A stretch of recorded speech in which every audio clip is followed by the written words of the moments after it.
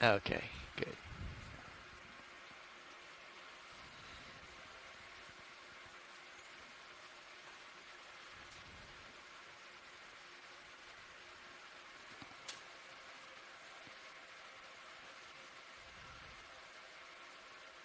You want to come to about, what, 20 for you, and I'll be 18 above you? That sounds good. I'll Go stop for at that. 20. Looks like Sirius is starting to pick some sonar out, Yeah. which is, I guess, the That's, opposite we expect, but well, that's just a... yeah.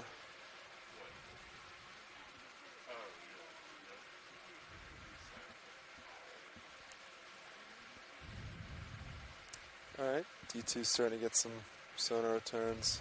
Yeah. We have a delta of 22 right now. Yeah, I outran you. I'm it's all right. I'm just about there. So I'm at an altitude of about 38. Yeah, Copy that. I just came in at 21. That's I'm going to come down a little bit to get that delta sure. to 18 rather than That's fine. difference of our altitudes.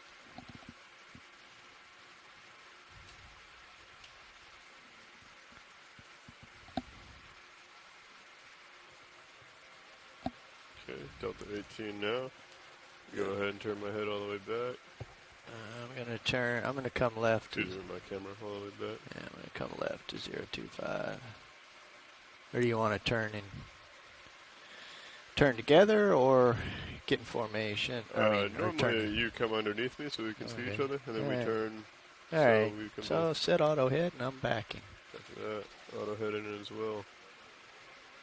And auto head. Yeah. 270. Good. I'm looking at fisheye. See if I can't find you in Titan. Up to 17.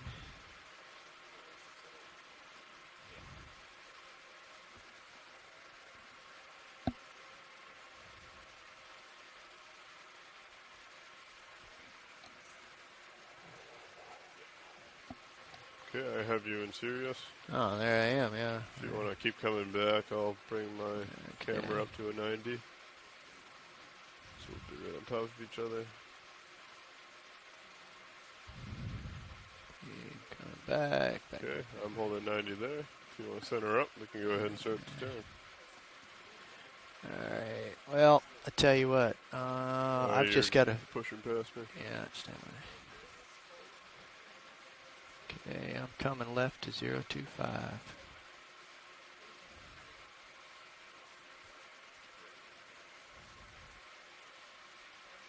So you want me to go the long way? I'll turn starboard. Yeah, that was the preference for tether happiness. Coming to starboard. You want to go the other way, Lars, right? Yeah, you want to go a long way. Oh, you want me to go left as well? I will come around.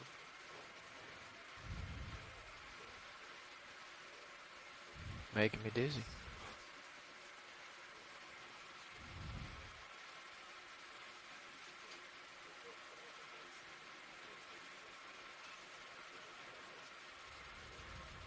Okay.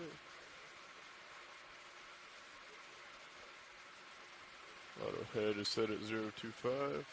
Okay, I'm steady on 25, pushing ahead just a smidge. I'll follow you up as you push forward. We can go to Sirius view of around 45. Alrighty. Pushing out.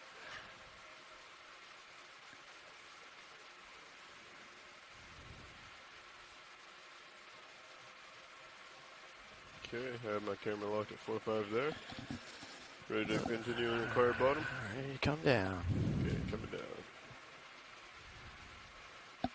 Good morning, everyone. We have reached the bottom. This is your biology lead, Megan Putz, speaking from the University of Hawaii. Please pardon the interruption. Your conference contains less than 3 participants at this time and will be disconnected in 2 minutes. If you would like to continue, press star 1 now, or the conference will be terminated. Okay, well, let's try that again.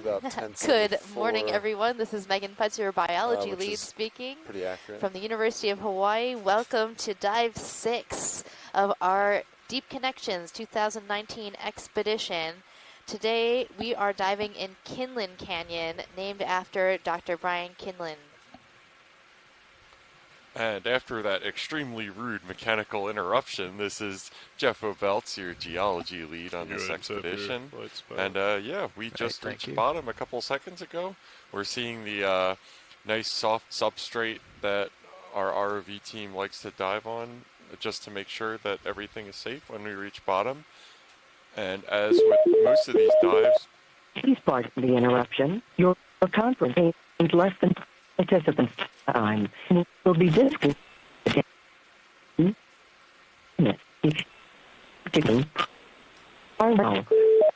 Or it will be minutes.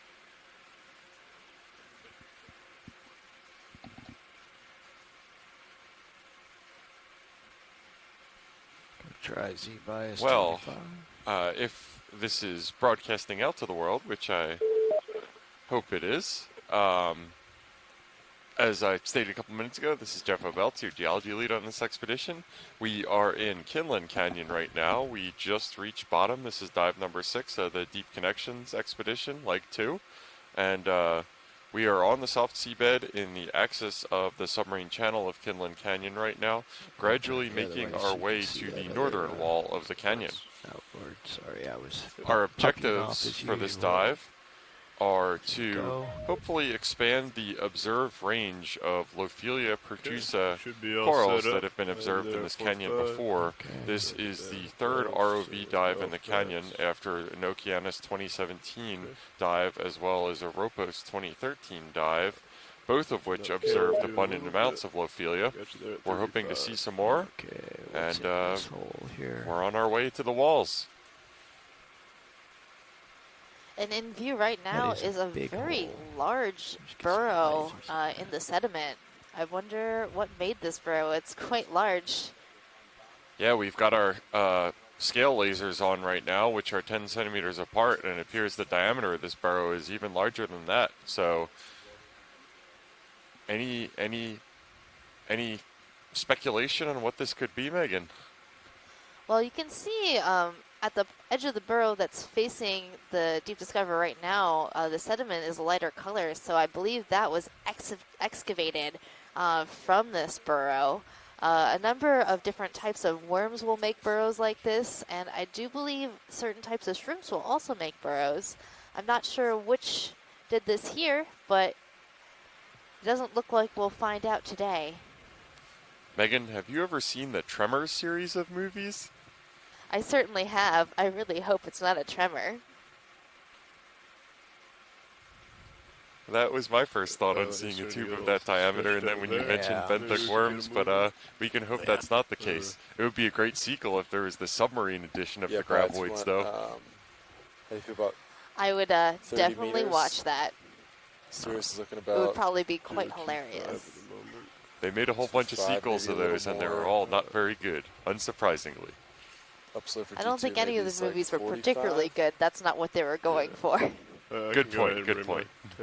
Yeah, so it looks like we do have a couple benthic fauna in view right now. To our left, we see a fish with an eel body plan, as well as something in the view ahead. Maybe one of those pancake urchins we've seen a lot of? I'm not sure. It's a little hard until we get lights on them. That's a fish.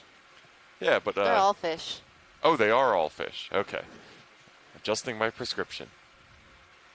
Yes, so hey, the eel... Jeff and Megan, France at the University of Louisiana Lafayette. I just wanted to also throw out that crabs and lobsters would be a good bet for making burrows of that size. Thanks for that, Scott. And yeah, we did see a few very generously sized crabs on our dive in the unnamed minor canyon north of Kinlan Canyon yesterday, so that's a good thought for that one. I still like the graboid hypothesis, though.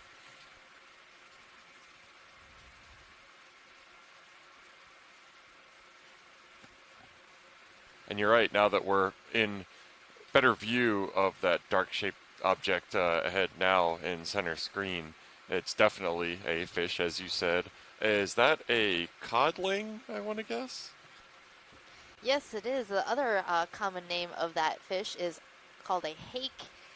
This one looks to be a darker color, so my educated guess would be that that fish with that dorsal fin laying on the bottom, that's very long and attenuated, is an antemora. The eel-like fishes, or the eels that you're seeing in your screen, are Synaptobranchus gracilis, a type of synaptobranchid eel, also known as the cutthroat eels. They get their name because their throats are where their gill slits are, underneath their heads, so it looks like someone has cut their throat. But they're completely fine. That's how they breathe. Yeah, and it looks like we have some sort of arthropod crustacean sort of arrangement in the lower right of the screen as well right now. Maybe a little bit. And it looks like it has a little more of a tail than a squat lobster, maybe some kind of shrimp. I'm also thinking shrimp on that animal. As we come in, you can see it has the long tail, so it's not tucked under like a squat lobster would be, so definitely a shrimp. Yeah, that looks kind of similar to a couple that we suction sampled yesterday off of a rock that was encrusted with corals and sponges. The banding is a little less brilliant. It was that real bright red of those shrimp that we saw all over the dive site yesterday in the unnamed Minor Canyon. So this shrimp is a different kind of shrimp compared to the Plesionica shrimps that we were seeing all over the dive yesterday at Unnamed Canyon. I got a toe down. It has a really interesting texture on the head and along the body. Push in. There we go. It's covered in all sorts of small little hairs and is using this interesting body. Did you say something, Scott? Yeah, I was just going to say the robustness of the carapace, that exoskeleton, how heavy it looks. I'd be willing to call that a lobster instead of a shrimp. I mean, they're basically the same thing. It's just a matter of terminology. The lobsters are more often benthic and will walk over the bottom, and the shrimp will spend a little bit more time swimming. But otherwise, they're not really that separated.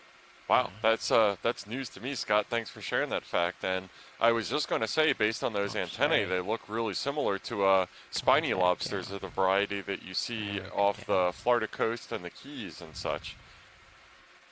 Kind of following.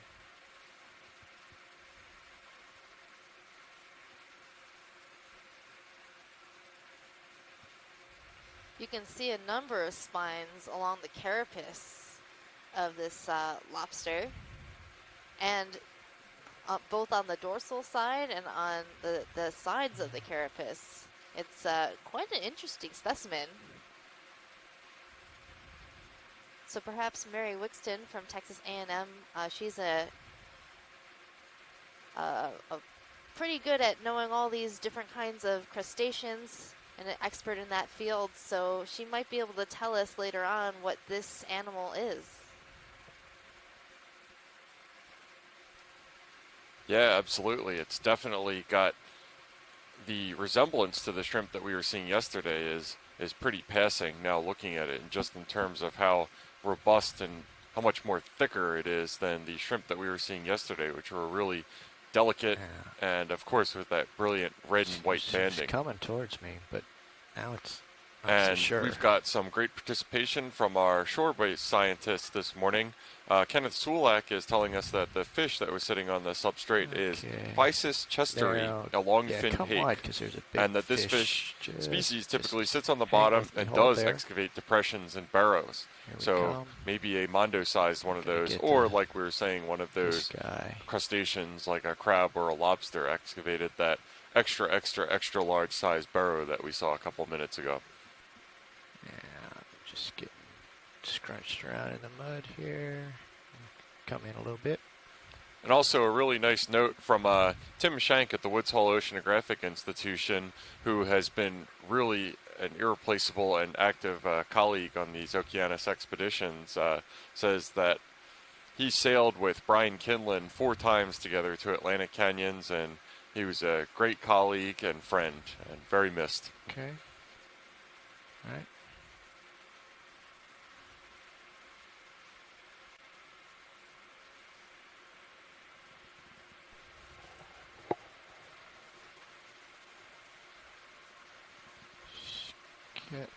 It definitely seems like some defensive posturing from this hake. So now that we've zoomed in close to this fish, you can see why it's called the long-finned hake. You can see how long all those filaments, those little sensory fins are compared to the ones that we were reviewing yesterday. Absolutely, and I think I spot what looks like a little associate on one of those fins on the port side of the fish, a little red one. I just saw it flapping, holding on for dear life when it was going by. Yes, fish often have a number of different kinds of parasites on them. So that might have been a possible copepod or isopod parasite attached sandy, to so that don't fin. expect anything now, but keep an eye out for lines. And somehow it's been this long, but we see our first, what I believe, and maybe Mike Vecchione can confirm, short fin squid, which are our absolute constant companions these past couple dives. They have just been around and loving the lights of Sirius and Deep Discover that seem to light up their favorite food. It's really spectacular on the Sirius feed a lot of times when we get what we've been calling squid storms, just seeing how many of them are circulating around the ROV two-body ROV device looking for food. Hang on, back up a little bit. I gotta back up and identify that. Okay, let's try coming in again.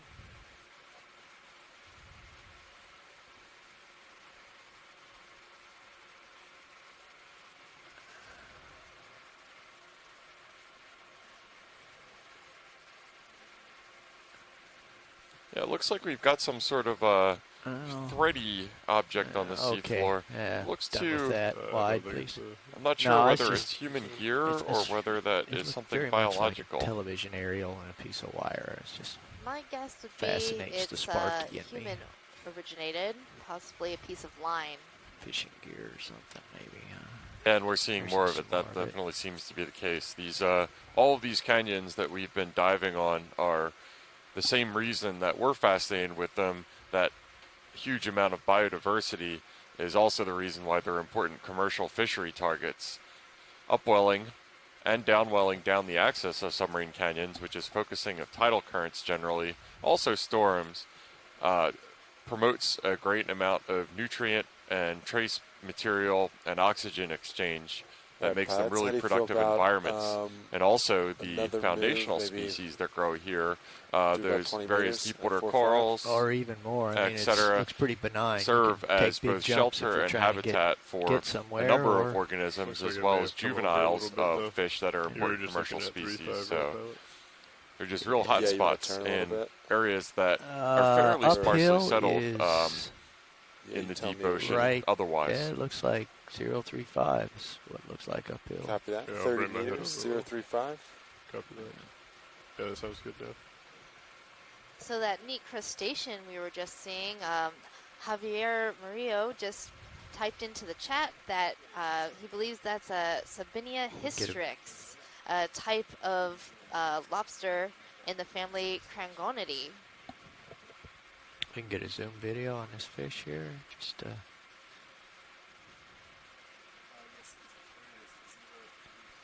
So we've reached the toe of the slope at this point. We can see the gradient has shifted, and now we're going to begin transiting upslope. This slope fairly similarly resembles the slopes that we were seeing on the latter half of our dive yesterday in the unnamed minor canyon, and that they're gradients of maybe 20 or 30 degree slope or so. Definitely not sheer outcroppings or cliff walls. Fine sediment dominated, and if it's like the environment yesterday, we'll see some sparse evidence for possible debris flows, possible drop stones, various poorly sorted rocks interspersed among the predominantly fine-grained sediment. Not sensing any excitement. Thank you.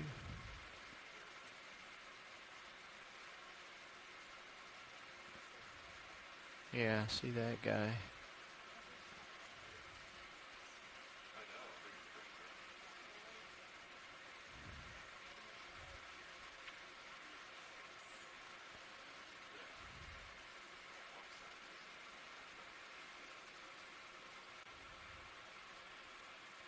Oh, what is this? So there's something floating in the Yeah, water let's column. focus on whatever that is. I'm not really sure what it is. It might just be some squidding, but it looks like a little bit more than that. Try turning... I was going to say try turning out some lights, but I'm not sure which lights. Though in any case, I'm not convinced it's actually alive. No, it looks like some sort of bioscum, if I may use that term liberally. I wonder, this might be what Mike Vecchione calls a pseudomorph, gone. that basically it's squidding mixed with mucus. That's kind of a diversionary tactic. Yeah, thanks for that weigh-in, and consider us diverted. If we were a predator, we would be left out and hungry right now.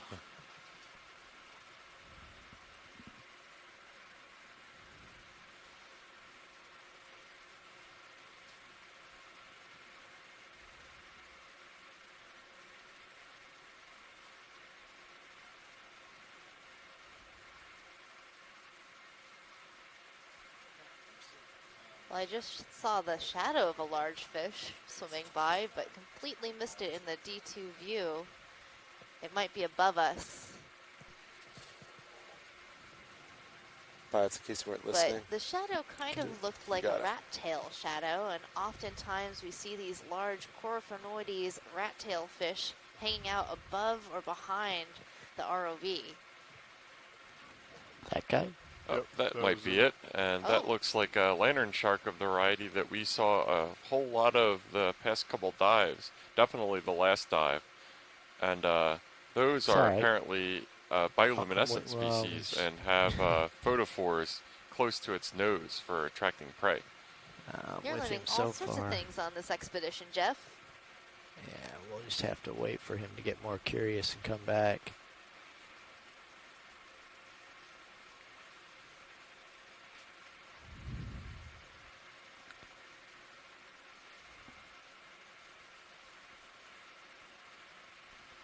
It's due to your great tutelage and expertise, Megan.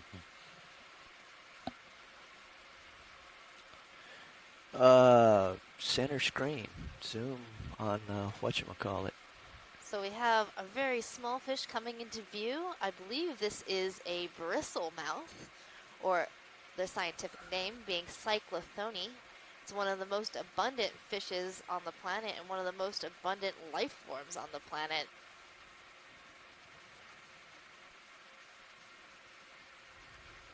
Yeah, I remember you saying that quote yesterday, and that just absolutely blew my mind. I had assumed it would have probably been something like tardigrades, water bears, or maybe just some sort of insects or something like that, but maybe this little guy.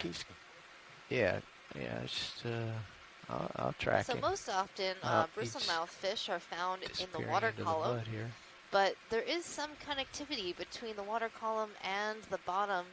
So now we're seeing this animal very close to bottom. So the water column starts where the bottom ends pretty much. And these areas of the ocean are connected. Which brings us to the theme of our expedition, deep connections. Well, thank you for There's so many connections throughout our oceans. The connection between submarine canyons like the one we're viewing right now and the shallow continental shelf. The connection between the surface waters of our ocean, the midwater, and the benthos, the bottom. The connection between our Canadian partners as we do this trans-boundary exploration, starting in Halifax, Nova Scotia, making our way along the coastline down to our final destination in Kingston, Rhode Island. How many more connections can you find, Jeff? I'll park on him. Oh, there sure are a lot, and I should just point out that some of these identifications we've had today have been from Javier at DFO, the Department of Fisheries and Oceans, who have been absolutely invaluable in this expedition so far in terms of providing dive site goals and as well as identifications in real time, priority species, in particular a lot of sponges that we harvested like gangbusters in our Canadian canyons. It's been fantastic, and The DFO and the Canadian Geological Survey are organizations that I had no contact with before this expedition, and now connections have been forged. Yeah, we can start to zoom on this guy. Yeah, I wonder if he's gonna. Well, I wonder if he's gonna go in the hole. Harvest him like gangbusters. We delicately sampled them for scientific inquiry. All I know is that when we had the sample trays lined up, there were a whole lot of sponges there. Well, there's a reason for that, because now we know who makes the holes. A lot holes. of the sponges in this area are Thank you, very Brian. well known, and there are also a number of genetic studies going on trying to understand the connectivity between different populations across our ocean. So yet another connection.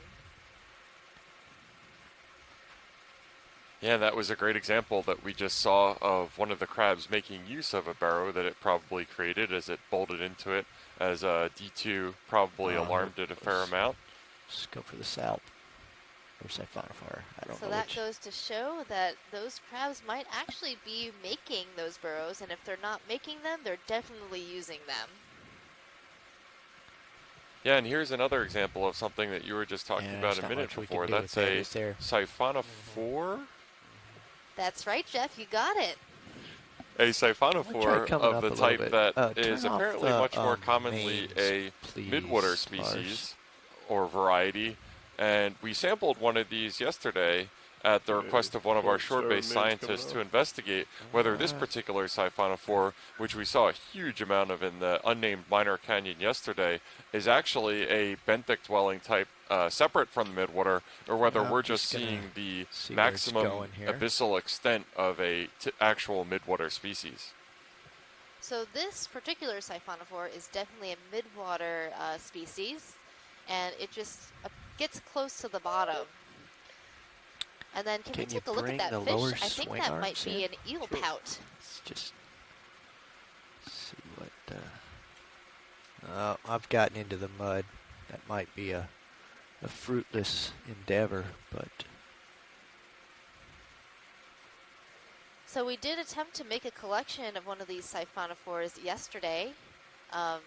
The problem with collecting siphonophores is they're extremely delicate and tend to break apart with just the lightest of turbulence. We'll just let so we this did go get for some now. good biologic material for use in DNA, and was able to collect a little bit of the swimming bell.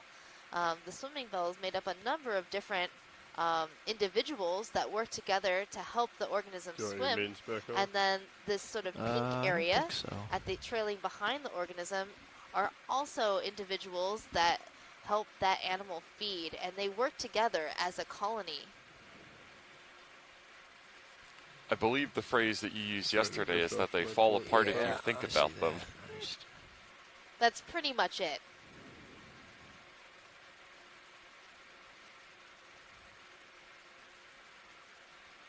So you might be familiar with siphonophores if you've heard of the man of war.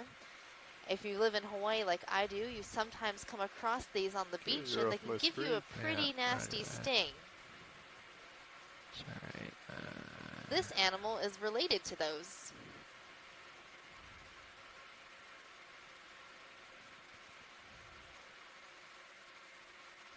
I no longer have visual view. Yeah, it definitely seems like that phylum, Cnidaria, is very dominant in this environment. We've seen a whole lot of different varieties of Cnidarians. I'll bring my head over so I can see you.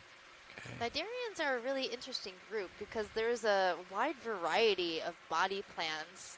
You have, free swimming ones like jellies, such as the siphonophore, jellyfish, and others. And then you also have corals that are sessile organisms living exclusively on the bottom. The thing I like about these siphonophores is that a lot of people don't realize they're colonies. And so just like the corals that you were mentioning, Megan, this is a colony. It's a colony of individuals where there's specialization among the different individuals. So some of them are specialized for swimming, some have flotation, some for feeding, some for reproduction, and so on. Coming back really cool to where I belong. That's good. Yeah, thanks for that, Scott.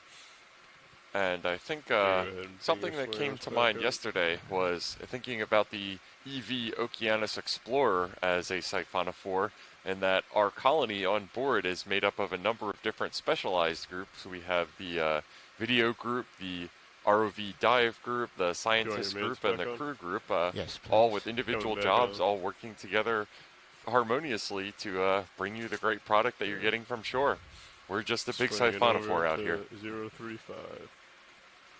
And with that, we'd like to introduce our ROV team from the Global Foundation of Ocean Exploration. Those are the guys sitting in the front row, and then Caitlin here in the back row. Would you introduce yourselves?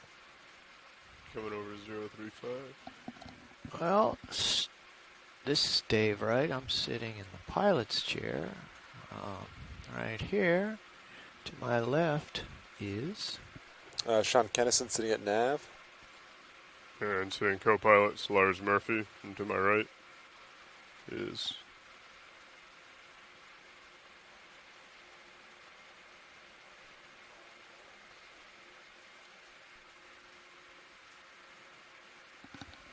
And in the back is Caitlin Bailey.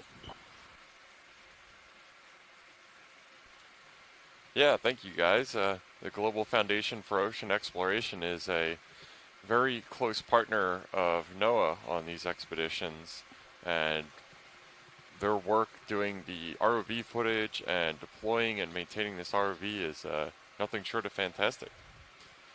Yeah, so it looks like we have a specimen that me and Megan, I think, are both a big fan of in view right now. I thought I saw one earlier. Maybe I'm just wanting to see them now. It's a pancake urchin, and these are pretty cool. This is one that has that distinctive deep red or purple coloration with its little distinctive white hooves. So maybe we can get a zoom in on it to talk about it a little bit.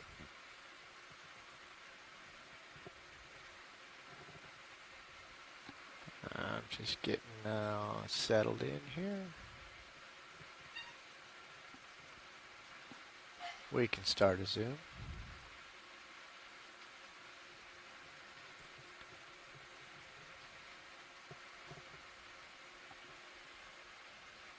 You do?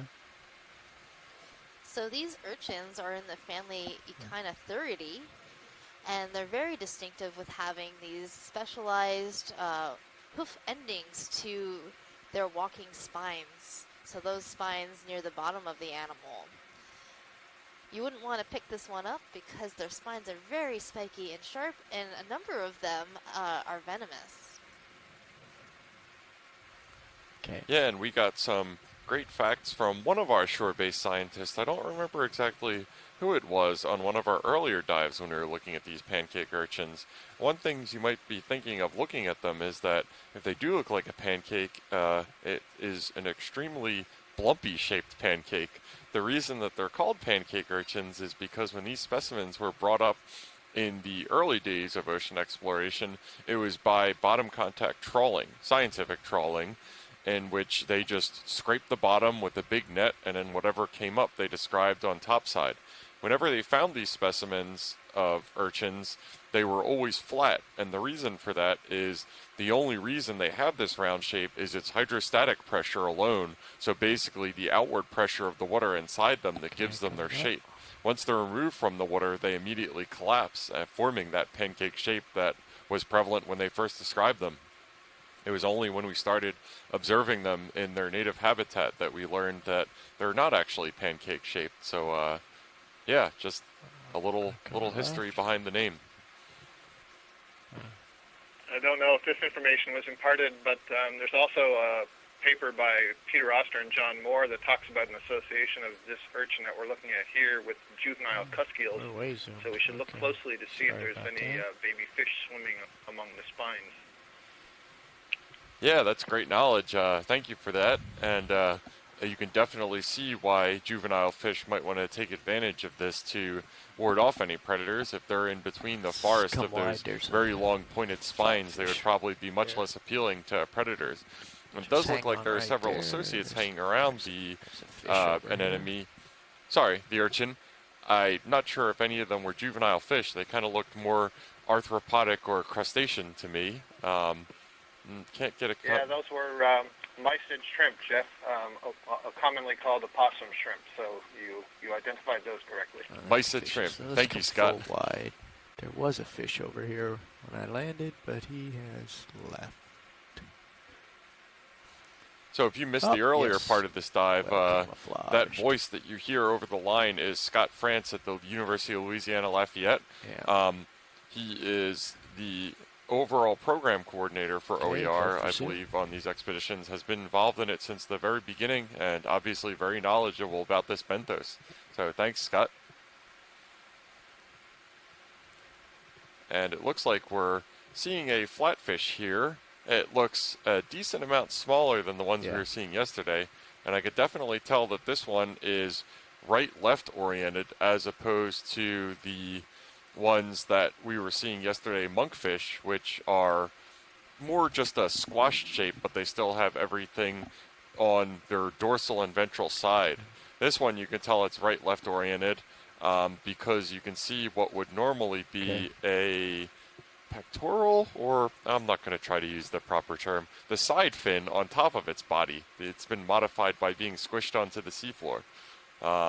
Yeah, so this looks like kind of a floundery thing. It's probably not a flounder, but that's the best I got.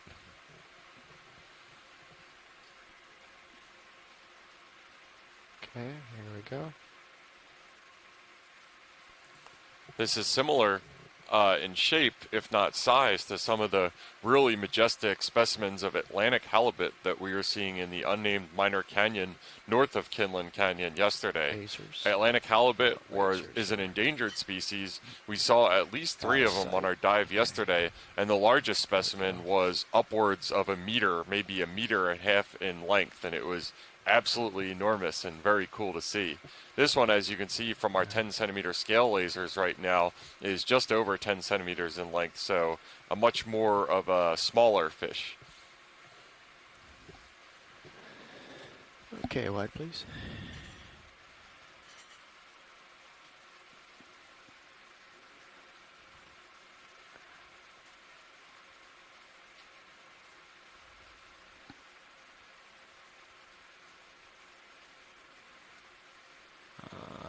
There's a rat tail, I think. We can zoom from here. So we're going to continue our transit upslope right now. It looks like we're looking at a rat tail right now, I believe. I can't get a positive identification on that. Megan has gone to lunch. We have these pretty long ROV dives, so we have to tag out and grab meals occasionally. So I apologize in advance, or I guess in continuation, for the relatively biology poor program that you're going to be subjected to for the next 15 or so minutes. Thank you. Jeff, I think you're doing a great job. That did look to me like a rat tail or a grenadier as well. Rat tail grenadier. Oh, thank you. I appreciate it. Yep. I'm not going to be a lot of help with the fish, so it'll be kind of like the blind leading the blind here. Oh, that's great. We can do it.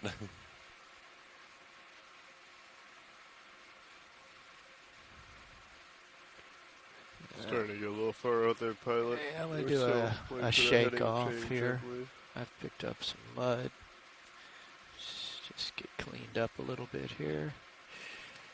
And just for a quick clarification, Scott France is the science advisor for the OER program, not the program coordinator. That's my bad.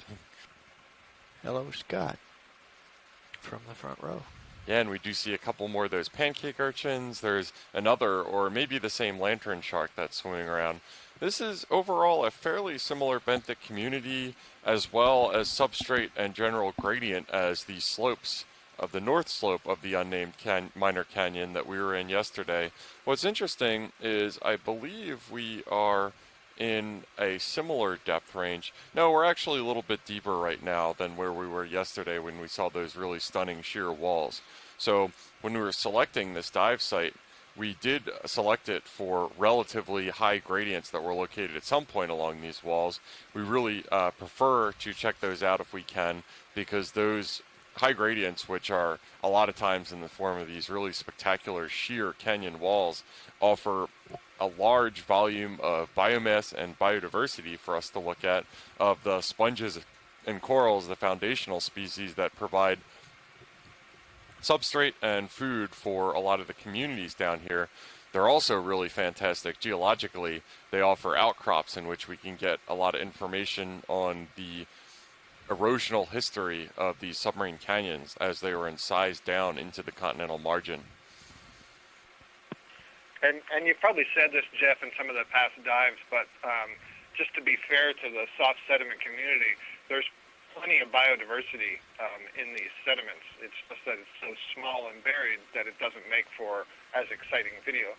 The fact that you're seeing all these fish swim around, the urchins, the shrimp, the crabs, they're all picking at smaller crustaceans and worms and related fauna. Yeah. So that if we were able to take sediment samples and put them into a microscope, I think a lot of viewers would be amazed at some of the diversity of morphology and the species that you see that make up all this really small stuff, the small organisms in the deep sea and buried in the sediment.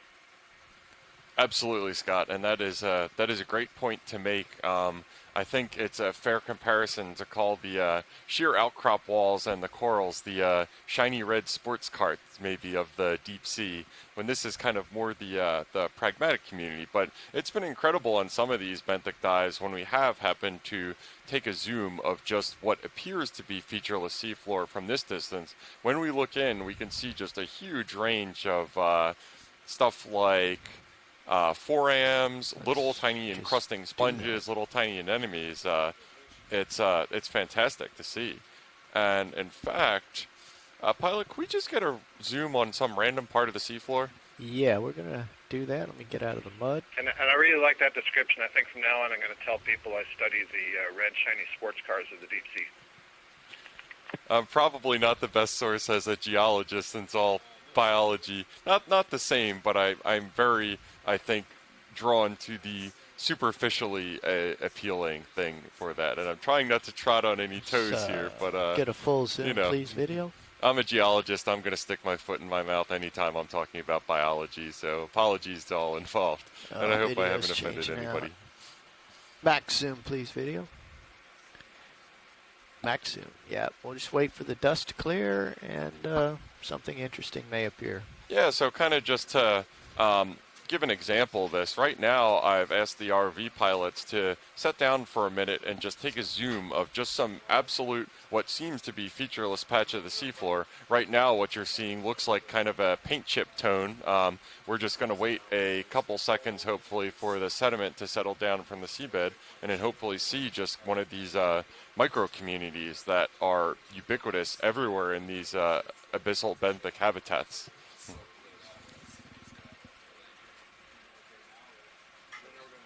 It's quite easy to suspend this sediment, so it's somewhat of a challenge. I may pick up and set down more gently.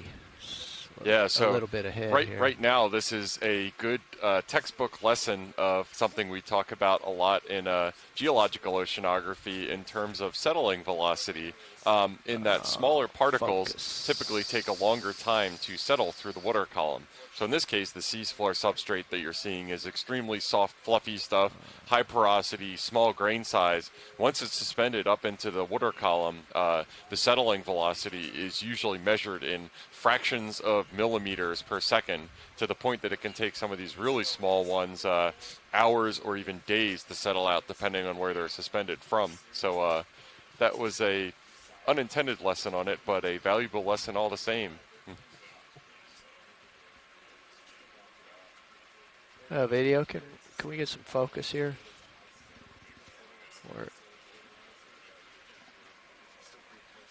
There we go. Yes, thank you. We're just waiting for the dust to settle, but we're trying to do some macro work here. There we go. Okay, now we're starting to get some seabed here. Yes.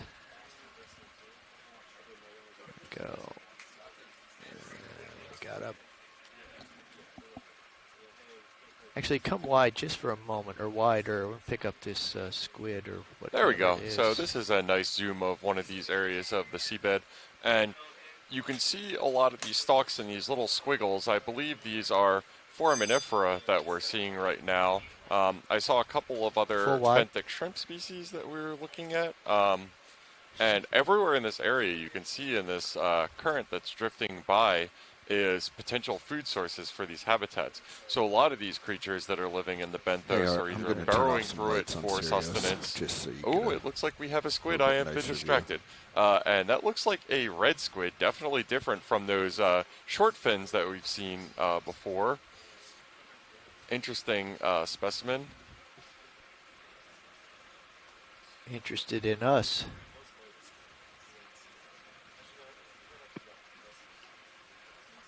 I was going to share some observations also about the fine scale structure, but the squid has taken over. Yeah, please do, Scott. Go ahead. Well, I was going to share what you were saying about... Okay, never mind. Sediment. But, I'm sorry, Scott. Go ahead. I apologize. Okay, video. We can go full zoom into the sediment. Focus, please. Right, so I was going to say that there's a lot of studies that show that, for example, worms and other organisms that build tubes that stick out of the sediment will affect the sediment around those tubes.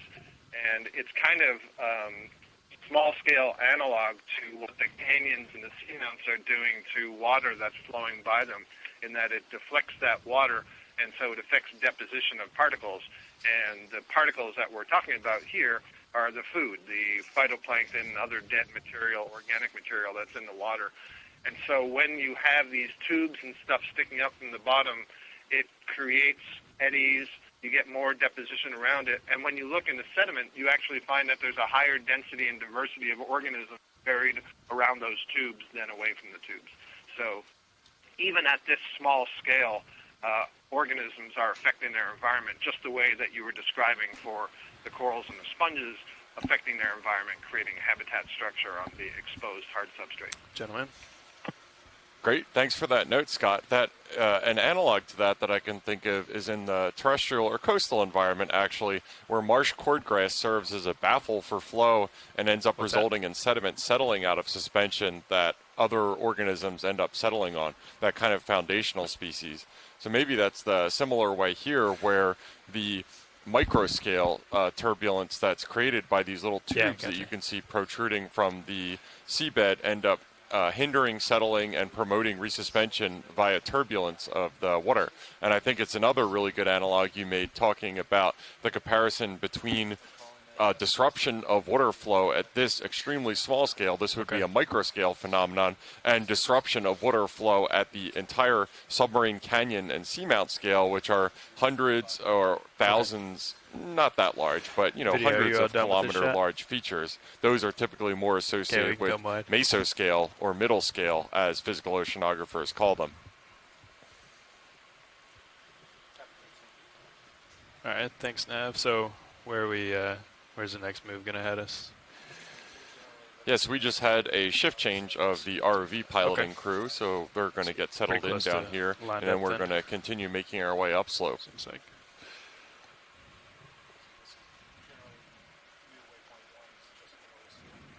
Okay.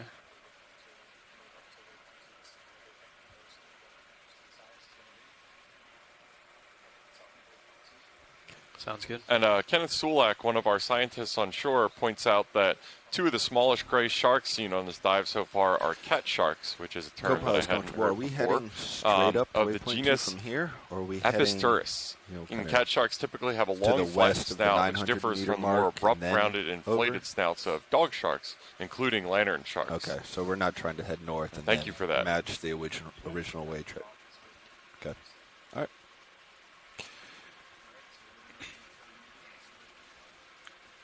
Copilot's good. Works for me. You have a couple banks off, Bobby? Yeah, all three banks are off. Oh, okay. I can turn them back on for you if you want. No. It's your preference. I guess it's a little cloudy down here. It was in that vicinity. I think we can probably bring them back. So we're continuing making our way upslope. If you have just joined us recently, this is dive number 6 of our expedition EX1905 Leg 2 Deep Connections, Submarine Canyons and Seamounts.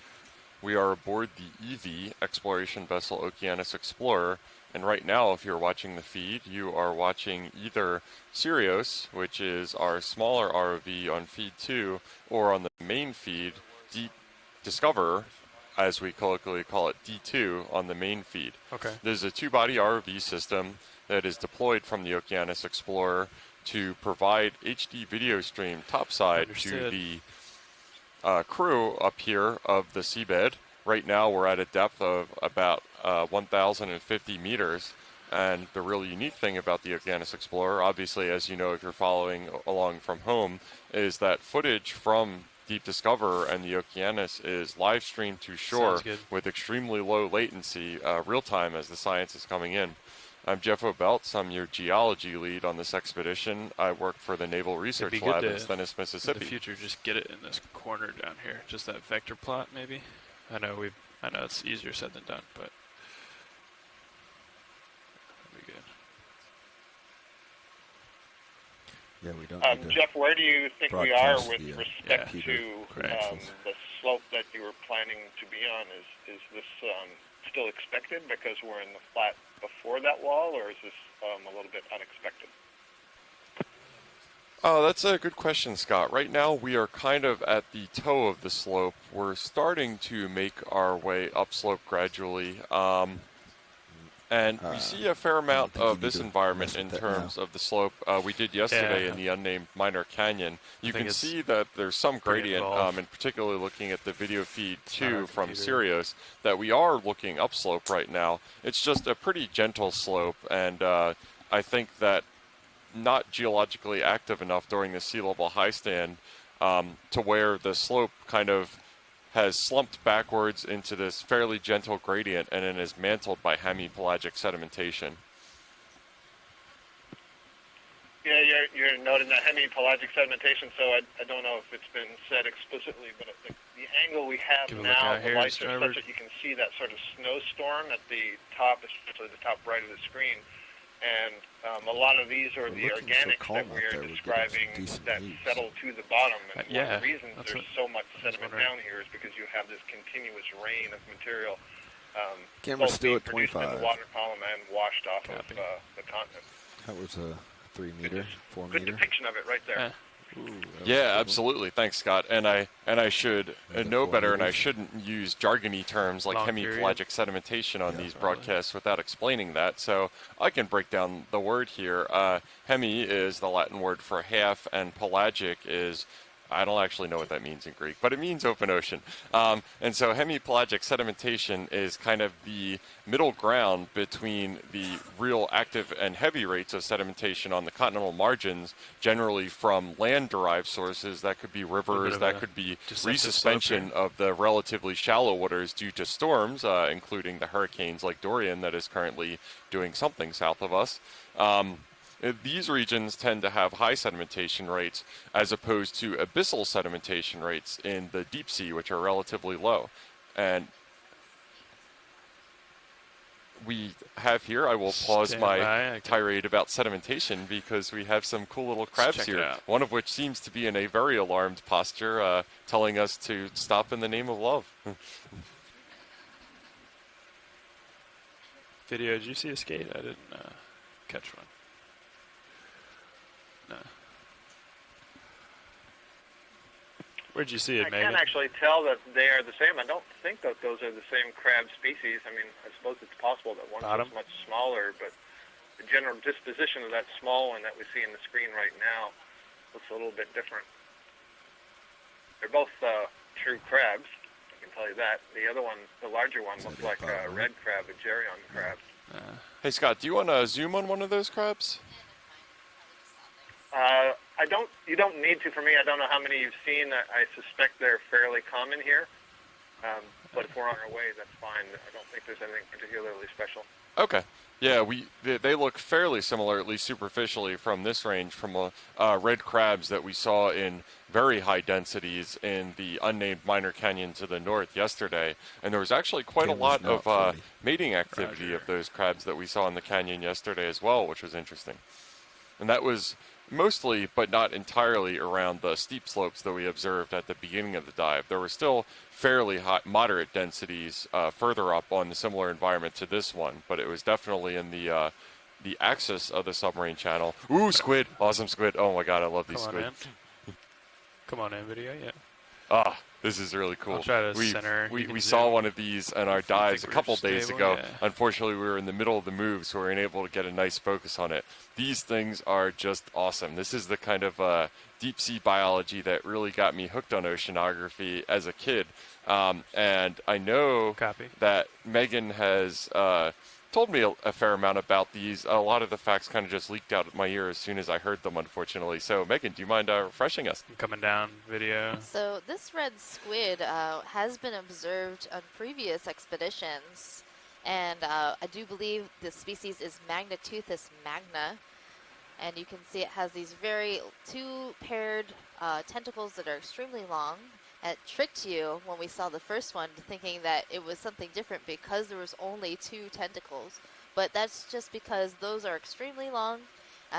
That's pretty characteristic of most squids. And the rest of the tentacles are shorter. Black background, you can come in more as it tilts up.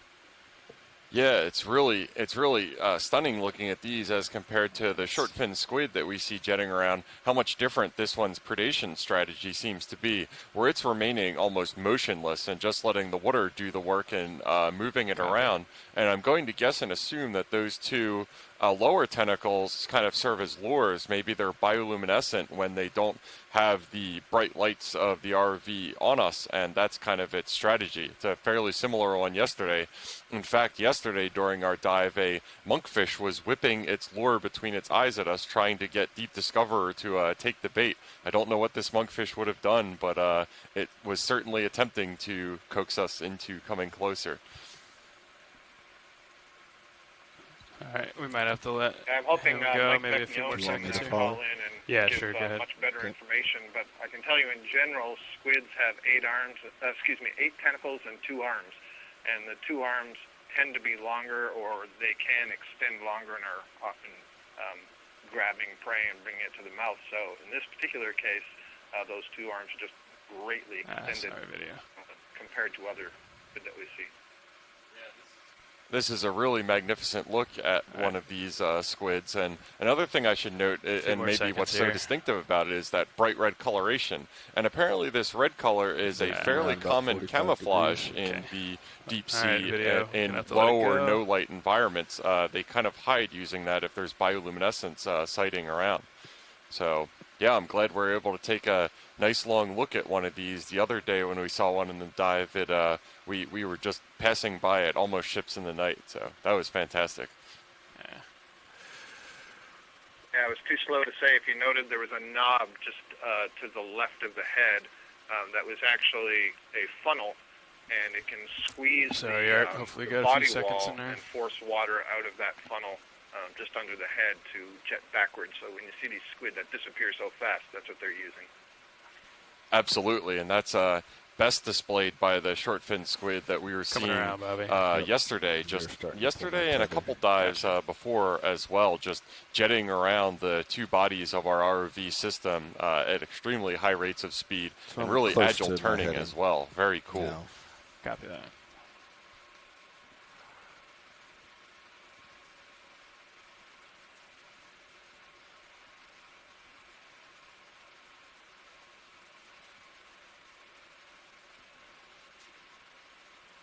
Okay, I need to come around another 15 degrees. Yeah, so we are gradually making our way up the slope. I'm looking at the bathymetric contours on our navigation map.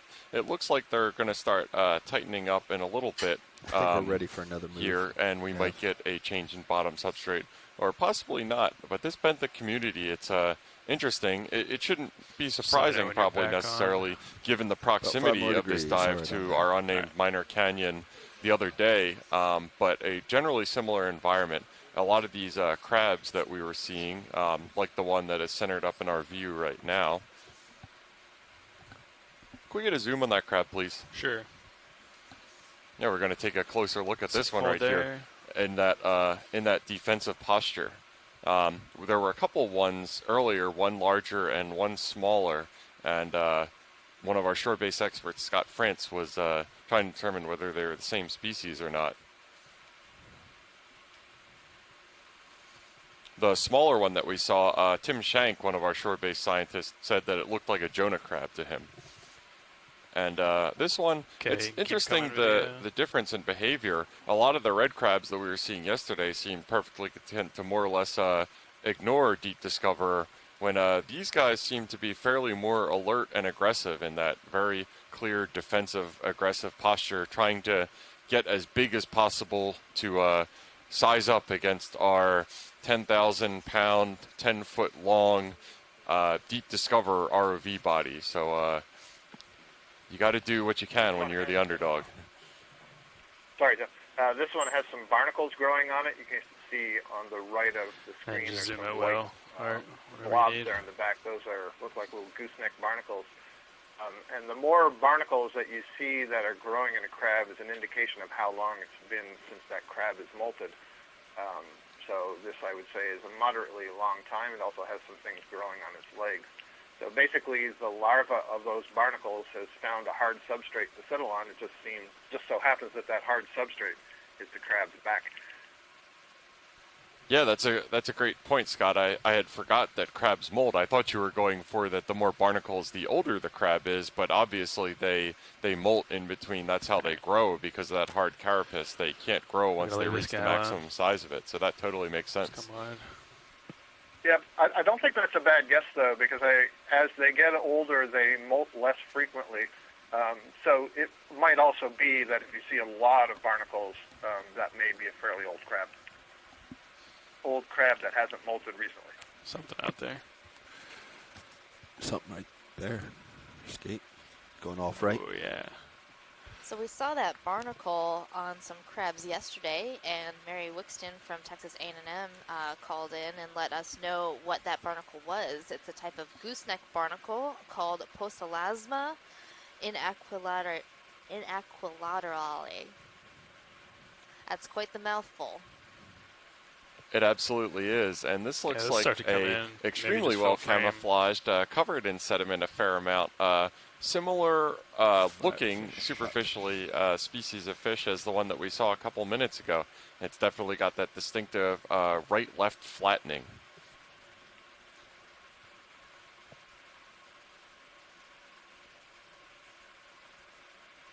And go ahead and zoom if you need to, if you want to. And another interesting facts that Megan was telling me the other day is that these fish are born kind of looking more or less like normal fish when they're larvae, and those eyes both migrate to the side of the head that it spends most of its life facing up off the seafloor, which makes a lot of sense. And you could see we got some really fantastic views of it yesterday when we were looking at the Atlantic halibut, that those eyes have a pretty wide range of motion and kind of function looking like periscopes or similar, which makes a lot of sense. There was one warily watching Deep Discoverer while remaining motionless, which was a great shot. And this one is definitely pivoting to do the same.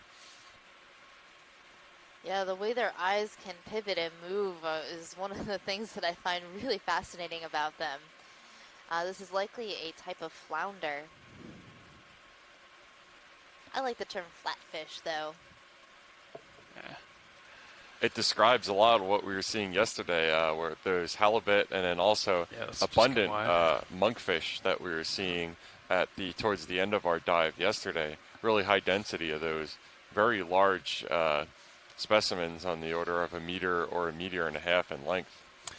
So I think the current's kind of just like whipping down this. Yeah. Tether wants to turn my head. Let's go check this out up here.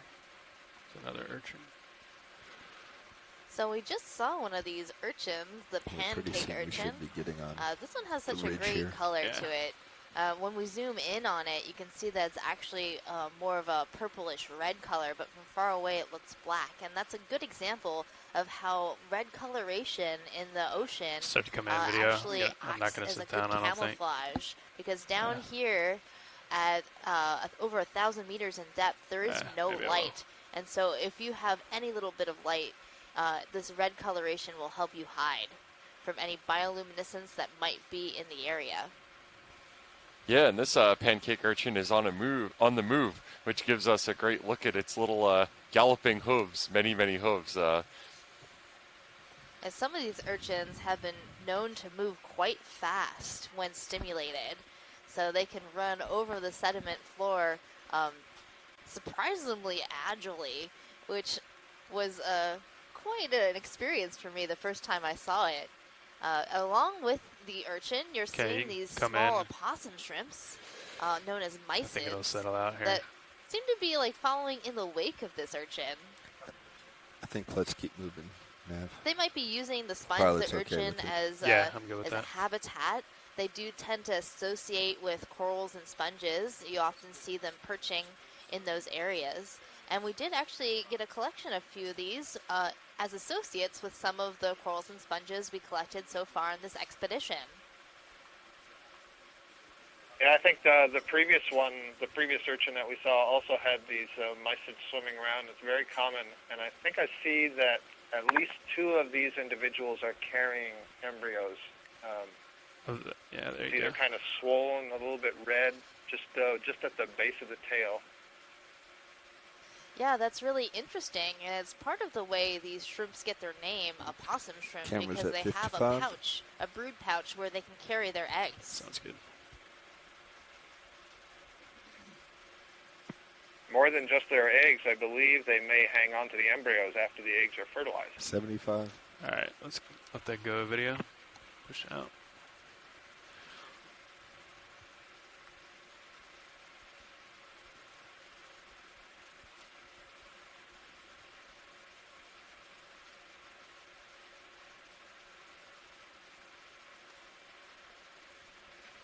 I think we just spotted a snipe eel in the bottom corner, but we're moving on upslope, trying to get to some hard substrate where we think we might find some Lophelia pertusa mounds and colonies. Lophelia pertusa is a type of scleractinian coral, or hard coral, that forms a hard skeleton. It's sort of a brambly style coral that leaves a lot of space in between its branches to host other organisms. So we often find quite a dense and diverse community of other invertebrates and fishes with the Lophelia communities.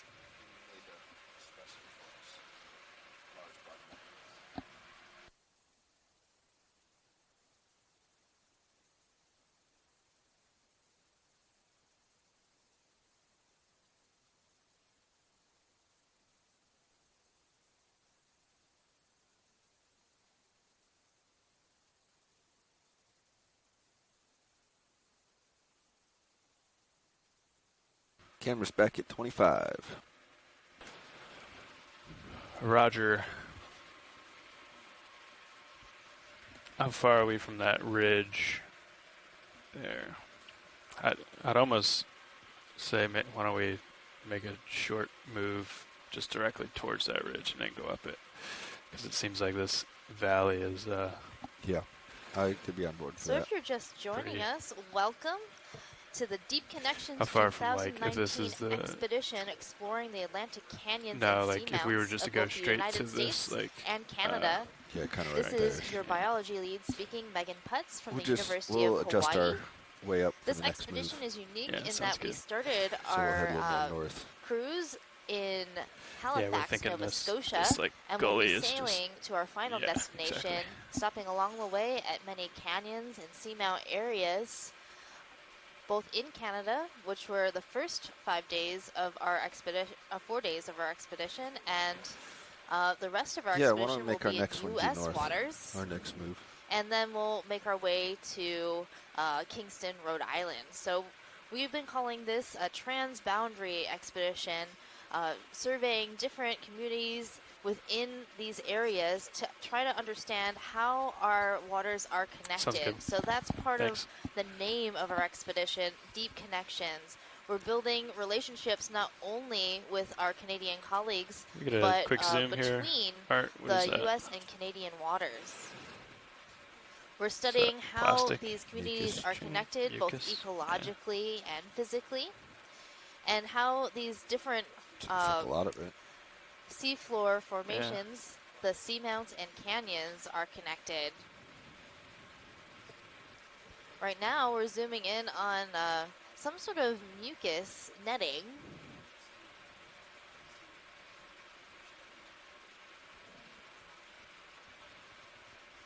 You keep coming, video. I'm not sure if it's of interest. You might be wondering why we're looking at canyons and seamounts in particular as these seafloor features. And that's because canyons and seamounts are prominent and important features along the Atlantic continental margin because they provide habitat for a lot of different types of animals, and they're regarded as hotspots of biodiversity. And these biodiverse areas also harbor lots of commercially important fishes and are great places for recreation and harbor ecologically important species.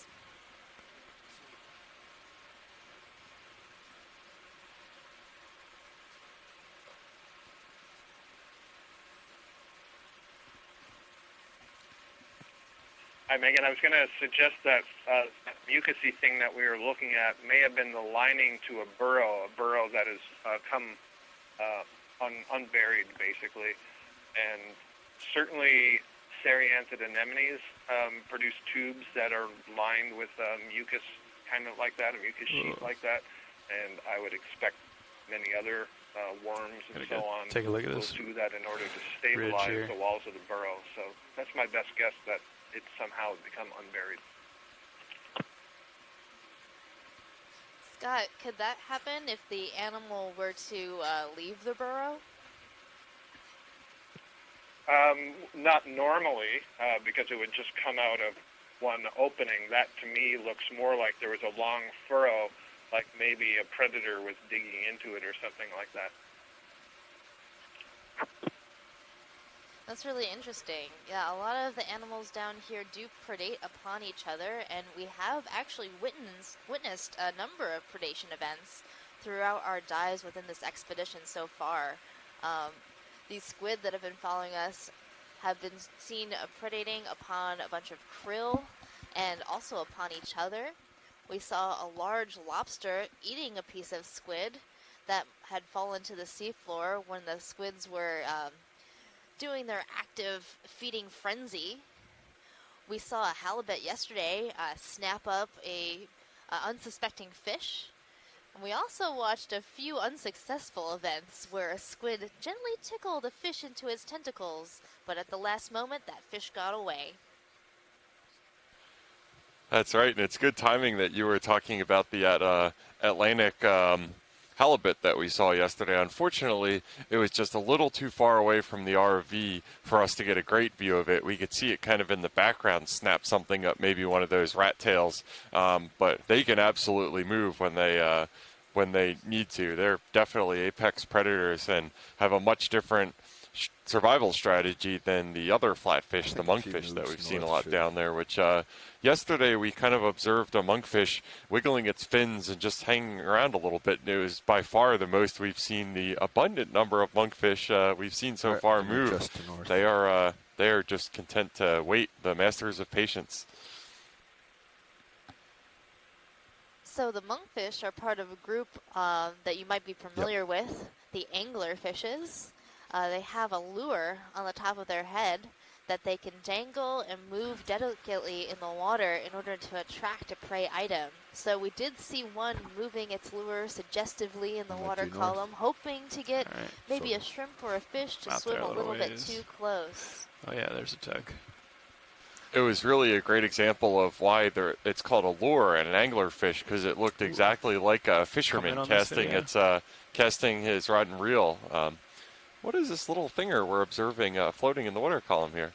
This little thinger, as you put it, is looks like a larval fish, maybe a juvenile of some sort of eel-like fish.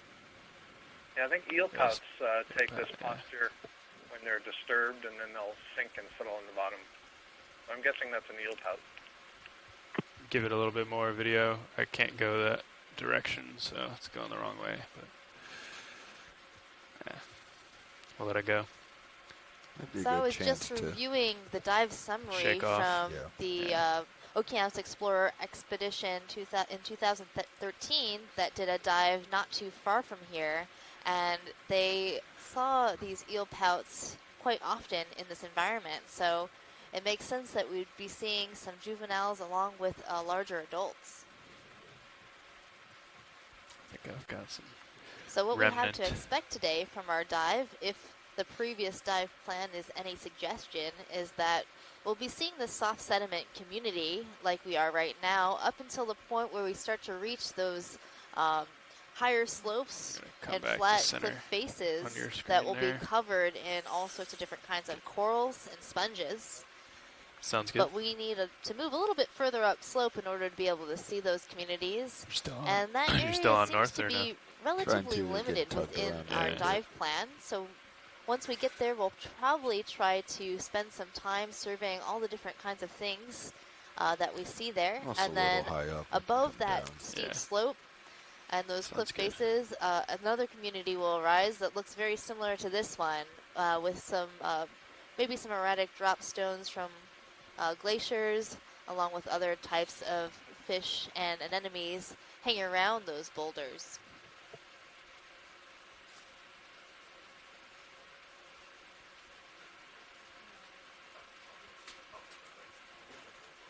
That tail cam seems to be hanging in there.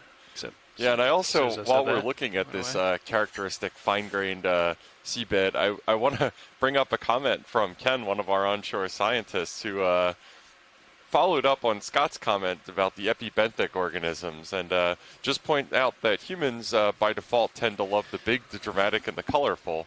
So corals naturally get the lion's share of attention, but what you're seeing right now, this kind of drab brown-gray sediment surface small organisms, really highly diverse, wonderfully adapted with unusual lifestyles, and pointed out that ocean exploration needs to add a new tool, kind of a benthic tank maybe or something like that with close-up imagery capability to take stock and truly show the spectacular biodiversity of the mud dwellers that isn't just immediately apparent from what we can see on the Okeanos feed. Like a monkfish out there. And it looks like we're getting our first view at an enemy on this dive. This looks like a closed-up Venus flytrap anemone of this apparently very highly successful species that we've observed from our first dive to the current one. So just off Halifax down to here. I don't mean to burst your bubble, Jeff, but I think it might be a different type of anemone that we haven't yet seen. As we zoom in, you might see that there's little bulbs at the ends of this anemone's tentacles. And so that makes me think it might be in the family Actinostolidae. And also, you'll notice that those Venus flytraps had more of a rough, sort of pebbly looking skin on the outside, and this one is very smooth. Yeah, good point, Megan. This is one, I guess, that we haven't seen so far. I think it's the coloration that really fooled me. It's that similar, like, bright orange, kind of clown orange. And one of the other things that you pointed out that I think we're seeing right now is, generally speaking, other than those tube anemones, we don't tend to see anemones without substrate. And right now it looks like one that is perched on a clast or a small rock or cobble that we've found. So that could be evidence of either some sort of little debris failure or slope failure from upslope, or otherwise it might be a drop stone or ice rafted debris from icebergs that would have come across this area and been pretty prevalent during times of higher glaciation when the glaciers were at more southern latitudes than they currently are. Kind of take you away from. I think that rock is also home to some very small sponges. I think I saw some sponges around the base of this anemone, and there was a hydroid colony, I think, just so an indication that as you change the habitat, whenever you're you start clear to here. different kinds of animals. All right. Thank you. And to just make you feel maybe a little bit better about your identification, we haven't yet seen this anemone on our dives. So as you've been learning the biology, you're just trying to look for patterns that you've seen before, and you know these identifications. And this is one of those pitfalls that we have in science is, when do you know when something is significantly different from the other something that you might have known and seen before? We can And so we try to classify these organisms on both sides of the as wings. we find them. Yeah, there you go. And this is a really cool fish. We should zoom into. What that is. I believe this is the fathead sculpin. I've got a diagram we for saw it. one on one of our previous dives, so that's how I know what this fish is. Will tell us what it and Bruce Mundy chimed in on Facebook. There's a group called the Screenshot Sharing Group that takes a number of really great photos and shares them during our dive, and experts can then chime in about what they think this animal is. And Bruce Mundy is one of the most knowledgeable fish people I know out there, so he actually let us know what this fish is. Once we have specimen, you want to go for the head, or Randy Singer, who is also a fish expert. Yeah, and I believe on that same dive, shortly after we saw this adult sculpin, we saw what looked like, but we couldn't confirm, would be possibly a teensy tiny juvenile version of the same one, which is up there on the cuteness index, which is obviously a relative scale on this dive.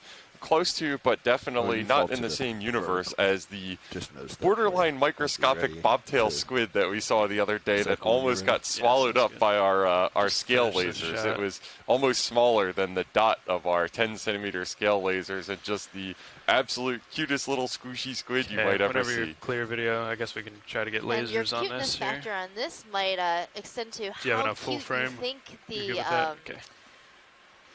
the blobfish is. So this fish is actually in the same family as the, very famous blobfish.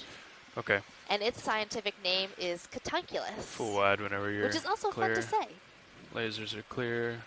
It's a pretty good one, Megan. And if it's related to the blobfish, hopefully it gets some sort of that celebrity halo from the blobfish, which is a extremely distinctive and possibly so when I sat down, it was kind of anti-charismatic looking fish really that wobbly, ended up attracting its own fan club well outside of science for its very distinctive and frowny looking face. Friends of mine outside science, when they heard that I was doing this expedition, chimed in and said that they were hoping that we would observe some blobfishes. So we haven't gotten a blobfish yet, but we have gotten one's cousin. Yeah, if you I have seen blobfish plushes wide right now. The fan club is out there. So you can just see the tips of the I'm not sure what the end is. Okay, thanks, Art. You can I tilted up past him, but we can lose him from now on. I'm not sure. Well, hi guys, Mary Waston chiming in. You had a couple of suggested shrimp come by. They're midwater shrimp. They have very long antennae and often swim vertically. And the body is clear with the front end being bright red. Are those the ones with the really long antennae that arc back over their bodies, Mary?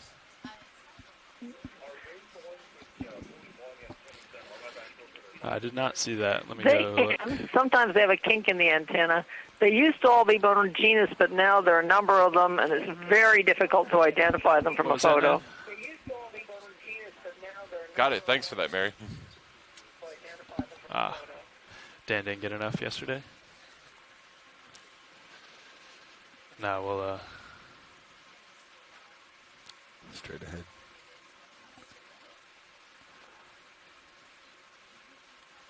Is this the object in question?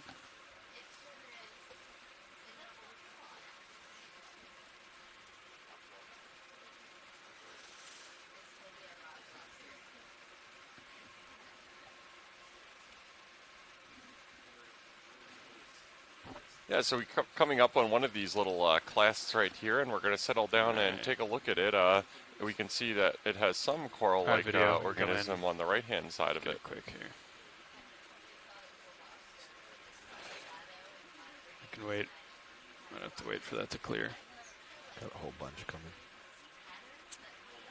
Thank you, co-pilot. Sorry. It happened with an octopus the other day.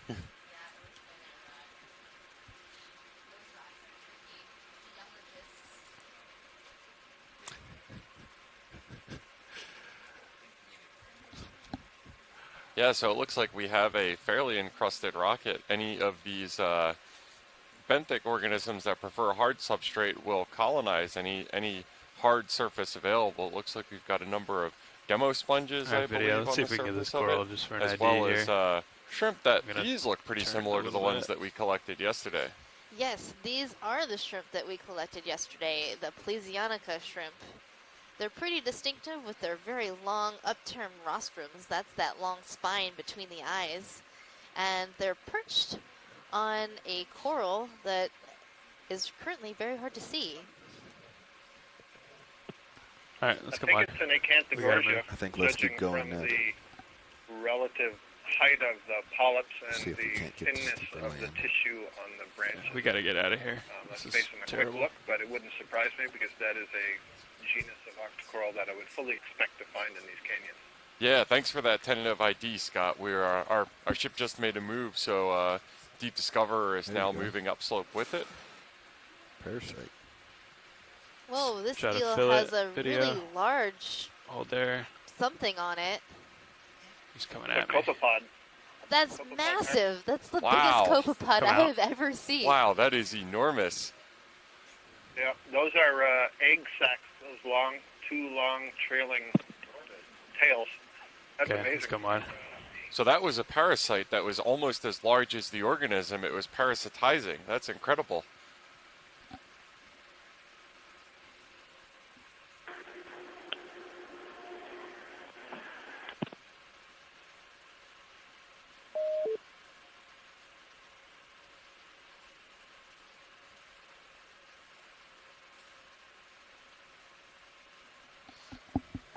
So Megan, you made a point a little bit ago that I misidentified the anemone because I was comparing it with something that I had seen before.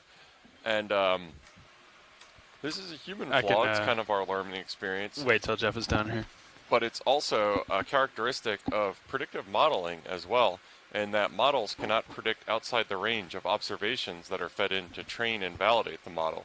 And the sites that we're diving on a lot on this expedition, as well as all the Okeanos dives, are fed in a lot from predictive modeling outputs. And I'll talk a little bit about them in a couple of minutes. We're going to communicate with our RV crew real fast here. I'm not sure if it's latch or if you just hit talk to that channel. I was just gonna give you guys an update. We're actually gonna move the vehicles to the northwest a little bit to try to acquire that ridge a little bit quicker. Instead, it seems like we're kind of going up this gully that has sediment and high current, and that's not good for anyone. So we're gonna try to come to the north and acquire that ridge on the way to waypoint 2, and hopefully get a little bit more steeper terrain and some more life up there. Sure. So our pilot just told us that we landed a little off our main landing point today, and we're going to transect over to the west a little bit in order to acquire this ridge where we hope to find some more hard substrate and some really interesting coral communities. And Megan, if I had to take an educated guess at where we might find those hard grounds, it would be towards when we get to our second waypoint at about the 800-meter point, with this association with, we've got the Squid Fan Club back. Sorry, I get really excited about cephalopods, and I figured that they would be back. They got our invite for the dive as well. They registered, RSVP'd, and everything, and sure enough, squids never miss a chance of our party.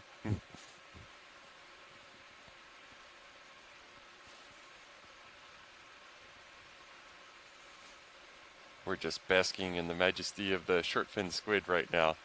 These are very cool. They're agile species. I believe they're generally more pelagic. We see them a lot when we're in the process of diving down to the seafloor, but they definitely love hanging around with the Okeanos, Deep Discoverer, and Sirius dual-body ROV system.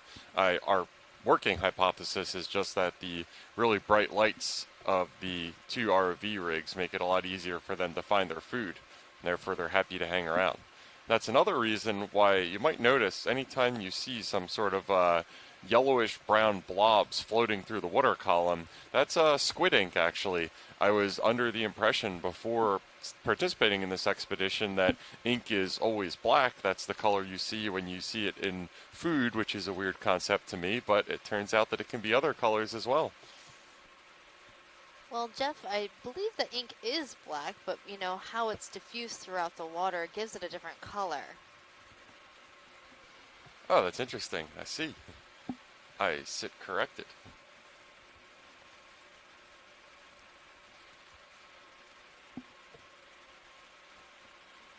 Nothing on sonar.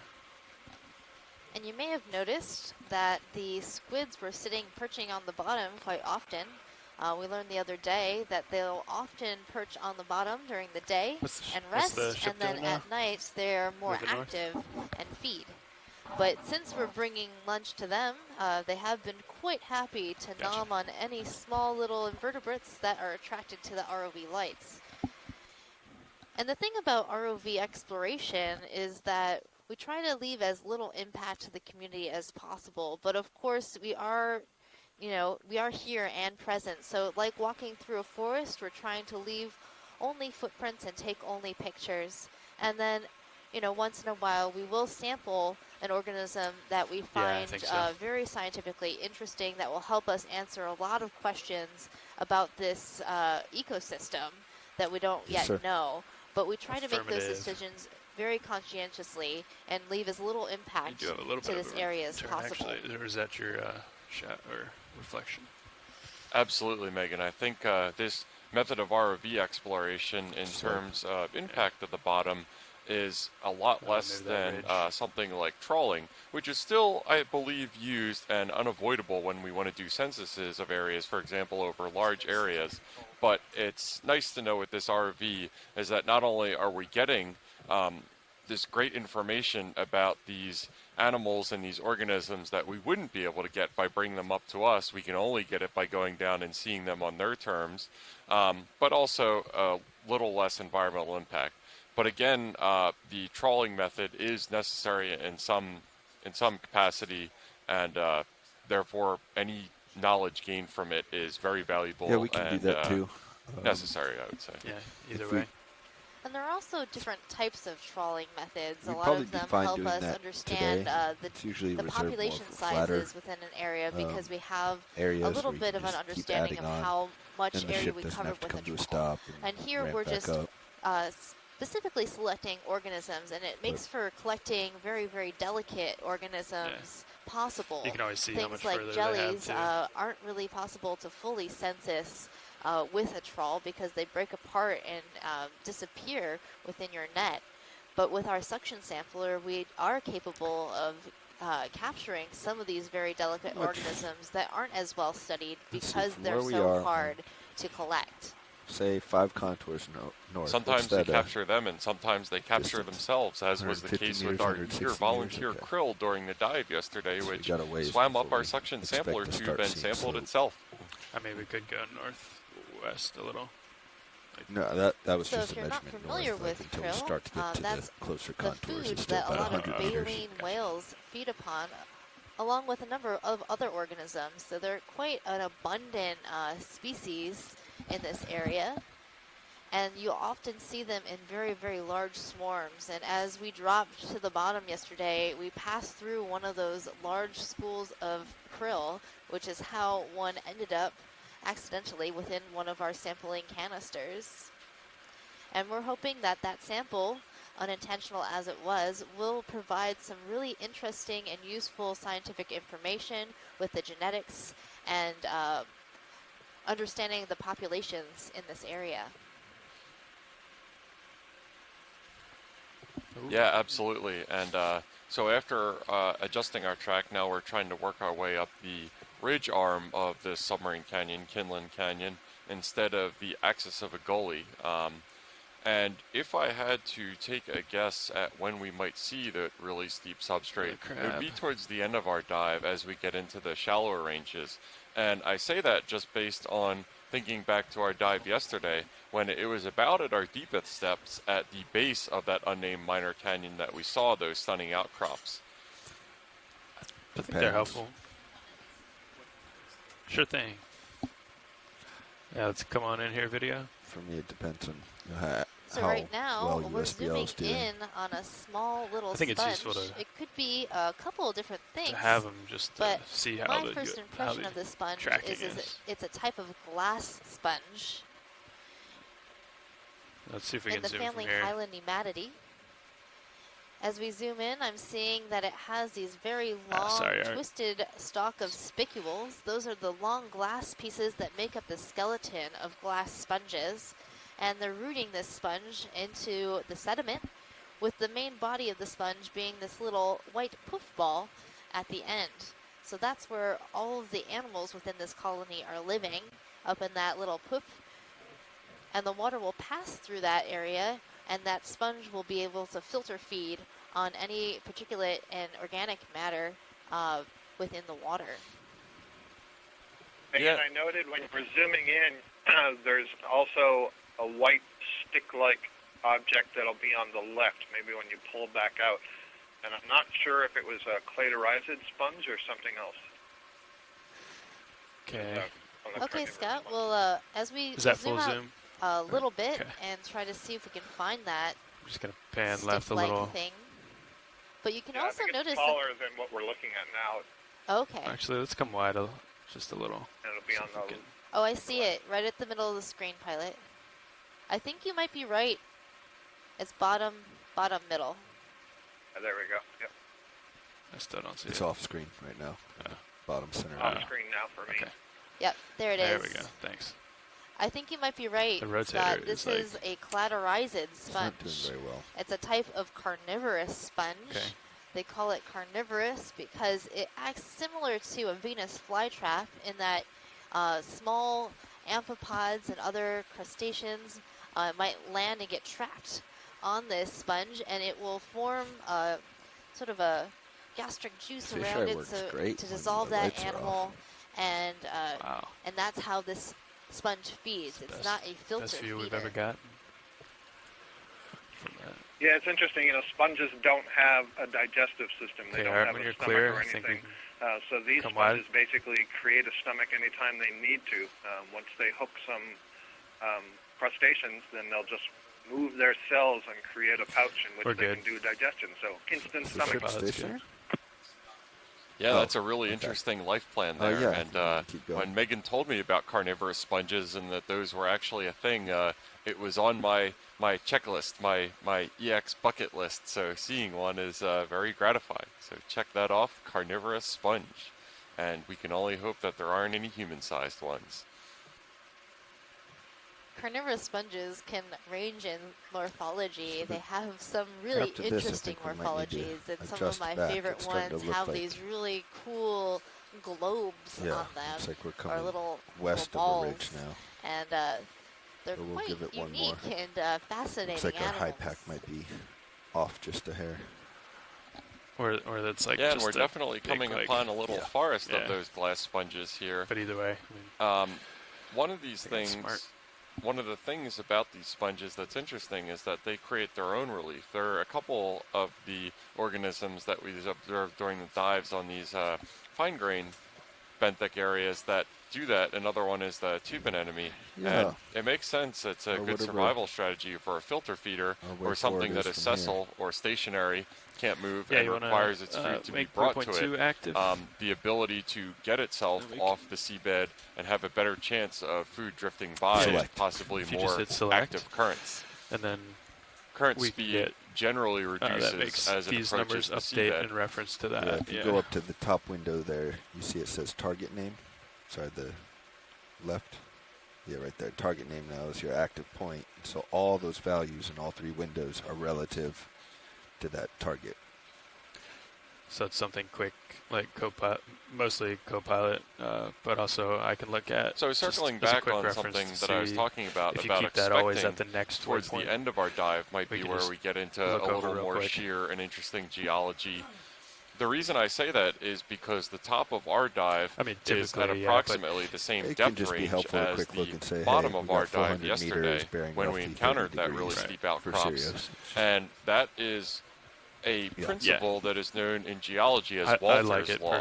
And what that states is that areas that are in similar depositional environments, which we are just based off of general proximity to the canyon that we were surveying yesterday, have similar strata that are deposited. So in this case, because we know that the unnamed minor canyon that we were looking at yesterday and Kinlan Canyon right now probably developed under similar conditions, that we can expect similar deposits of sediment during similar time periods. So because sedimentation and time are related in that the columns of sediments that we observe along the walls build up over time, we can know that even though we don't have a absolute measure of the time at which those shear walls were deposited, we do have a depth and we are close, and we can make a reasonable assumption that they're similar between this canyon and the one that we were looking at yesterday. Yeah, because you're looking uphill and sort of going a long slope at this point. We could always stop that move, too. Walther's law can be a lot more succinctly phrased as things close to each other are more similar than things that are farther away. And I think it's the only less no-duh geology law than the law of vertical superposition, which states that things that are older are usually lower in the earth than things that are younger. But it's good to get these first-order principles straight before you start doing crazy geology stuff. And that same principle can somewhat be applied to the biological world. Animals that you see within a few moments of each other that look the same are most likely the same. It doesn't, they're probably similar species or the same species just because they're in the same area. Now, if you're separated by, say, a whole ocean basin, the Pacific versus the Atlantic, it would be hard to say that the species that we're seeing here are the exact same ones that you see in the Pacific. But there are some animals that are ubiquitous across the entire ocean. That's not the right word. What? Cosmopolitan? Cosmopolitan. There we go. Cosmopolitan was the word I was looking for. Across the entire ocean basins.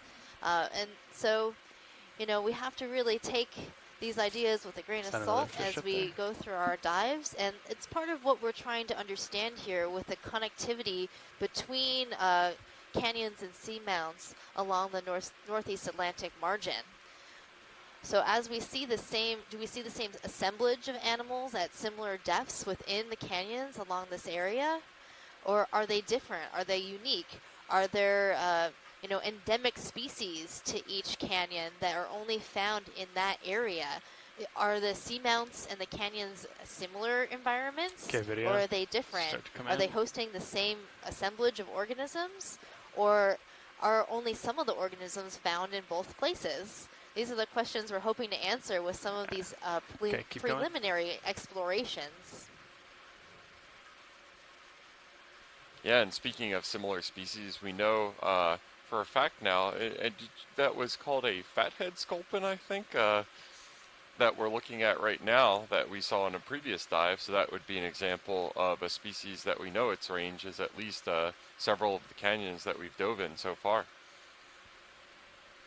And by making observations like this, that's how we understand the range of these different animals. So you might say, oh, well, this animal is found between these canyons that we've seen, but you know, when we go too far north or too far south or too far west or too far east, we don't see it anymore. And so then you can start to plot out where you might find a certain species. It's a sad looking fish. Yeah, absolutely. And after a number of observational campaigns, and the Okeanos campaign and program has been going for 10 years. This is actually the decade anniversary of Okeanos exploration. You end up with what looks like a whole bunch of observations plotted between each other, both in terms of species presence and also species absence, where you didn't observe a particular species. At some point, you might want to fill in the gaps in between those observations that we have. And this is where something called predictive modeling comes in. But for now, we're more and east. This is more east. I think, a pretty apt time to talk about it, considering that a lot of these dives are planned around the notion and using predictive modeling, and also considering that right now we're diving in Kinlan Canyon, which is named and dedicated for Brian Kinlan, a NOAA scientist who did a lot of predictive modeling that was pretty fundamental to identification and prediction of coral species that we observe in these environments. Roger. And in fact, the dive today, we used that same model that he created in order to decide where to plan our dive. It was just a squid. So this predictive modeling that we keep talking about is a way to understand the habitat suitability of an organism. So every observation we make tells us a little bit more about where we might find certain animals. You're good, and then we create a model around those conditions in order to identify other areas in the ocean that might also be suitable for that same animal.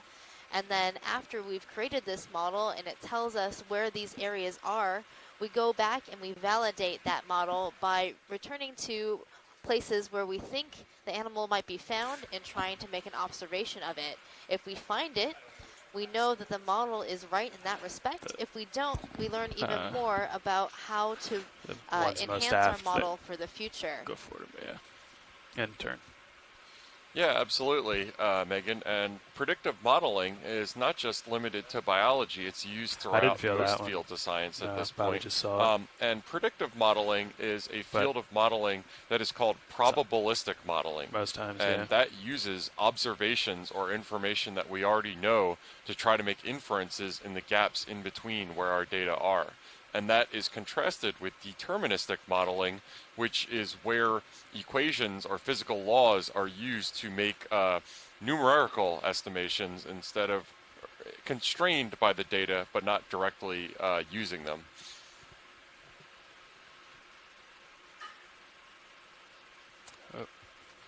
And so if you're going to go about doing some predictive modeling, like Brian Kinlan and some other trailblazers of a habitat suitability model for deepwater corals have done, I like to think of predictive modeling as a cookbook. And the ingredients for the recipe of any given predictive model are your observations, which you talked about, and those are presences and absences.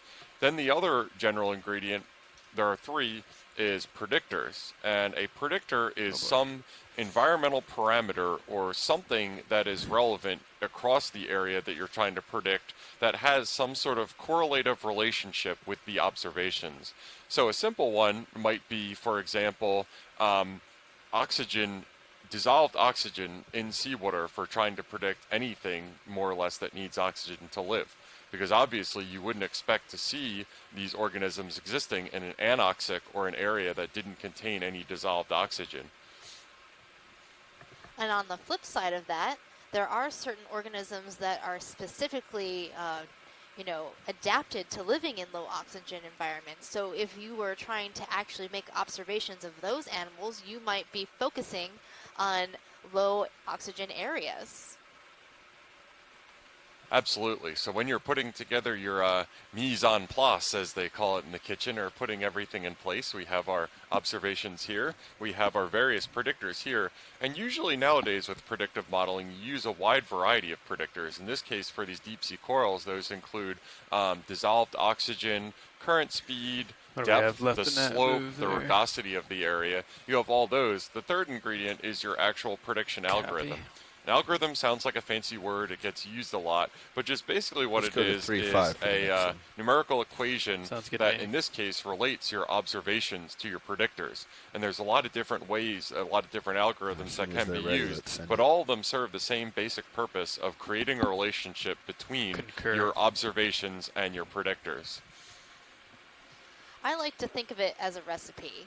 So if you were going to make a cookie recipe that tells you where animals are, different parts of the model will have different weights. So some of these predictors are more important to finding corals than others. So the availability of hard substrate might be your number one largest portion of the model.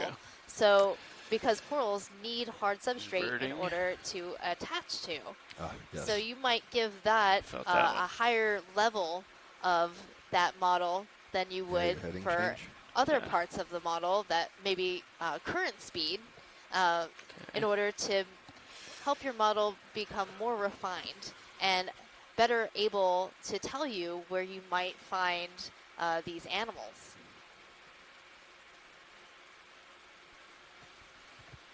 Absolutely. So after you throw all your model ingredients in the oven and get a fresh batch of prediction maps out of it, in this case, what this map represents, and I think the best way to think about it, is it's not a substitute for observations at every location that you're interested in. That's the gold standard, and if we could have our druthers, we would do this kind of exploration at this level for every area of the seafloor at all time. Obviously, we're not able to do that, so we generate these predictive model maps, habitat suitability maps, as a placeholder that identify areas that are highly suitable and well correlated with areas where we have observations of any given species that we're interested in. So we can do these observations and these field campaigns like we're doing today to collect more data and improve the model.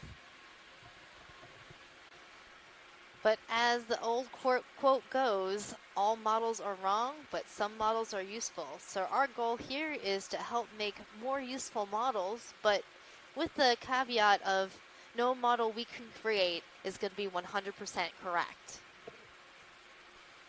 That's right, and a great output of any good predictive model will be uncertainty. And this is a term that is associated with every prediction that you have in your prediction domain, which tells you kind of the confidence that the model had in when it was making an estimation at a location. So some areas might indicate high suitability, but they're also high uncertainty, which means kind of like if you were making an educated guess, but you were just doing it off of a gut feeling instead of being really certain about it.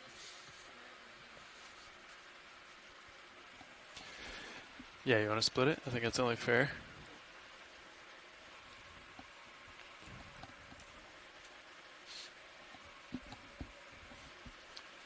And these predictive models across all fields have been utilized for a large amount of time and have been integrated into the active decision-making process in various fields. For example, some of the modeling that Brian Kinlan did on deep-sea coral habitat was used in establishing the Frank R. Lautenberg and the Northeast Canyons and Seamount monuments, which are protected area to protect these fragile and sensitive deep-sea environments. To use another example of areas where predictive modeling is taken into the decision-making process with real human and ecological impacts, in this case more human, no, we're not I work in the field of submarine slope instability, which is determining how stable an area is and how prone it might be to submarine landsliding.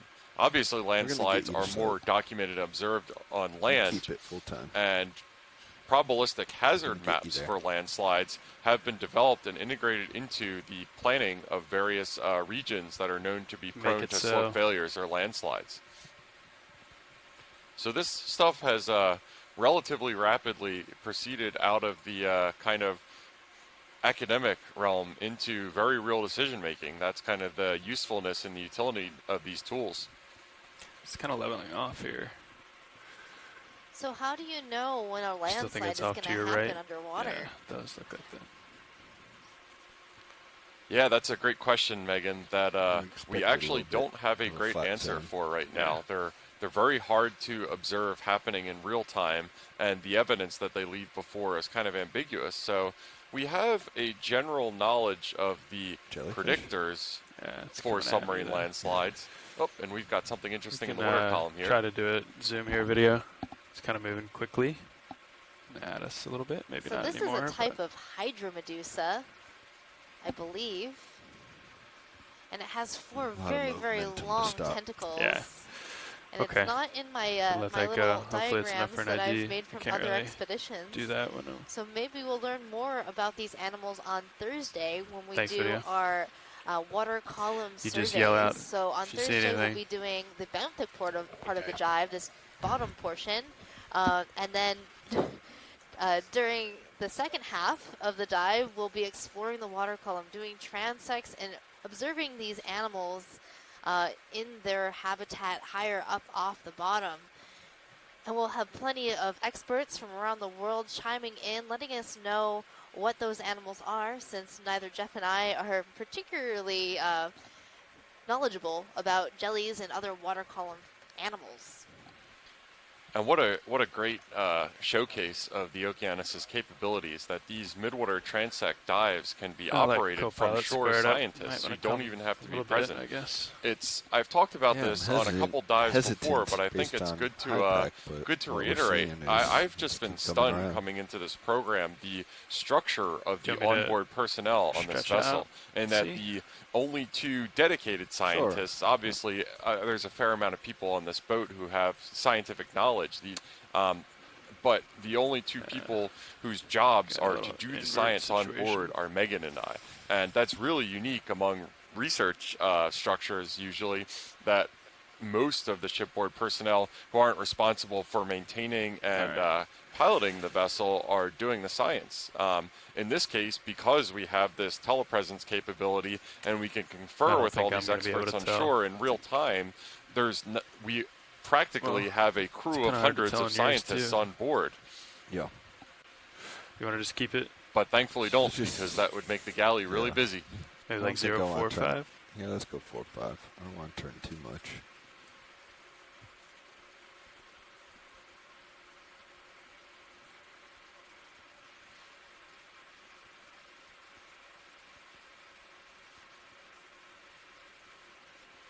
Oh, inverted. Copy.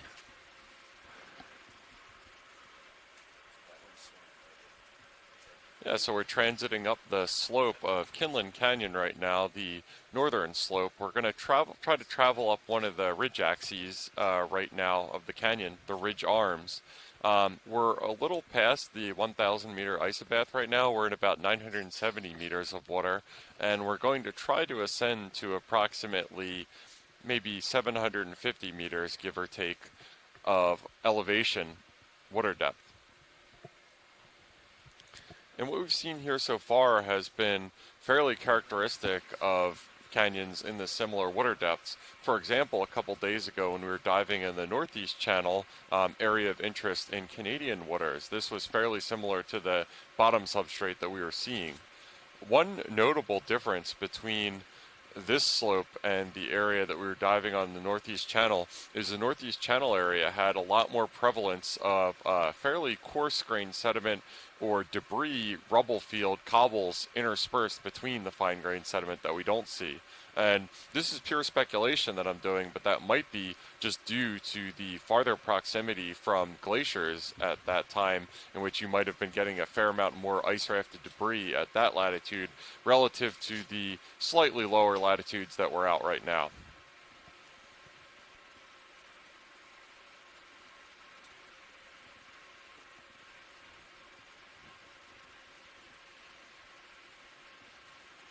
Swimming upstream. Oh.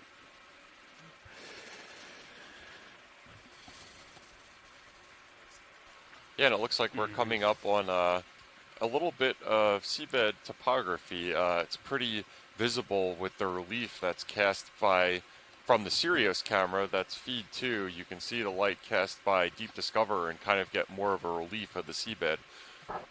A lot of pitting you can observe. And some of that is from benthic fish, apparently, which like to dig themselves down into the substrate a little bit to make these little mounds of shelter.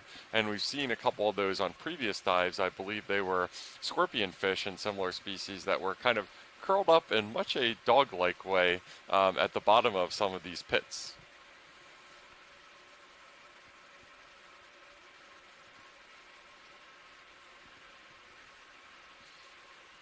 I see stalks. Oh, and it looks like we have a little clast here, which appears to be heavily encrusted. And I find this really interesting that every single rock or clast that we see is almost completely covered with either demasponges or corals, and you can hardly tell what the rock is because it's so encrusted with organisms. So if this were to be a hard substrate area like a cliff face, we would expect to see a really dense community but it's just not here because the substrate that these animals need is not here. Okay, video. But that's not to say that there isn't tons of animals that we aren't actually seeing. There are a ton of animals within the sediment itself that if we were to, take a scoop of it and sieve through it in the lab, we'd be counting probably quite a few animals of different species. And when you're ready with full specimen video, we can come in on this left coral here. So it looks like the corals on this rock are actually a type of bamboo coral. And a piece of this coral, the tissue has receded from it. And you can see why it's called a bamboo. Because it has these nodes and internodal areas. The nodes are those black spots, which is made up of protein. And the white area is made up of calcium carbonate, and it's hard like your bones. Anything else you want to look and at here, Art? that makes the coral pretty flexible. So calcium carbonate can be quite fragile, but with these when you're done with this, I can just pan node areas of the protein, it acts a little bit like cartilage in your finger, allowing the coral to articulate a little bit in the current, so it stays pretty flexible. And here we have this highlighter yellow demasponge. You can see all the channels and holes within the sponge, and that's where the water can get within the sponge itself. This sponge will never grow up off this rock face. It's going to be a very small in thickness colony, but a very wide and dispersed colony, usually described as being encrusting. All right. Whenever you're clear here, video. And to go back to that bamboo colony, it did look like it was branching within the internodes. That's within those bony calcium areas and not at the nodes, those proteinaceous areas. And so we call that an internodaling branching bamboo coral. So I think it might be the same keratoisis that we were seeing in the gully, our first dive within the marine protected area of Gully Canyon in Canada. Still no ADCP, huh? Yeah, and I remember we saw those bamboo corals at unbelievable densities on that first dive. It was our colleagues at DFO were just marveling at how many specimens they were per square meter or any sort of metric. It really did look like a bamboo forest. It was quite a spectacular first dive, and they were saying that they'd never seen the coral that dense within the gully before. They had done other dives and sampling within the gully, but not in the area that we were exploring, and they never expected to see that. Does it go down to 900? It does. And here, I believe, is the Venus flytrap anemone that I thought we were seeing earlier that turned out to be a different kind of anemone. And these are just seem to be very ubiquitous in this area. Video. And the other thing is that whenever we see one of these, we know we're generally getting into some sort of hard substrate, even if it's very interspersed. They definitely seem to be colonizing any amount of hard ground that's capable. The other thing that noted before we zoomed in was that little pile of what looked like spaghetti or brains or something like that, and that is a xenophyophore, a type of foram that builds that skeleton or that house on the seabed, even though it's a single-celled organism. Do you want to do it tight anywhere, Art, or just...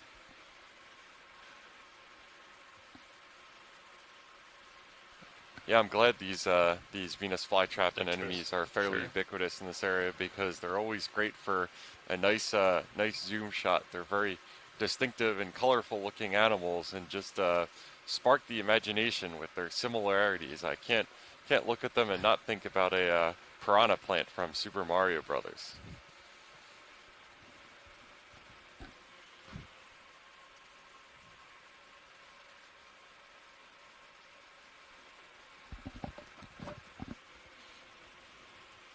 And we had an opportunity during this expedition to see the predation strategy of Camera these 70. anemones when we saw one of these that had captured, I believe it was a rat tail, and had it within its grasp. So that survival strategy is just to keep that mouth open and wait until a fish gets too curious, and then snap shut very fast when something gets within. Let me know when you're clear its video. maw. Yeah. You can just come wide.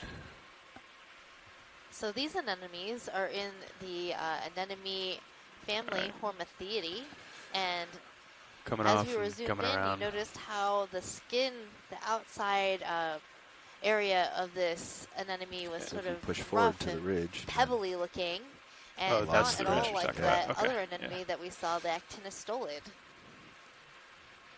That's at least our local high. You also noticed that the tentacles on the anemone around the ring didn't have rounded bulbs on the ends. Just inverted myself there. And so we try to put together a list of different characters for each organism in order to try to identify it using the video. And sometimes this can be rather hard, especially for animals like anemones, where some of the defining characteristics that taxonomists use to make identifications of these organisms are either inside the animal's body itself or very hard to see in video, but capable of seeing under the microscope. Yeah. So we do our best to try to classify these animals, and even if we can't get to a specific species, but to understand which species are in this area and what kind of role they're playing in the community is really important to understanding the ecology of the area.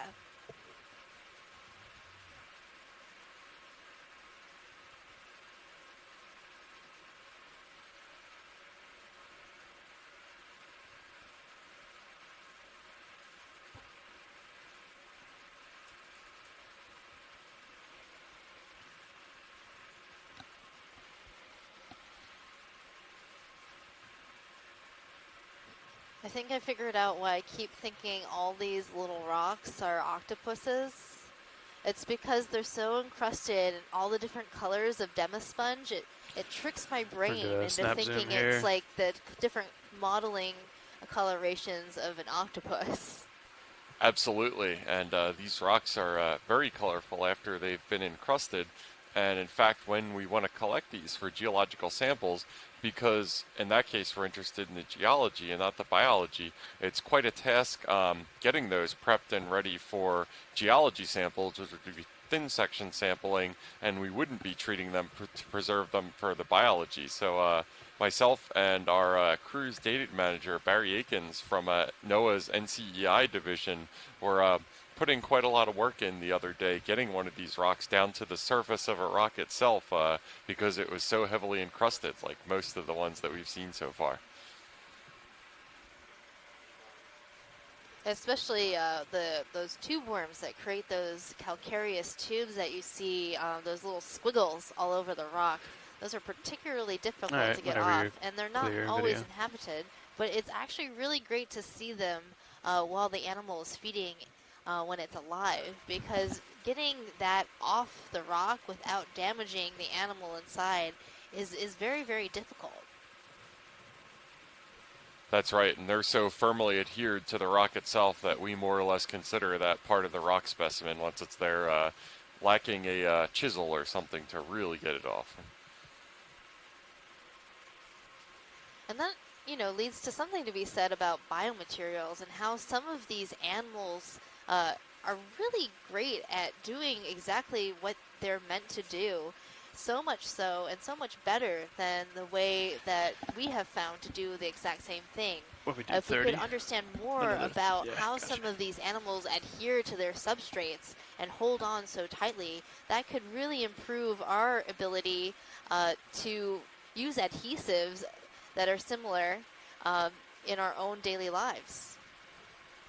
Absolutely, and that's an entire subsection of science and engineering is biomaterials, which is trying to emulate the animal way to do things because they've been owned through evolution to do it as efficiently as possible or not pass their genes on.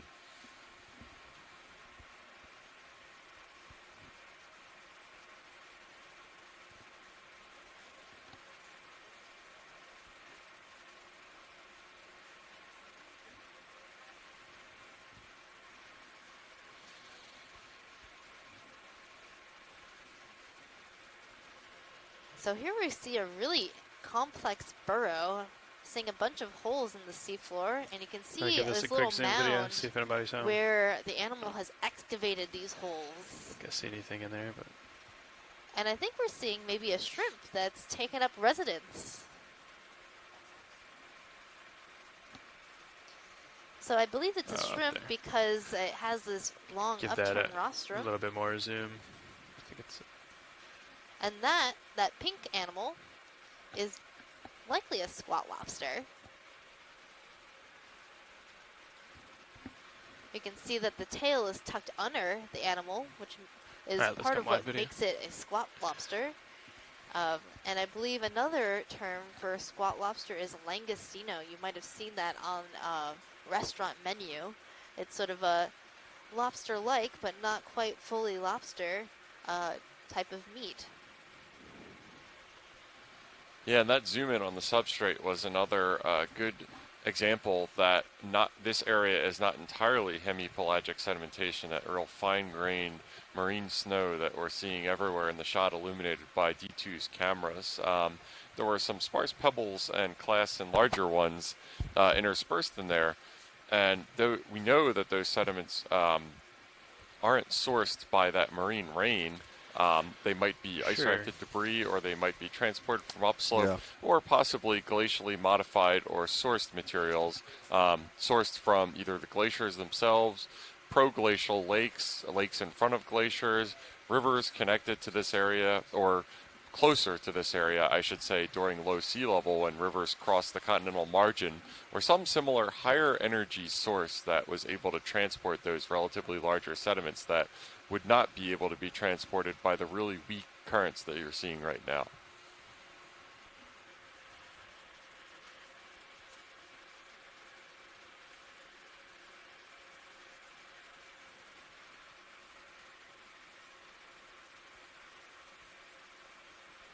Of course, weak currents can shift and change over the course of a day or a lunar cycle. You never know when the current might change and be different. So it's really interesting field of study what currents are like on the bottom, because it's hard to measure these currents. It is, and especially using methods like this in particular, because it's thought that a lot of the really energetic transport events that happen in these submarine canyons on passive continental margins during sea level high stands, or the time right now when glaciers are at their smallest extent and sea level is highest. It's thought that most of the energetic events that happen in these canyons are related to storms, and it's that exact energetic feature that transports the most sediment is a reason why we wouldn't be out doing something like this that requires a relatively calm sea state. So in that case, a better observational method might be the use of something like a mooring, which is a device attached to the seafloor with some sort of current measurement sensor possibly attached to it to provide what's called a time series observation. Unfortunately. A time series observation is different from what we're doing right now, which is more or less going down and taking one observation as a snapshot in time of what the species distribution or the bottom type might be. In a time series observation, you have something that is remaining stationary and collecting data over a continuous period of time, or possibly in blips during your total collection time, to get more of an average sense of what the environment might be like, because you might be visiting it during some spectacular day that doesn't represent what it's like most of the time. Visual time series of the bottom can really help us understand how the animals modify their environment, how it changes over time. So for example, some of these burrows that we're seeing, if we were to keep a camera down here for weeks or months, we might see how these burrows are excavated and who's doing the excavation. And I tell you what's interesting, Megan, is we're looking at our navigation screen right now. We can see that the contours between depth intervals are getting closely spaced together, where if you look at a map, the contour lines, which are maps in this case of continuous depth, show you how closely things are spaced together or how quickly the depth is changing. Now we're hitting some closer contours, so we can see that the area is getting more rugose, and actually coming into our screen right now we see our first large consolidated clasts of sediment. So these are boulders, and this is kind of what we were hoping to see as we got up to these steeper slopes. And all right, I think we're in business. I'm getting pretty excited. It's still not. And that squid is So I too. just started hearing the hydrophone. Yeah, that just turned on in our ears. Yeah, and it looks like we see some of the incrustation that we would expect on these boulders. It looks like some bivalves in addition to those demo sponges that we were seeing earlier. And hopefully we'll be able to get a zoom soon to get a closer look. That's what I was seeing when I'm particularly interested in that white vase-like sponge that was on the smaller Yeah, your rock. temperatures were way off. Pilot, would you mind taking a zoom of that base sponge on the left-hand side? Sure, you might have to leave me there. Oh, the one coming in the screen now? Yep. Yeah, got it. That's the one. Nav, how much do we have more? Let's go ahead and bring them easy stop now.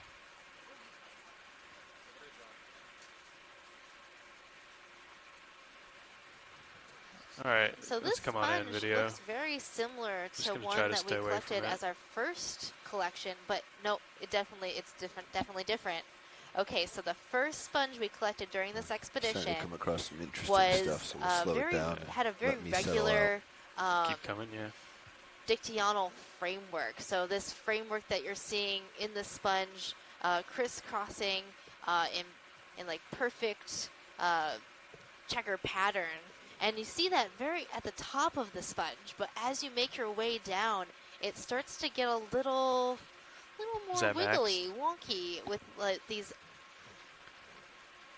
large holes that aren't as regularly sized and spaced. Max, copy. That's really cool. I like it. Yeah, it's a cool looking sponge for sure, and it's always incredible to me how you biologists can notice the really subtle and fine-scale differences in these things. When I was looking at this thing, and I'm like, oh yeah, that's totally the first sample that we collected on this expedition. And, I mean, don't get me wrong, it does look very similar, and I think I want to collect this organism. All right, I think our ROV crew can make that happen, hopefully. Pilot, can we collect that sponge? So I really refined my eye for sponges. Make an attempt for sure. Because of Chris Set Kelly. Up for that now. He has got me super excited about these sponges.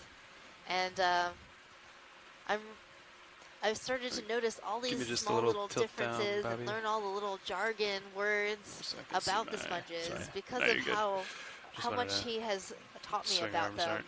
And I know that some of our partners at DFO were quite interested in a sponge that looked like this, and I am to these rocks. Sorry I think fairly 100% certain that this is different than what we collected before. Right. So comparing these two animals will be really hydraulics informative. are ramped up. I'm prepping your boxes. Roger.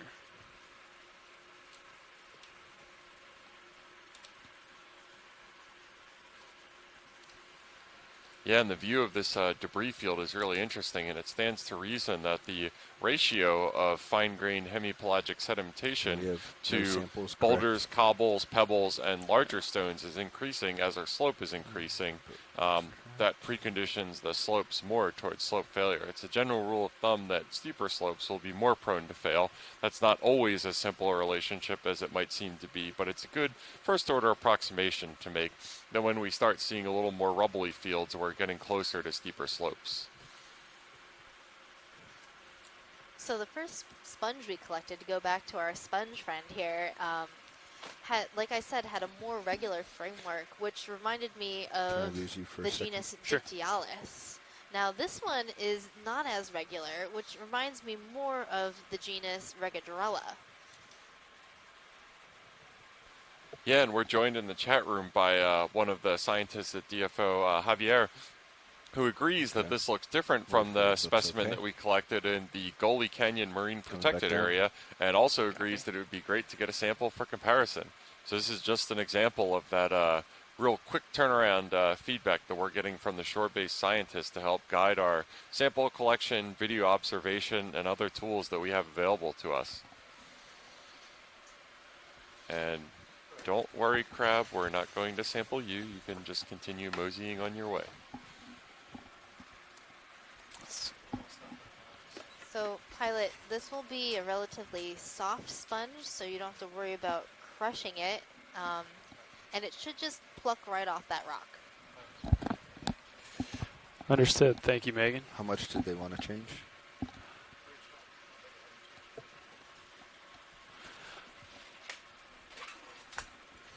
I think that's okay. That's fine.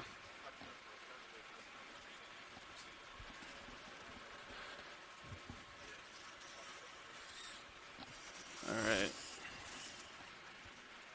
Where do you think you're going to want to put this? Let's just go port. We can go inner, I guess. Roger that. Preparing port box. Okay, hydraulics coming on. Or craft coming on. And Pilot, can we also get lasers on this specimen so we know how big it is? Sure. Let me do that first then. I can get your lasers. Yeah, go ahead. Can we get mini Zeus up too, if you don't mind? Lasers are on. You got it. Okay, there's lasers. Thanks, that's really great. And let's actually let's hold here on Zeus, and then when you center up, well, let's leave the cameras where they are for now. Maybe might zoom in here in a minute.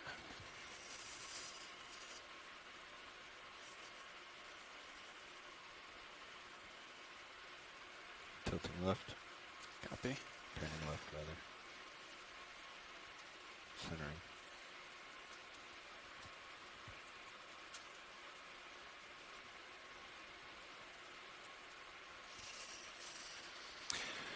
Okay, can you come in on Mini Zeus, please?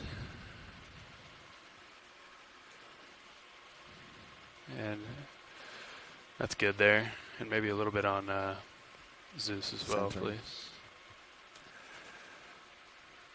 Yeah, let's hold there. Okay, Megan, you said this should be soft? Yes, it should be soft, Okay. and just be gentle, and with a little bit of a pull, it should just come right off the rock. Okay. Do you think you could just get the whole little rock? We could try it, yeah. Might make it easier for you. Yeah. Your call. That's a good idea.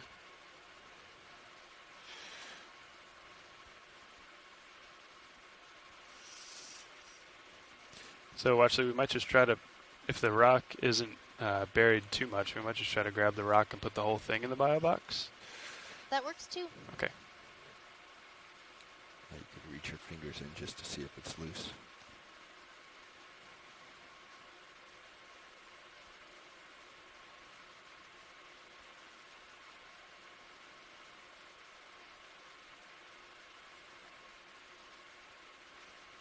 Not that loose.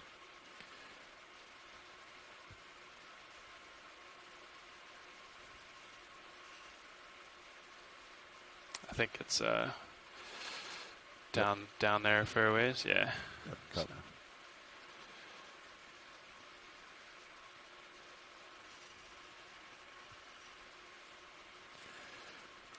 Okay, we'll just go for specimen.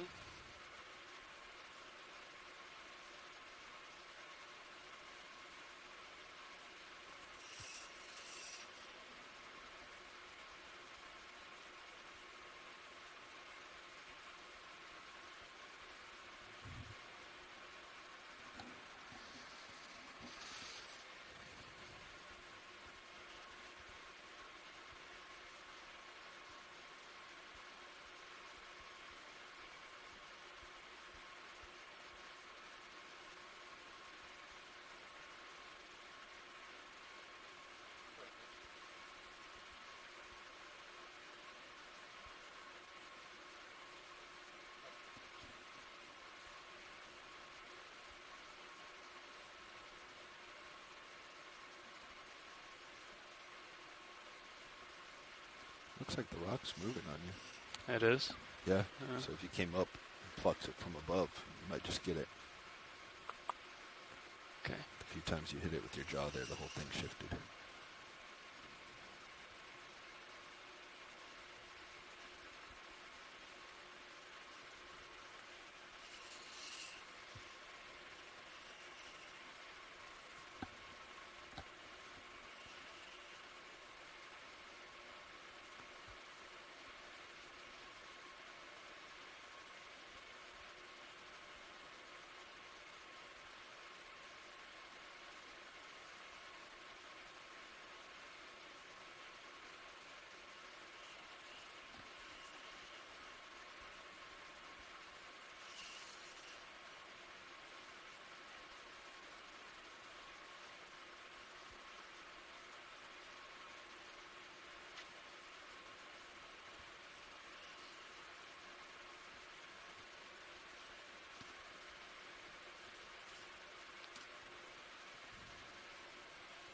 Pilot, can you hold that up to the camera so we can see the shrimp inside? Sure. You want to hit the headlights? Fog lights, yep. Yeah. Coming on. Come on in, video. So these sponges we found more often every time we collect one of these vase-like sponges is that there's a pair of shrimp that lives inside the sponge. And it's been really hard to actually see them in situ. So while the sponge is in the water and the animal is alive, just because it's hard to see through the exterior portion of the sponge. But right now, this little shrimp is near the top, the osculum of the sponge, and we're looking through this lattice, and we're seeing this is the female shrimp that lives inside the sponge. She usually has a mate, a male that lives in there with her, and this female has a bunch of eggs. So shrimps carry their eggs on their pleopods. Those are those swimming legs. Mind if we come wide on Mini? Nope. And then right behind her Can you come wide on HD2 is her when you get a mate. chance? Thank you. This is really cool. I'm super excited. The other sponge that we collected earlier in the expedition, that first collection of the entire expedition, also had a pair of mated shrimp inside the sponge, and I'm really curious to find out if these are the same species of shrimps or if there are different species of shrimps, because I do believe these are different species of sponge. And so these shrimps are particularly interesting because, as you can see, they can't get out of the sponge, so they go into the sponge as larvae and grow up in there, and they never leave their sponge home. So it's a very safe place to be if you're a shrimp, but they're never going to move. Once you've chosen your home, that's it for life. I was with you on the first one, but then you came in and kind of brushed it, and the whole thing shifted on you. You can go ahead and collect that specimen. Copy. Clear to secure fog lights. Okay, video, let's come wide. Ready to extend? Yeah, ready. Extending. Belt packs enabled, now extending.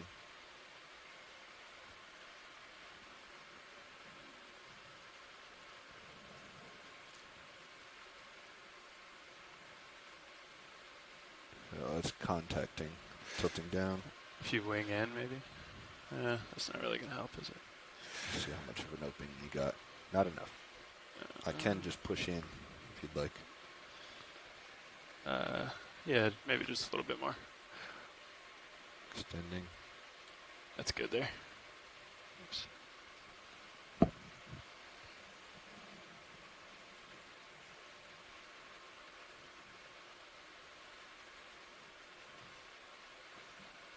Just watch your jaw opening on that camera. Yeah.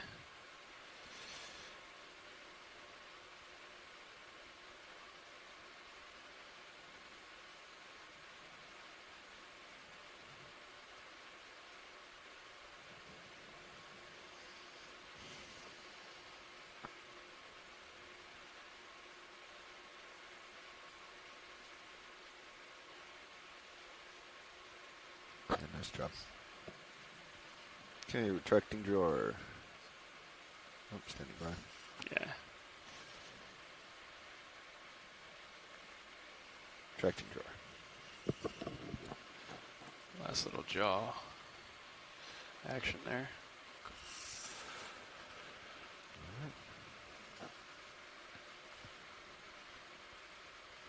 And pin retracted. Good to go. Copy.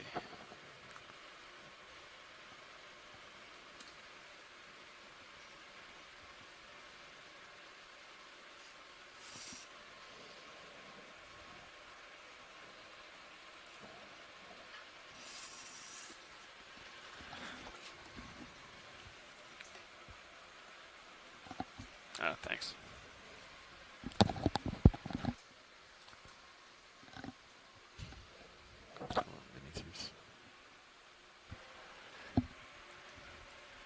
I think that's why you're having a little bit tough time of getting it in between your jaws, is because the rock was shifting it every time. Yeah, I just kept changing my angle, and then the fingers were catching, so it's probably just moving. All right, moving on. Let's go check out these rocks. So that was a great collection of a euplectellid vase sponge by our pilots. Well, we also got a nice geo sample, so when Jeff gets back from lunch, he's going to be super excited to know that we collected a rock as well. Thank you, Jeff. I think one of my favorite things about that collection is it answered my question of whether or not there were those two commensal shrimps living inside that vase sponge. We've seen that association with shrimps and sponges. All right, pilot, I'm looking down 7.5. But the species but we are stopped. You got of plenty of shrimp time. is definitely different. Copy and all. I think the genus is as well. I'm not sure what kind of shrimp it is, but the ones that have been collected in the Pacific Ocean that had commensal shrimps looked completely different. So it would be interesting to know how similar those animals are and how often this association between sponge and shrimp occurs.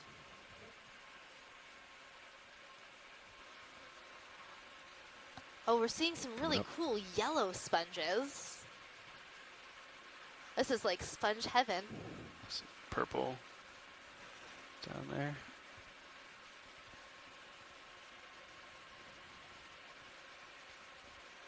So we're actually seeing a bunch of different kinds of yellow sponge. So on the rock, there's this plate-like yellow sponge that I believe is a dema sponge. But then on the right side of the screen is this lemon yellow glass sponge. And I've never seen a glass sponge like this some good shots, but being this color. Yeah.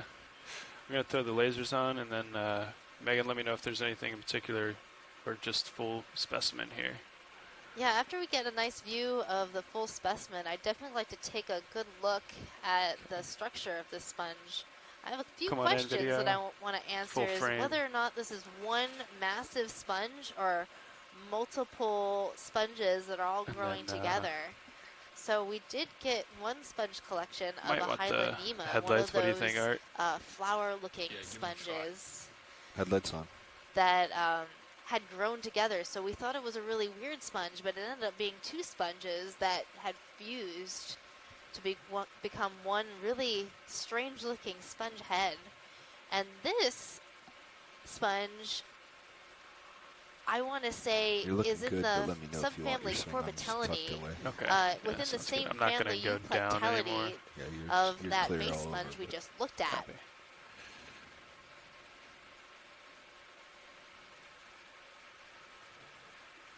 And Scott or anybody else on the line, have we ever seen a sponge this color like this before?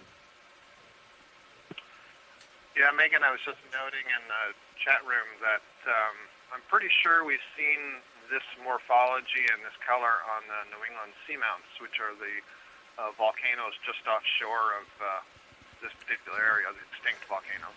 I know that rock didn't make me that heavy. I don't recall that we ever collected any on the Mountains in the Sea or the Deep Atlantic Stepping Stones expedition, but I do recall them appearing. All right, I'm going to pull up your port swing arm. Sounds good. But I can't identify it. Yeah, I'm getting tugged that way a little bit. Scott, do you think this would make a good collection?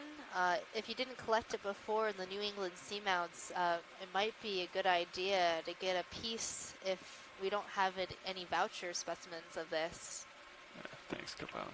Yeah, that'd be fine with me. I think it sounds like Javier would know better. Starting to see its light pool on sponge the rock. diversity out here and what's been collected. But as Do you far want as I to know, maybe this has bump not you been over collected. there if we're going to collect this? I can.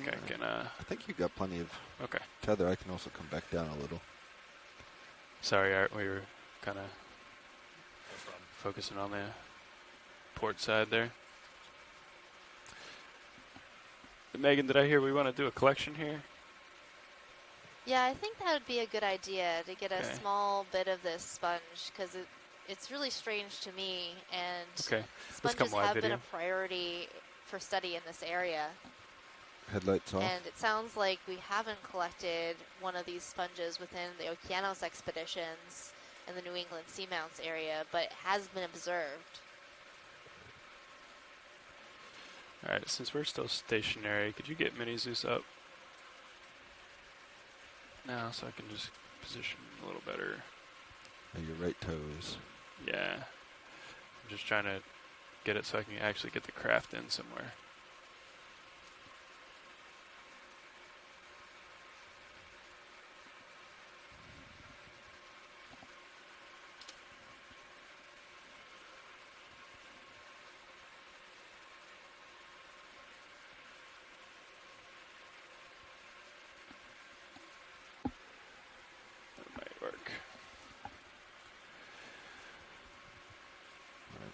Ahead and stowed your port lower. So, great, thanks. I think we probably could. And this sponge also has a number of different associates on it. So we're seeing some more of those Plesianica shrimps a little bit more steady here. that we collected during yesterday's dive that were just on every surface and, that we looked headlights at. Coming on.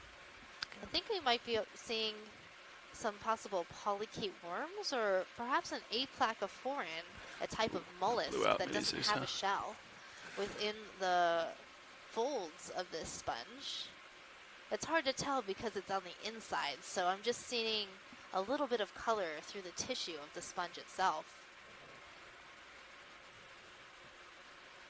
But another one of the sponges collected did have an aplacophoran on it, and that was one of those animals that stumped me on the last cruise I was on.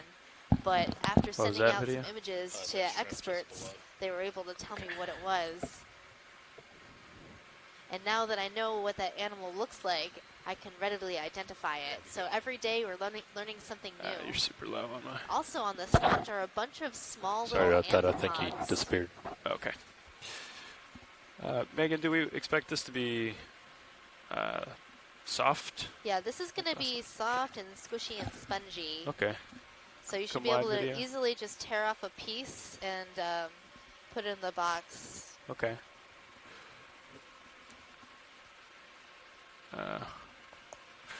I guess we could go starboard. Yeah, let's go port. When you get a second video, if you could. Yeah, thanks.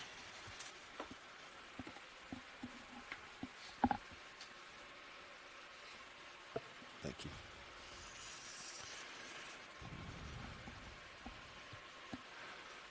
Okay, so what are we thinking? Something on the right side over there? Yeah, if they're okay with that right edge, would be easy enough to come in and grab. Right. All right. Otherwise, kind of that chunk center, sort of on left on your screen. I see. If you see the pink, go right of that. Yeah, There's a little blob that's sticking proud of all directions. Although while we're preparing to collect, that there are a number of corals in this area as well. I see some bamboo corals in the background. There's lots of different cup corals. The purple, I'm not sure if that's clavularia. I assume it is. I think we passed an anthomastus on the left side of the screen right now.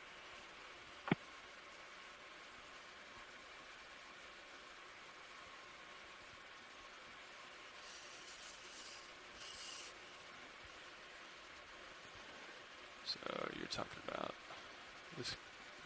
I mean, that would be a chunk or Any of those, I think, would be easy to grab. If we can reach this one up here. You want to grab my rotator and just tilt me up a little bit, Got please? It.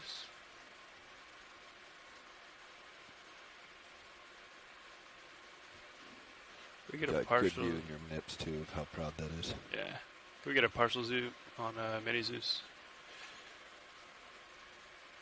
Tilting up.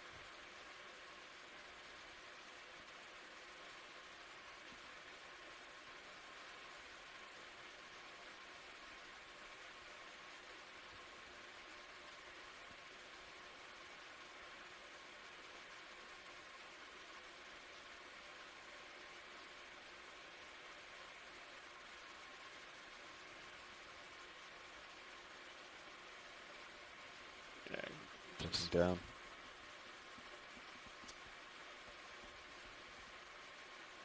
Fog light's coming off. All right. Can you bring Mini Zeus back up on lights there? Thanks. Okay. Do you think we can extend here, or? No, I don't think we'll get door open here. Okay. I'll come up then. Is that enough of a specimen there, Megan? Yes, that's a perfect amount. Great. Squid.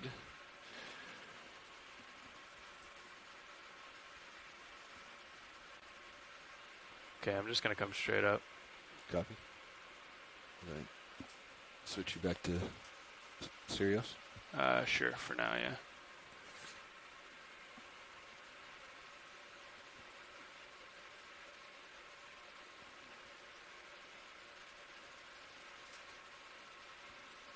Can you come full wide on Zeus? Thank you.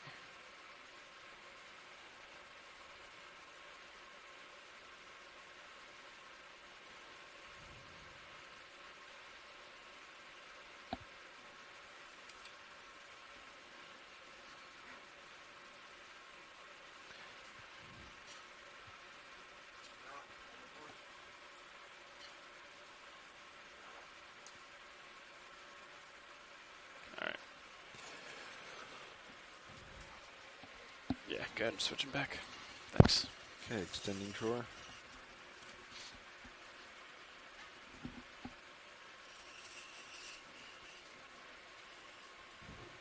Oh, this is a great time to come back from lunch. It looks like we're still around this bouldery terrain. What did I miss while I was taking advantage of Taco Tuesday, Megan? You're good. So we finished our collection of that vase sponge, and then we jumped over to the other side of that giant boulder and found this huge colony of lemon yellow sponge. And I thought it was really cool, so I thought we should grab a sample because it had been observed before on some of the New England seamounts, but a specimen hadn't been collected, according to Scott, and apparently Hertwiggia normally comes in yellow colors, but we had collected a piece of a white one earlier in the dive in Canadian waters, and I'd be really interested to compare the spicules between both specimens to see how they might be the same or different.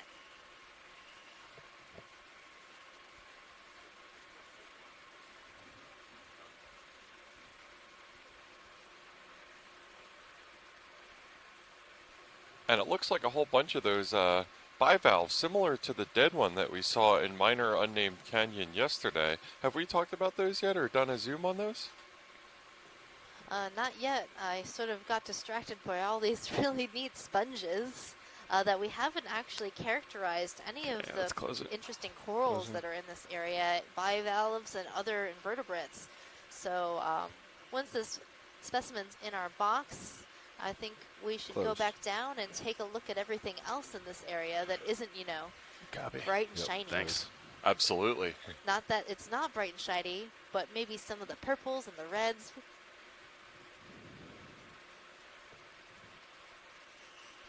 Yes, we're just tucking away D2's Bob, you saw manipulator that arm that was right draped now. across the rock, right? I did not. Okay, arm secure.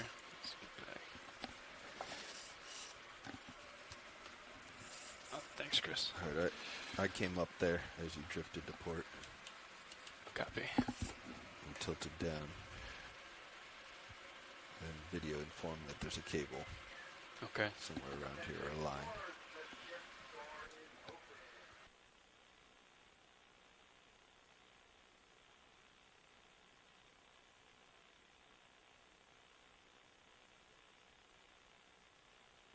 All right, so we have just made 2 collections right in a row because I got super excited about sponges, and I'm really hoping these specimens are going to be informative to the multiple different studies that are going on, helping to characterize they the want to go back and sponges in kind of these look at more of areas, this area. and the genetic studies that are going on, Where do you see as it, well video? as right there in the lower, right, some of these lower left species. corner. In So between a lot the two of the rocks? species might Yeah. be Okay. new to science, and I don't the see only it way to coming tell anywhere is to else. actually look at the different spicules, so the Good eye there, thank you. I didn't either, but I wanted to make pieces sure. of these sponges, and every Thanks for calling. sponge has its own It's good to hear unique your set voice. of spicules, and in order to Got find art these on comms. spicules, you need to take a small piece of the Do intros. sponge tissue and dissolve away the actual organic part. We usually do that by putting Yes, it in you are bleach. And then you on can it? actually look at the think you were different that little low. glass pieces and sort through them What and on that? count Oh, no. That's how just many dust. they have Yeah. of different I kinds. did not think you were low Since this is enough to come on a that. glass sponge, it will have hexactins, All right. meaning Where were that they have 6 sides. drawers And in, that's part pins of where pulled, these minis glass just going sponges back to get their name, the normal. hexactinellida. And every family of packs sponges off. will have another unique set of different spicules, and each species has its own unique set of spicules. So the more we compare and contrast these spicule sets to one another, the more we understand about these animals and what species it might be. Okay, Watchley, what else did you want to take a look at in this area? Let's take a look at that purple coral. Okay. So Scott France was just saying he thought that might be clavularia, a type of stoloniferous coral that grows over the surface of the rock. Swing We arm saw this tucked for before now. in the gully, so with a zoom we'll see if it's creating its own skeleton or not. The stoloniferous corals actually don't create their own skeleton structure. They grow over other areas. All right, video, start to come in. Yeah, and then Megan, before we leave, on the left, I think it's an anthomastus, but just to be sure that it's not a small paragorgia, would be worth it. Might have to throw those headlights on. I'll leave it up to you, Art. Yeah, I think so. On. Yeah, nice. So this Scott said he wanted to look at that looking red really thing. interesting to me, just because there's all these other little tubes around it, so I'm not sure how it's growing over the surface. Partial. But I think these tubes might actually be another kind of sponge. I'll just keep this centered. And you let me know where you want to go. Over zoom if at will. Like sort of knobbly bits on the rock.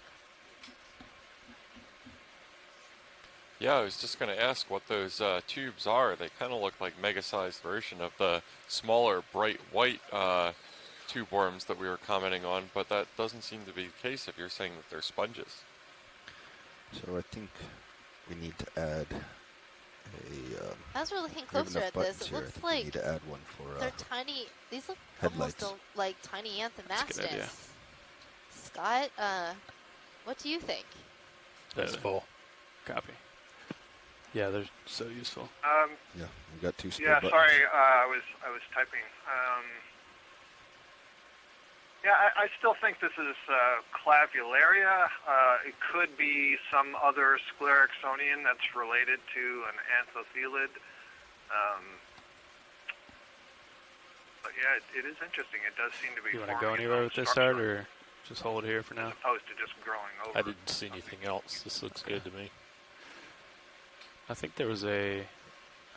Well, in any case, these are really cool. They've become partial now that I dusted it up a little. Nice view. You can really see those. I think there's a white in the polyp body wall. and Those purple white one lines. up to the left. Oh, I guess they're just closed polyps. Never mind. Tissue. And so that might be good enough for us to distinguish between those alternatives of clavularia and some other sclerixonian. These tubes, I was wondering if they may be clear. gastropod snails. There are some tube-building snails. All right, we'll get a look at this. Yeah, maybe. And that behavior from the squid that you just observed of those running directly into the rocks that we're observing right now are one of our midwater experts, Mike Vecchione, pointed out yesterday that they're probably doing that because they're disoriented by the lights of the ROVs, and this is obviously a low or no light environment normally, so it would be the equivalent of you waking up in the middle of the night and somebody shining a flashlight into your eyes. So they're just disoriented, and just like you, after you accidentally turn on the light without letting it adjust first, they'll be fine after a couple minutes of being out of our bright lights.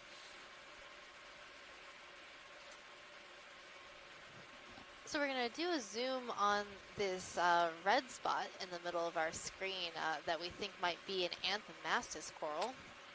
I might have a thruster that needs inverting. And the squid on the side of the camera has got something in its tentacles.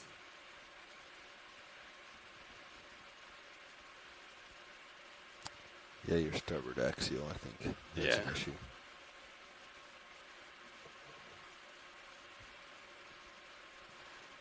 Let me know when it I think you're clear now. Okay, thanks. All right. Yeah. I was wondering why it wasn't turning.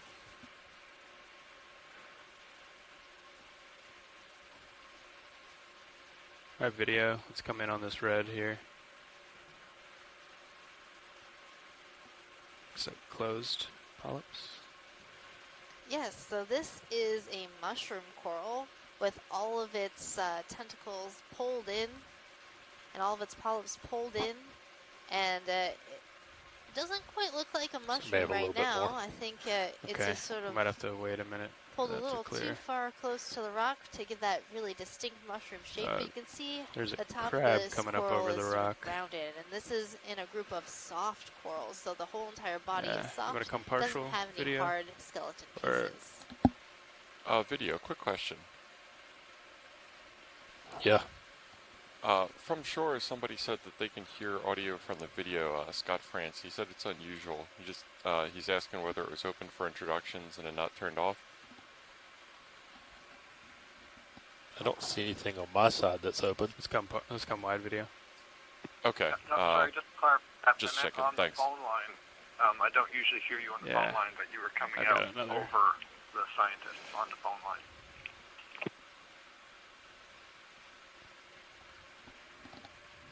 Yeah, so he just clarified that he can hear it over the phone line over scientists. Okay. That was a bad one.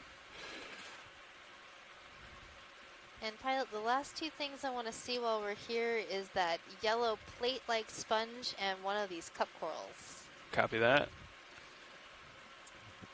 Watch leads, this is co-pilot.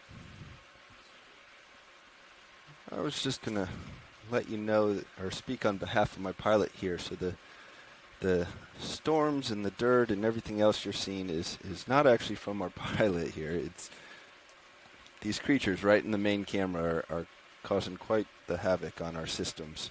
And so everything is, we're constantly having to recycle our thrusters and do other maintenance-like tasks in order to keep the vehicle moving here because of the other creatures. So I just want to defend my pilot. Thank you, co-pilot. Oh, sorry. Yeah, no problem. And sorry about the squid storm interfering with the operations. It's a good wingman. So right now we're zooming in on this plate-like demasponge that's also bright yellow. It looks a lot like what we call Pulsalastra. It's also a plate-like demasponge that grows along rocks in these sort of ribbon-like fashion. And we often see that sponge at these depths in Hawaiian waters. Now, Megan, it seems that the vast majority, I think all of the sponges that we've seen so far on this expedition have either been clear or that like white color, or this really bright yellow kind of insulation foam color. Are there sponges that are other colors in general, or are these two just kind of the predominant colors? Well, in my experience, trying to get this most of the glass sponges tend to be that white color. There doesn't seem to be a lot of function of pigment at these depths. But this yellow pigment, I think someone had speculated, might serve a purpose to deter feeding. But I don't know for sure where this pigment comes from. All right, let's come on in. In shallower waters, you might see sponges of different colors. Can't do much about the cloud there, but Parcel. Copy. So now we're zoomed in on a cup coral. Keep coming whenever you get. This is a single polyp scleractinian, a hard coral that consists of one polyp. So only one animal in this colony. So it's not really a colony. It's just an individual living on its own. And you can see the tentacles sticking out between the different plates that make up the calyx of this polyp. And someone very knowledgeable in this area could probably tell you exactly what species this is based on the shape of the calyx and the shape of these plates.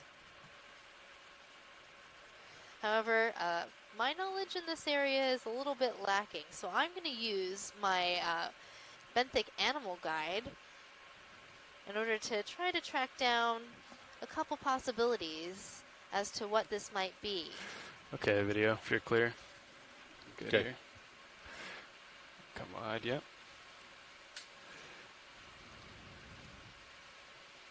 Hey, Pilot, when you get a chance, could we do what we did yesterday and just try to get a look at, like, the least encrusted part of this rock and get a zoom on it? I'm sorry, least encrusted? Yeah, least encrusted. I want to look at the rock itself as possible. Yeah, sure thing.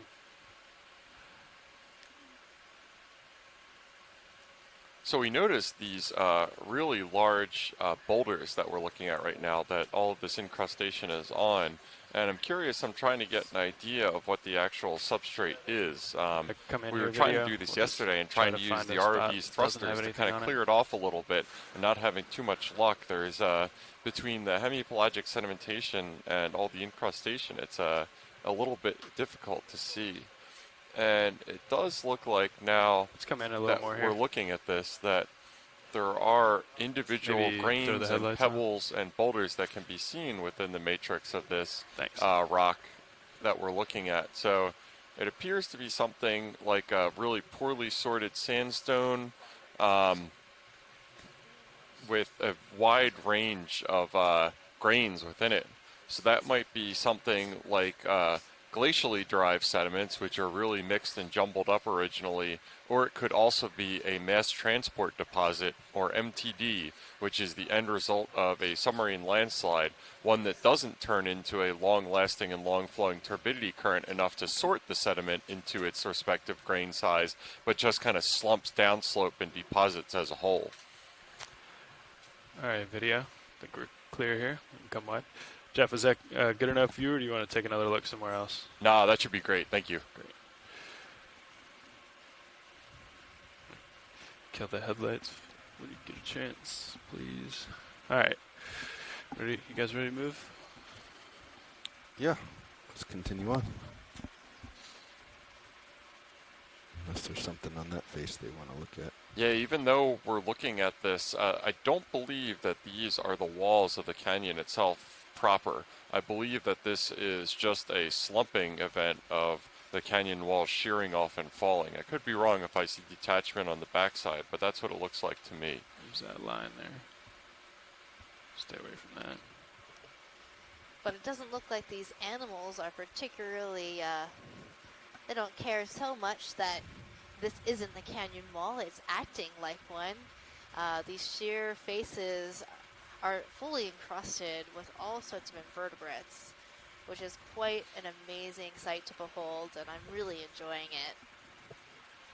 See anything else? Absolutely. In fact, biologically, it's probably better for them that it's detached from the canyon walls because it offers more surface area for incrustation. Probably better for them that it's detached from the canyon walls because it offers more surface area for incrustation. Can you get a look at those bivalves? Yeah, pilot, can we get a zoom on those bivalves, those clam-looking things? Sure. Yeah, pilot, can we get a zoom on those bivalves, those clam-looking Come on in, video. Yeah, we're going to take a look at these bivalves that we see growing all over the place. Yeah, hold there. We saw a dead example of one of these yesterday. Kind of walk around. Growing on similar hard substrate, or was growing when it was alive. These certainly look to be more alive and healthy.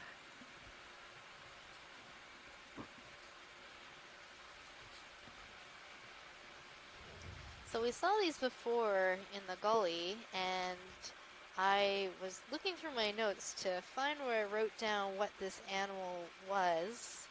It is a type of bivalve, which means that it has two shells. That was it. Yeah, they're pretty common in these canyons. Interestingly, both on the U.S., the North American coast, but also in canyons on the European coast. They're known from there as well. And they form these really dense assemblages on really steep canyon walls. Yeah, and demonstrating the kind of bivalve behavior of filter feeding and having their shells open when they're unperturbed, and then something happened that made them decide to close up.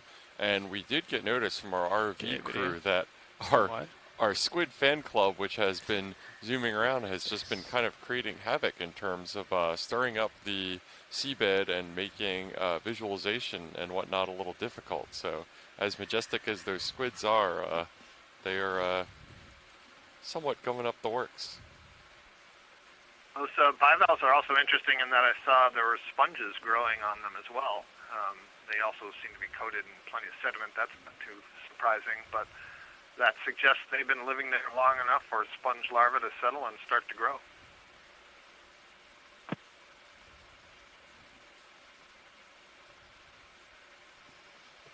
Any hard substrate is game for these encrusting demasponges. Sounds good. I can come up and over. I just want to get a side view here. Do you have some stuff coming out of your port side? We also have some of these open actinostolid sea anemones, so now you can see what they look like when they're relaxed and they're not all pulled in with their tentacles. There may have been an open anthomastus as well there on the right. It looks like the polyps are fairly tall. Might just get it into view on the lower right of the screen. Okay, I'll keep my eye out.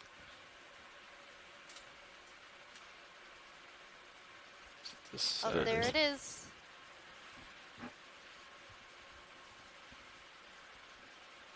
Yep, that definitely looks like the mushroom coral as I know it. I've seen a lot more of them open like that, and it's incredible how far they can pull themselves in when there's some form of distress that they want to hide. Let's come in here, video. There's a different kind of stoloniferous ribbon-like octocoral growing on this rock. It doesn't have the purple color. Partial. Copy. Let's make that keep coming. 3030.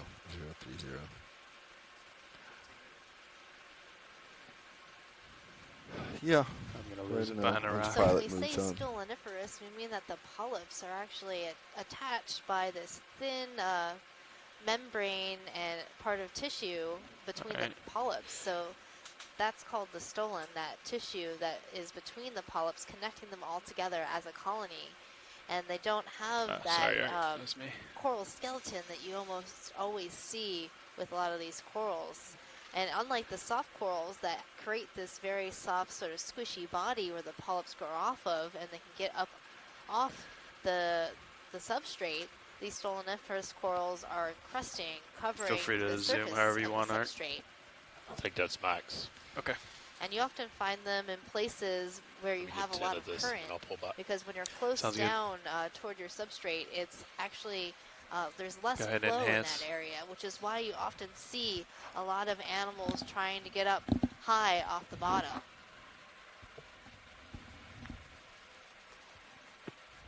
Tina Molodtsova is noting that this is actually in the genus Pseudanthemastus, a recently described close relative of Anthemastus.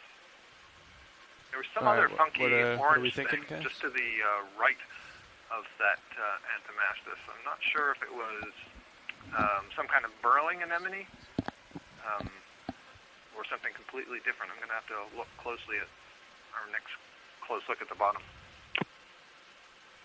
Yeah, I'm seeing a lot of the same organisms, but it's sometimes hard to see some things just because there's so many other things covering them up. That's how dense this community is on these rock faces. Yeah, sounds good.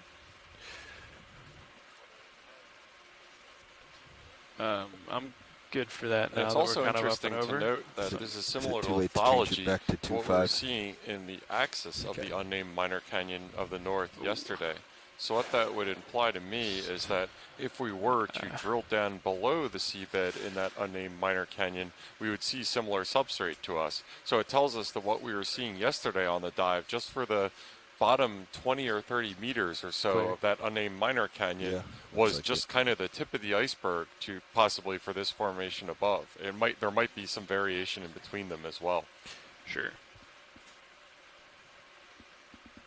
So now we're going to take a zoom on this pink anemone. That's right.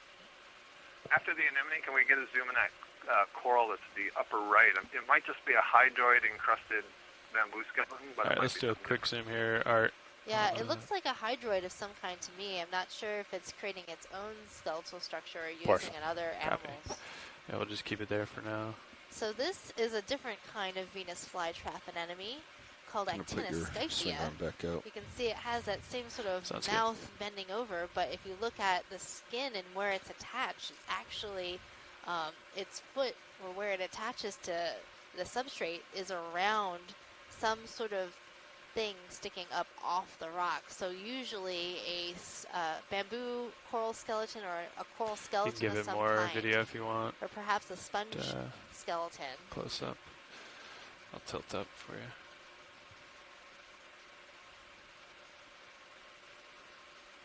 Yeah, and it's definitely distinctive when you get a zoom on these fly traps that they lack those globe-like protrusions at the end of the We'll get eyes on this coral that Scott wanted to take a look at since the ship's on the move. When you get a chance, if we get a zoom on that sea star as well, I would appreciate it. Ooh, look at that coral in the background. Yeah. So we're going to zoom on this coral-looking animal, which my suspicion is it's an old bamboo coral skeleton covered in hydroids. Okay, let's start to come in here. And as we zoom in closer, we can see if that's correct. So I think I'm seeing those nodes and internodes of the bamboo coral skeleton, and it's branching internodally and then completely encrusted with this hydroid. I think I'd agree with you there, Megan.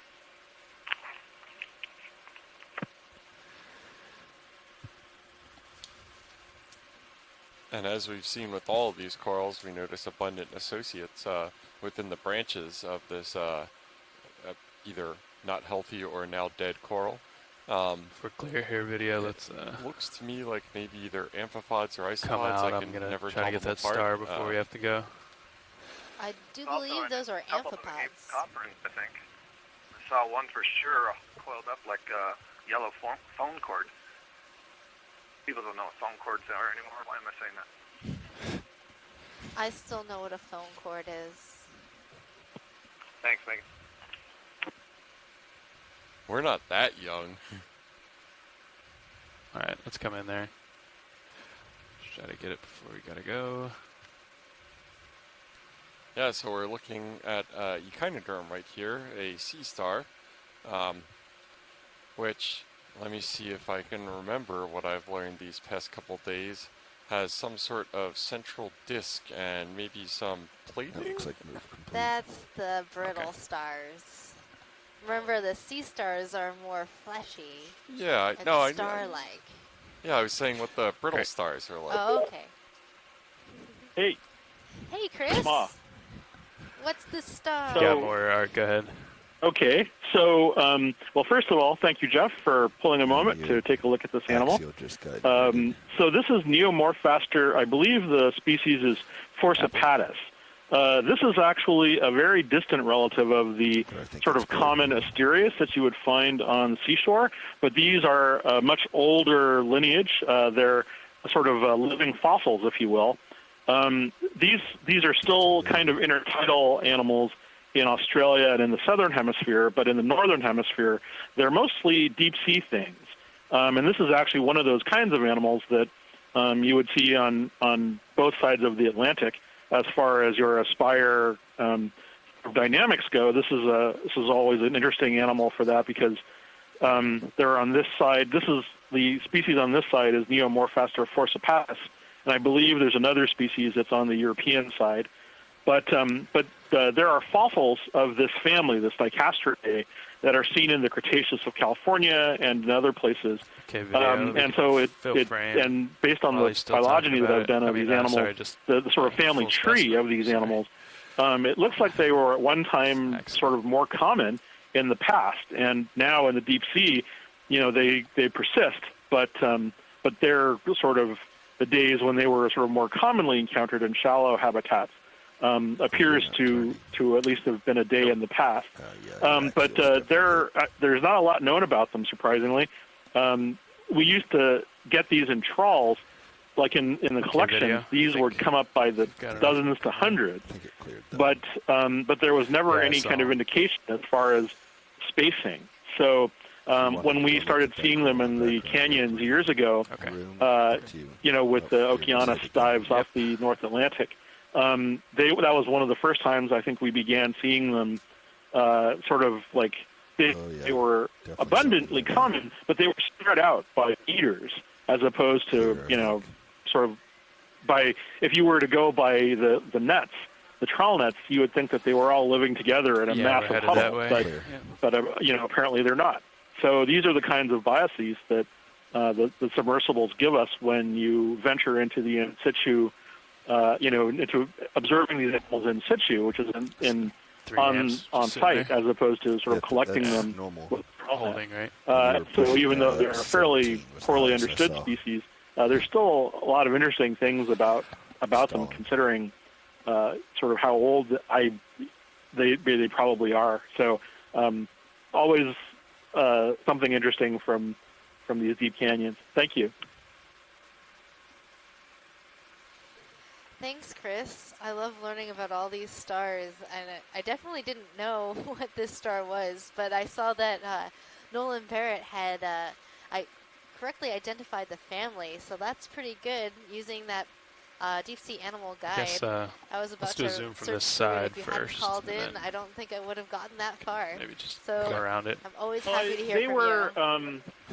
Yeah, they were in another family for a while, the Neomorphasteridae, and it turns out, just a taxonomic name that is redundant with an older name called the Stichasteridae. It's just a story of molecular data and classification. So I'll let you get to it. It looks like you have a bubblegum coral with a bunch of euryalids to look at. Do you have any idea what the euryalids are? Oh, sorry. Sure. Yeah, so euryalids are a form or one subgroup of brittle stars known as the Ophiuroidea. These are echinoderms, and Ophiuroids, which are grouped into basically two different kinds of organisms.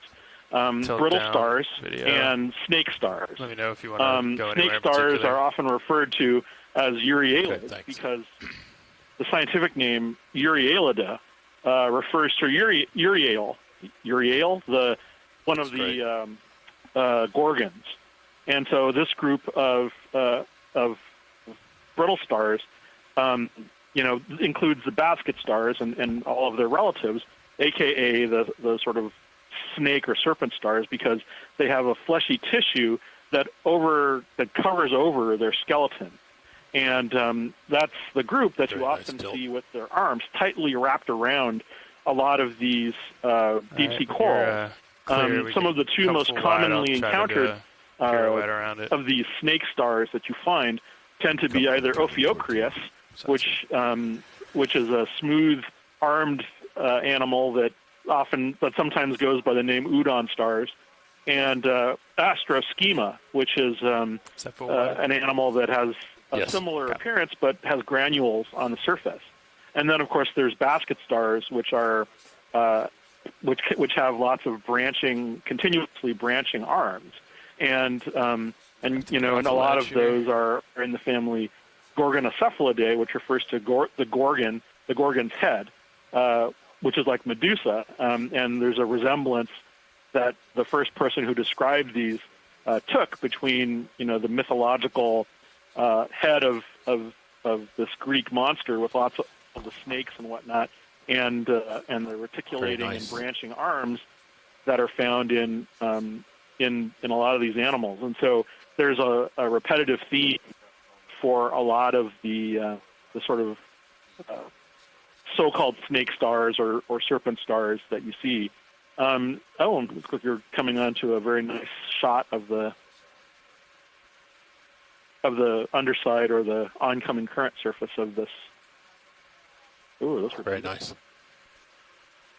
Yeah, but you see how they're kind of all tightly entwined. That's not a trivial thing either. We've got specimens of these kinds of corals, and those animals do not let go even in death. There are 100-year-old specimens in the collection, and those snake stars have still not let go. Also of note is that squids are very, very not want to let go of the camera frame. They are just absolutely cannot stand any other creatures being the focus of attention. Copy. Yeah, just let me know the video. I think he knows it's with those snake stars. Right? That's the squid day. Yeah, Tooth is Tuesday. That's pretty good. I think we're going to stick with that one. Oh, I'm a sad biology nerd. We all are. Just okay to zoom in? Yeah, go for it. Yeah, I've had some experience with trying to unwrap these snake stars from the branches of the paraprangia samples we've collected, and do you want to do a it's a tilt challenging experience. Yeah, if you can do like last time, that was great. Okay. Yeah, and it's also interesting, something that we were looking at, I believe the other dive, or maybe one before, is it looks like these brittle stars they're not the branching type that we were seeing the other day. I don't remember any details about names or anything like that, but the branching ones are really distinctive, how it just looked like a series of roots going up instead of these, which just have one tentacle. That rotator doesn't. Right, so the branching ones are basket stars. These are just sort of snake stars, but they're all related. Again. So, and they're all related because they all have this sort of tissue over the arm.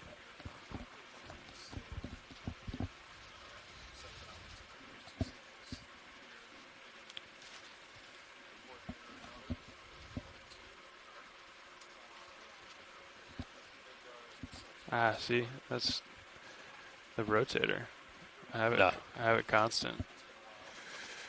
And the other interesting thing about these is that I guess in the Gulf they found that these animals. We just get a shot at the top where you can see a little bit of the dark. Cleaned the surface of their octocoral. I had it constant; it just jumps. And so octocorals that had the other these side on was them perfect though. Actually persisted a little longer than the ones that didn't have. We're still getting you over the science feed. I'm not sure if it's another open channel.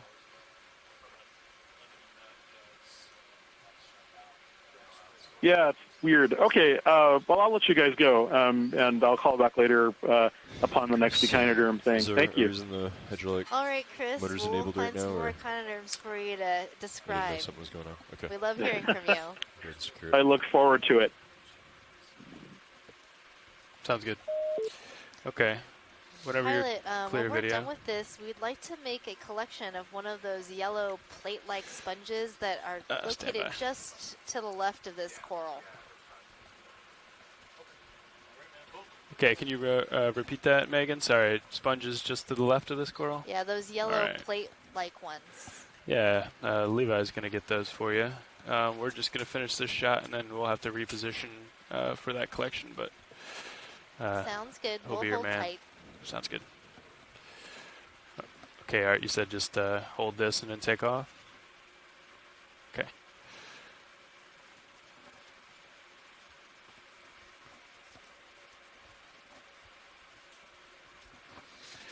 Okay, I've got the...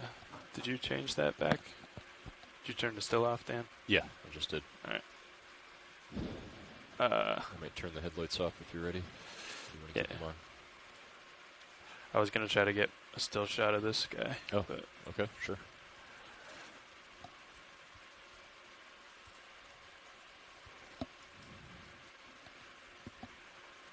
You still... Yeah, just to get a cross-geology word in here, it looks like that you can see the size of this huge boulder that this coral is growing on, and also the one to the left of it stands just in stark contrast to everything else. And this is just a measure of the really poor sorting of this rock and sediment that these steep walls are made of.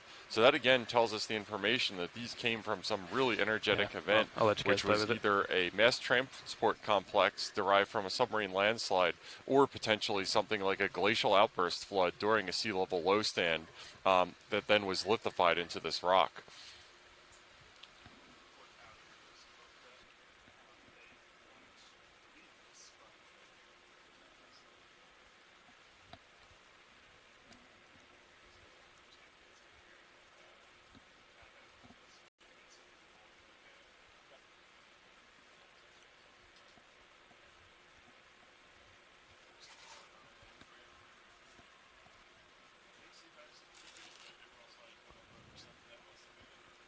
So we're getting into position right now and doing a shift change on our ROVs.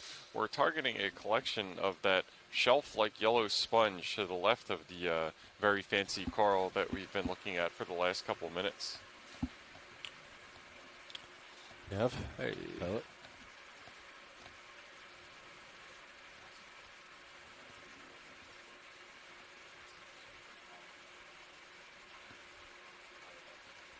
Okay.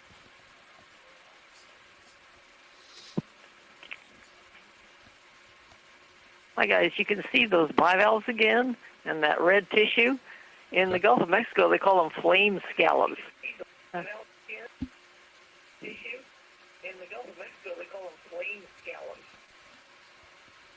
And they're related to real scallops. Ah, okay, thanks for that. Yeah, and I think flame scallop is a pretty apt word, both in terms of the coloration and also just kind of the flaring out of those little appendages that I'm sure have a name around the rim of the shells.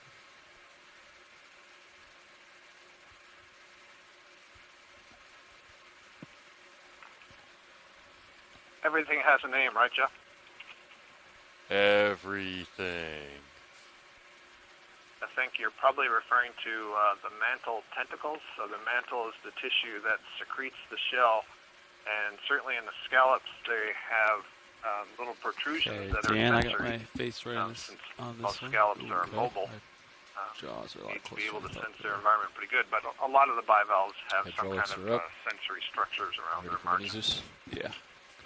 Great, thanks. And mantle tentacles actually isn't as bad as I was expecting. I was expecting a highly specialized word referring to just the mantle tentacles only.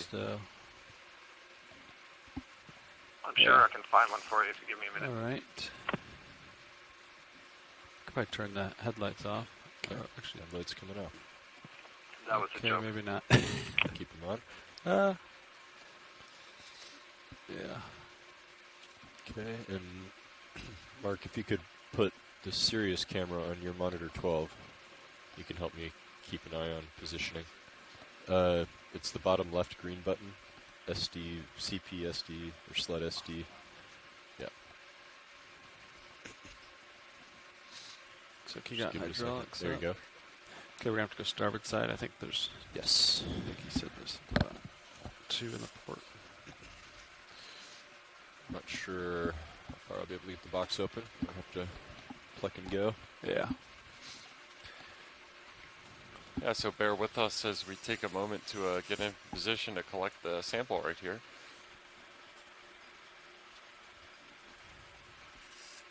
I'll bring it over a bit. Hold that.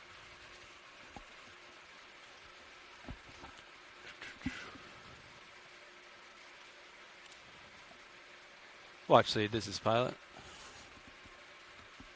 Go ahead, pilot. Yeah, how much of this are we looking to grab today? A nice chunk of it, maybe one of those lobes. Okay. Just going to give it a touch and see how hard it is.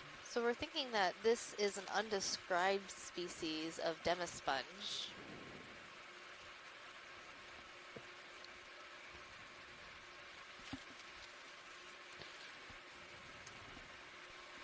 Yeah, that would be interesting, considering most of the context that I know demisponges in my extremely limited knowledge so far has been encrusting and more or less two-dimensional on the surface of whatever it's growing on.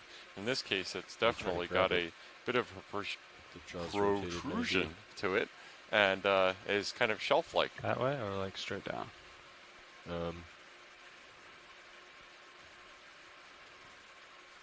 I guess I was thinking, yeah, like straight down, but turn kind of 90 from where you're at now, so that you're, instead of grabbing like the fattest part, you're grabbing like the, just think about how much that'll crush if you're compressing that. Like that? Yeah, like that.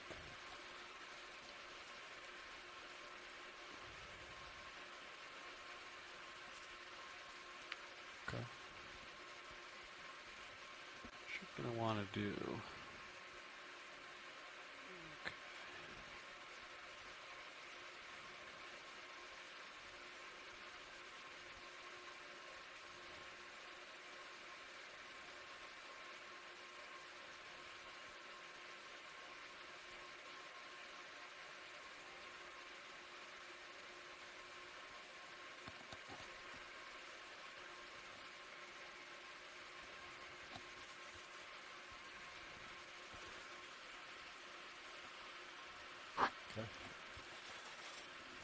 I can try to open the box if you'd like right now. I can bring the port wing inboard. Not sure how far I'll be able to get it open. I'll try. I think I'll take off. Okay. Leaving hydraulics on. I almost turned them off.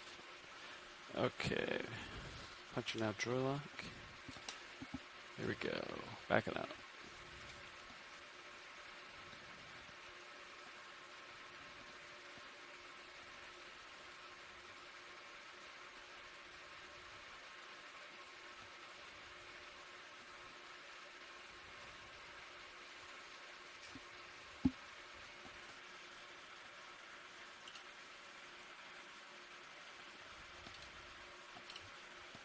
Okay, you can probably draw out. Okay. Extending.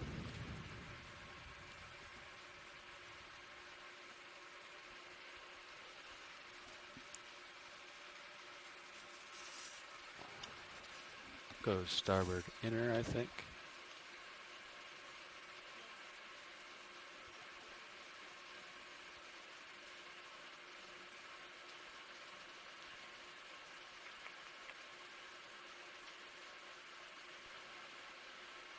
Hi, Nav. Yes, ready to stow? Yeah. Stowing.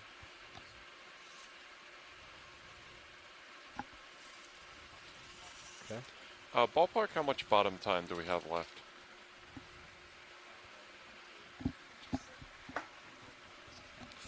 No problem. Thanks. Off. Yeah. We can get a take your series back up for you. Yeah. Speaking.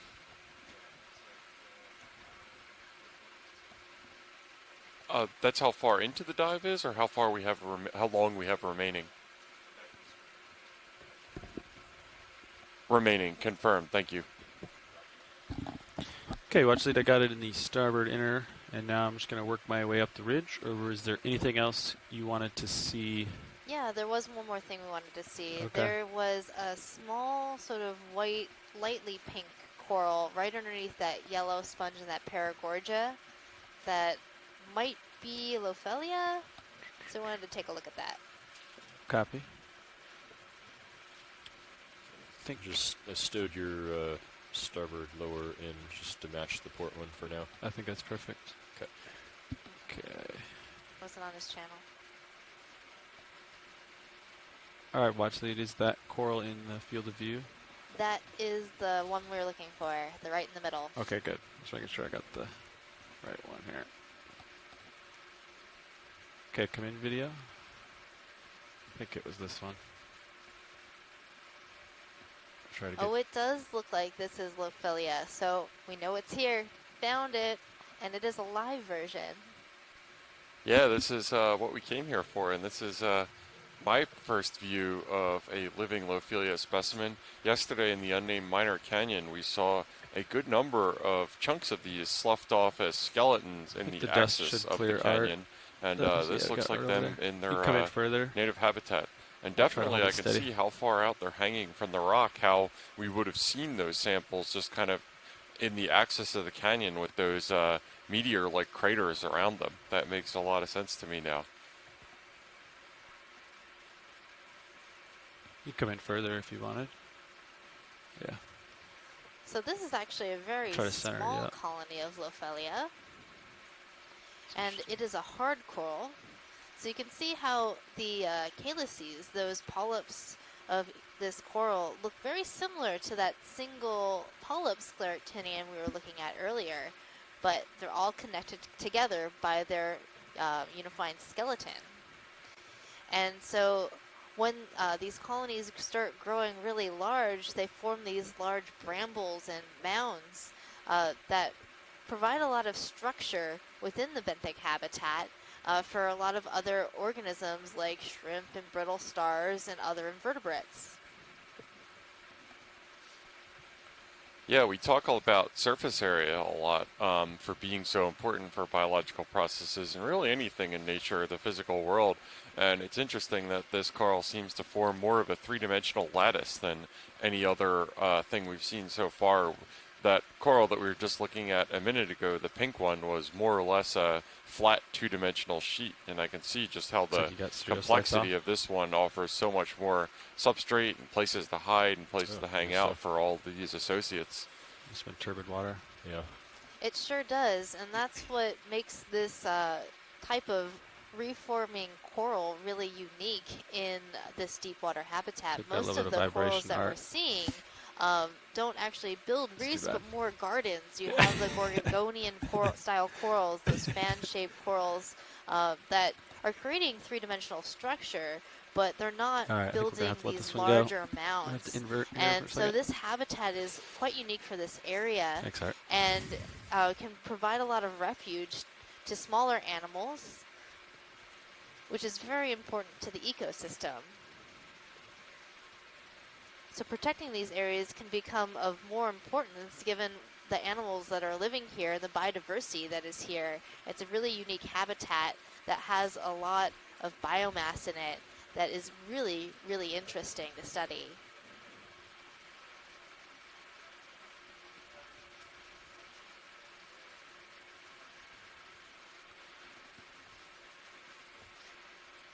Okay, watch lead. I'm going to continue up the hill if that was a sufficient view of that guy. Yeah, definitely. Thank you. Okay. Hi, Nav. Sorry to bug you again.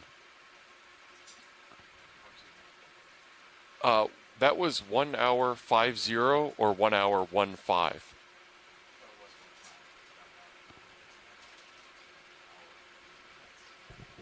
Great, thank you.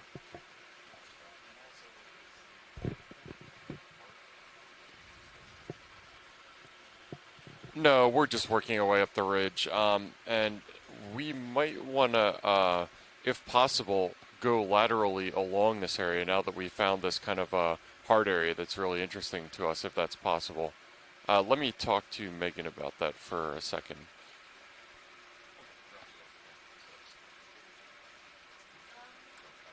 Yeah. Yeah. I don't think we're even quite at the steepest part of the slope. Yeah. I might point that out to watch lead. I'll get back to you. Something took a bite out of that one, huh? Large predator. Yep.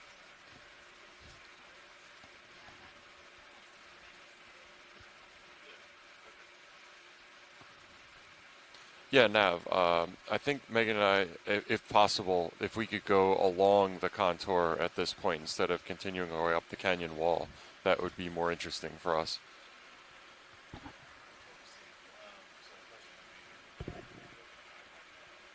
Yes, yes, have high pack up.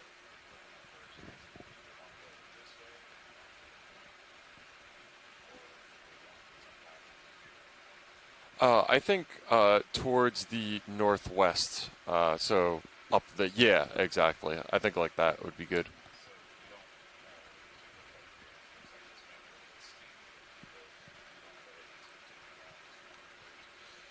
Yeah, I think so.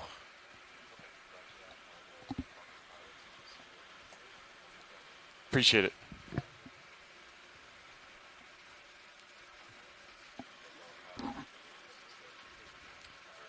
Yeah.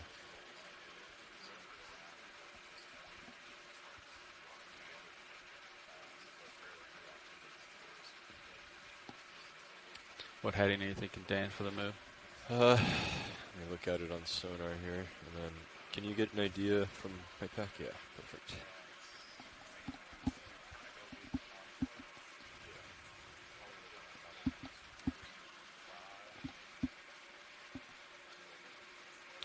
Yeah, I was thinking like a 300-ish, 290, 300 seems about right. Yeah. 295.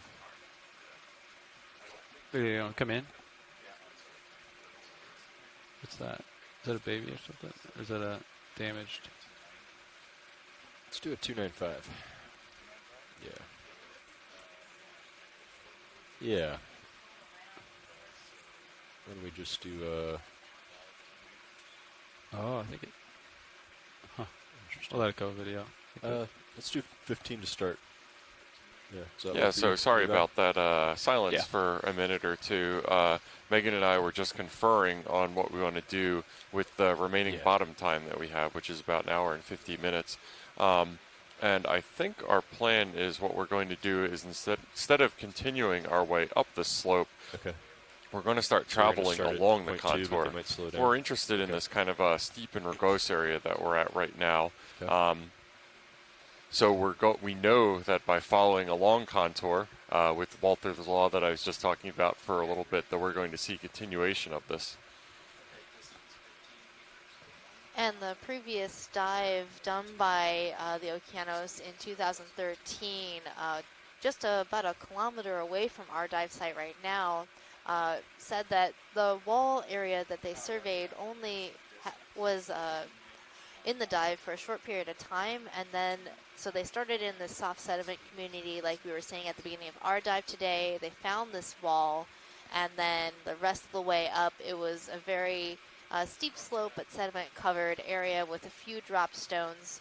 So my thought is we should survey more of this really interesting wall area before we start heading up slope, just to confirm that that's what we're seeing. But I think the best thing to do is to start characterizing this really diverse and interesting area before we make tracks up slope.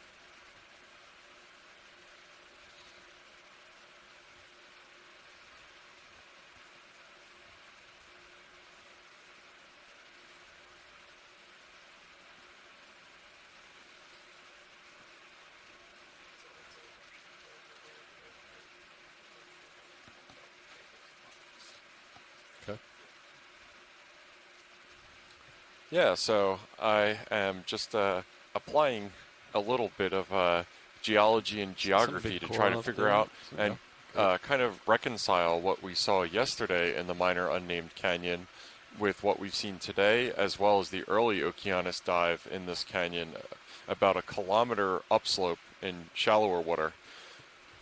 That was about 5 or 6 years ago. So right now, we're at a depth range of approximately 930 meters water depth. Yesterday, we started our dive in about 950 meters water depth and ended it at 750 meters water depth. Copy. At the beginning of our dive yesterday in the unnamed minor canyon, we saw a very similar stratigraphy and rock structure to like what we're seeing right now. Again, in about 950 meters, which is about what we're in right now. Wait for the ship. That makes sense that we're seeing the same geology at the same depth range over a very small geographic area. Compare that to the end of our dive yesterday. Once we started getting above maybe 900 meters or so, it got into much shallower sloping and fine sediment dominated environments, and that's similar to what the Okeanos saw in this canyon in 2013, a little bit upslope in shallower water and that same depth range. So if you look at this kind of three-dimensionally, we were profiling the same area on the Okeanos in 2013 as we were yesterday on the second half of our dives, because that was the same depth range and had that shallow, fine sediment, gently sloping area, when today on this part of the dive and for the first part of our dive yesterday, we were seeing the same ones. So I've drawn Megan a nice kind of cross-section here.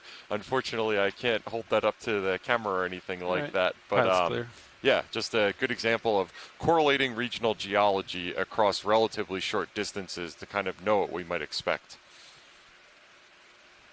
Which is really great to have a geologist on board, because I probably might have come to some similar conclusion, but it's really good to have a confirmation that my gut instincts about these types of things have an actual geological reason behind them. I know from previous experiences and dives in different areas, I've noticed these patterns over time, but you know, you can notice a pattern and not know why, and I just love learning the whys to my questions. I think it's a great mutual learning experience, Megan.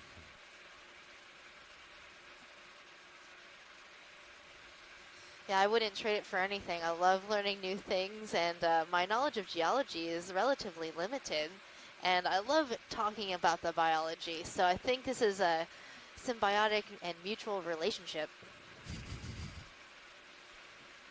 And what the heck is that big yellow thing on that note? That is a really crazy sponge. I think we should take a look at it. Copy. I agree. I'm trying to figure out if it's just one sponge or two sponges on top of each other. Might that be the inside of the sponge? No, I think you're right that it does look like kind of a partial sponge head. I was wondering if it just had a big bite taken out of it or something like that. Well, it looks like it's a demasponge because it looks very, very dense. And come in more if you want. I'm trying to keep leaning close to the screen to zoom my eyes in. But yeah, no, this is definitely one sponge. Yeah, you can come in all the way, Art.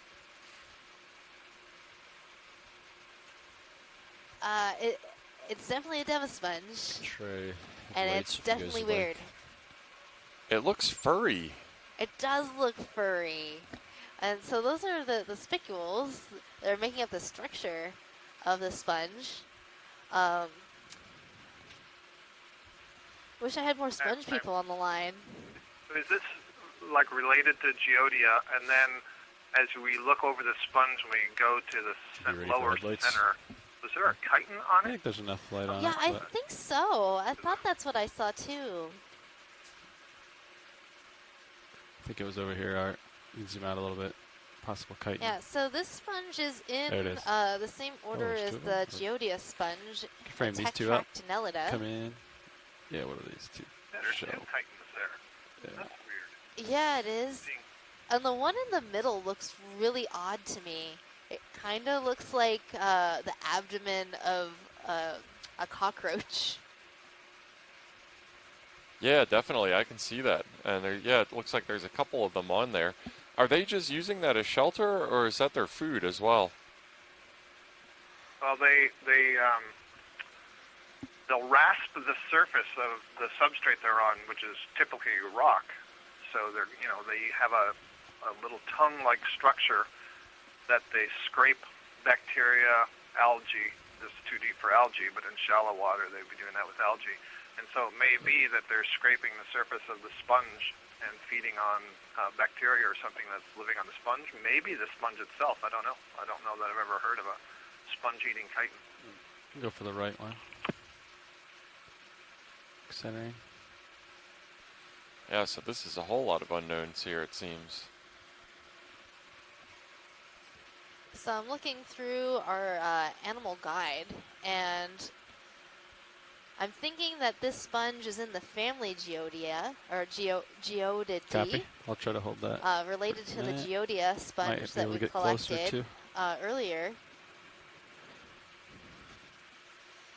And they can have this sort of fuzzy outside appearance, but yet another yellow sponge. This is the land of yellow sponges.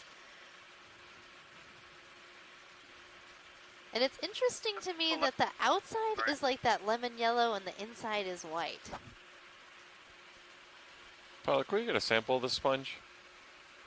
I could certainly. I'm still trying to figure out that chitin on the lower left. Certainly if it's try. a dead one and we're just seeing exposed plates, or if it's live and it's that whole wide, darker brown area that's curled up on the sponge. Good, you can come wide. I'll get you closer. I was thinking the same thing. And there was a smaller one that had that same body form right next to it. I wonder if maybe we can grab a piece. That's the edge that curls up on the valves. But, that looked like a pretty flexible one. Yeah, which is really odd. I'm used to seeing them be very, like, oval shaped. You have to go for the starboard and outer. Not have this cockroach body kind of shape, for the lack of a better descriptor. So I'm thinking, Pilot, when we collect a piece of this sponge, we want to get that lower corner that has those little chitins on it. Copy. Because those are really odd.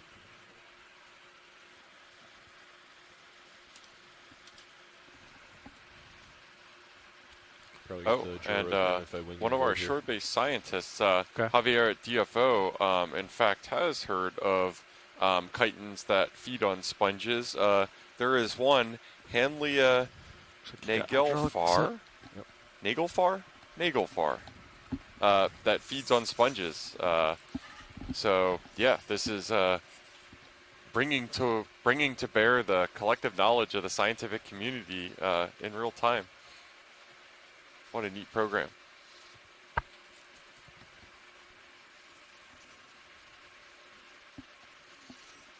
Biddy, you can zoom in partial on my Zeus. Just going to give it a tap and see what kind of... Yeah, it should be very dense.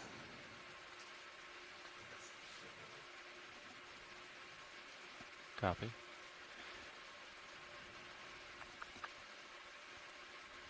could also do your trick of breaking off a piece and just getting it in a suction sample bottle. Yeah. Might be like tough enough stuff that like that it like sticks together pretty well.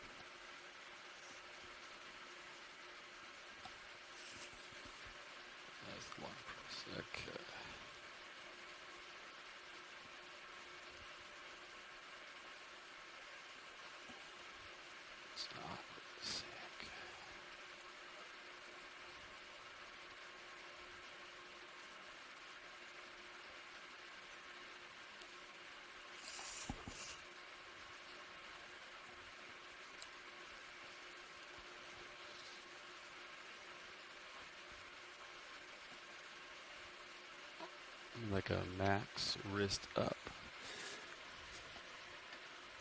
Okay. Is there a reason you're going for that section in particular? I want the chitin.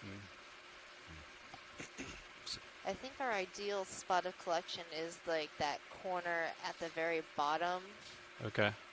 Where it kind of looks like a V. And there's like 2 little animals on the top that we want. Copy. All right. Let's see.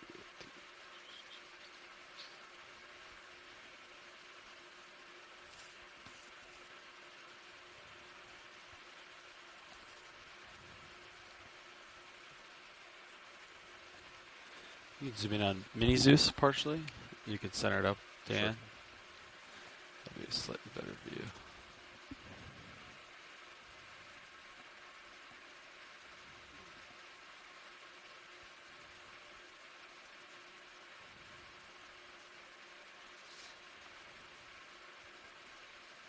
Right here, watch lead?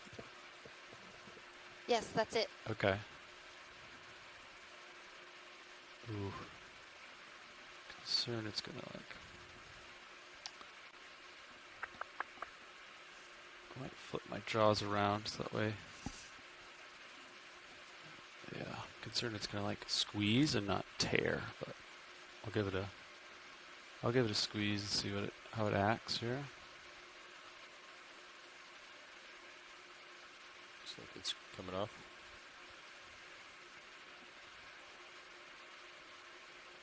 Is it tearing? Yep.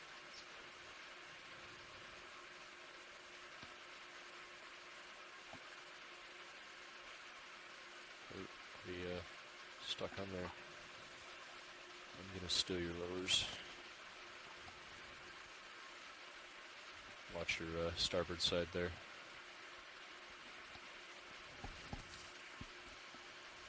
Watch lead, is that a sufficient amount of it? Copy. Okay, I'm gonna wing inboard and draw out. I think that'll be enough. I'll bring your Zeus down, Mini Zeus.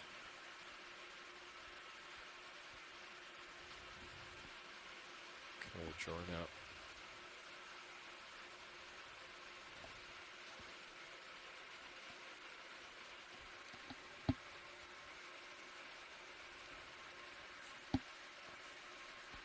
Probably good.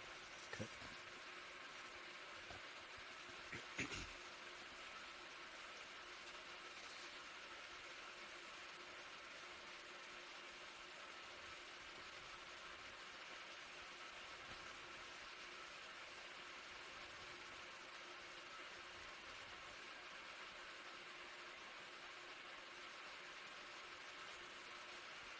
Did you see it drop? It's in.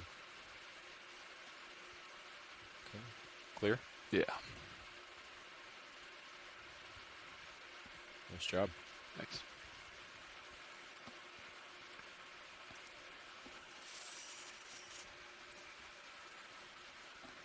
I'm struggling with what orientation That's perfect. I think you got all of the associates we wanted. I tried to like swipe them a little bit. Can we take a nice good zoom of the internal structure Yeah. of the sponge? Yeah, video, you can come in. Yeah, it kind of looks like cake, and we just took a perfect slice of it. So on the top you have your white frosting, on the outside the yellow frosting, on the inside some spongy goodness. Serious backup. So I guess if this is all the same organism, my question is, how did that big top part get exposed to the water column? What's our off-bottom time, Mark? So I think that's the way this sponge grows. In looking at other Demasponge images, we have seen this sort of really fuzzy, very spiculated, if you will, outside texture. Why don't you go till 15? And then the top has a lot of those small little openings, those oscula. That probably helps for water flow through the animal. And then the inside structure you don't usually get to see. And that's made of all these channels getting the most surface area to all the different cells within this sponge that are going to be feeding on the particulate matter that is in the water. So, Megan, in that description, are you saying that that's all one sponge, or are you saying that the yellow is different from the white? I believe it's all one sponge. That would be my gut reaction and my gut feeling about this sponge is that all of these different parts are like the same cake, but you know they all have different functions. Sure. So that would answer a bunch of the questions that I just put in the chat room. But as I look at this view here and I see the yellow and then I see this smoother layer of white that looks like what I would have expected the layers of panacoderm of the sponge look like, which suggests the yellow growing on top of the white. But then I don't know how the white sponge would be able to function if it's being covered up by the yellow sponge. Exactly. I'm do you want the forward lights art, or do you like this? Thinking that it's all the same animal, but just Copy. really, really odd one. The other images that we've collected from the Pacific with these different geodids, like there's one image that has over the entirety of this the sponge. It's like the surface of the sponge, and it has that sort of white. With the large osculums, or the many small osculums all over the place. And then there is another one that I was looking at the most that had this super furry, hairy appearance. And it wasn't yellow like this one is, but it had like these very long spicules, bristle-like spicules covering the entire outer edge. And then the very top is also this sort of white with a lot of holes in it. So that's what I'm thinking it's all one, because we've seen it before. Yeah, I mean, it'll be very interesting to have a look at that sample. I mean, not by me, but by the sponge biologists. I'll want to ask them how it is then that there can be this really sharp demarcation in color and texture at one part. I mean, to me, this looks like one sponge overgrowing a different one. But in either way, I'm really interested to see what the sample yields. And it's fantastic. We got some associates, those chitons. So terrific sample. Nice job. Thanks. I'm really excited about this. Every sponge we've collected has been more exciting than the last. Come out. If I wasn't excited before, I was when you put it in cake terms, Megan. Want to take off, yeah? You know, I'm really considering getting a cake made that looks just like this. Another 15. I second this notion. I think 295 worked pretty well. Yeah, why don't we do that again? Or if not a cake, maybe like an ottoman. I think, in terms of my sponge furniture collection, it would fit nicely. Forward lights off. Oh, thanks. You're going to have to decide whether sponge leggings or sponge ottoman comes first when you get back to shore. Well, I think I already ordered those leggings, so they'll come in the mail first for sure. I might have to construct my own it's a good time sponge to flip ottoman. out, I think. That might take some thinking.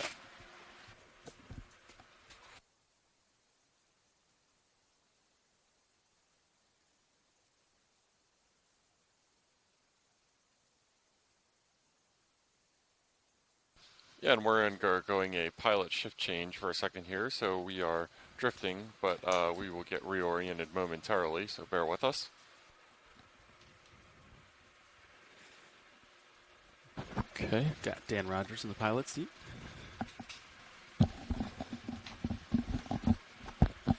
Okay, move in on that coral on the right.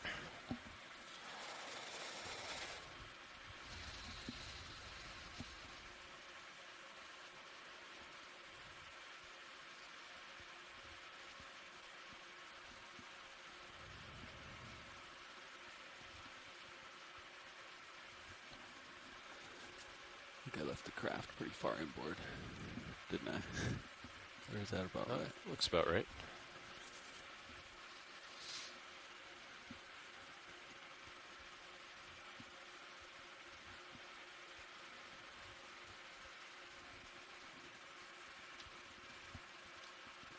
Ooh, got a little ground fault. There we go. Now that we're getting our shear walls back into the back into focus, and we're moving again, instead of our original plan up the slope of the canyon, we're moving along the slope of the canyon. We're wanting to stay in this steep strata that we observed at the base of the minor unnamed canyon, as well as at this depth in Kinlan Canyon. I strongly suspect, I don't think this is going very far out on the geologic limb to assume that these two formations, which is one term for a geologically similar material, are derived from the same unit, so would have been deposited during the same time under similar depositional some lasers on. Conditions. All right, Art, you can go in.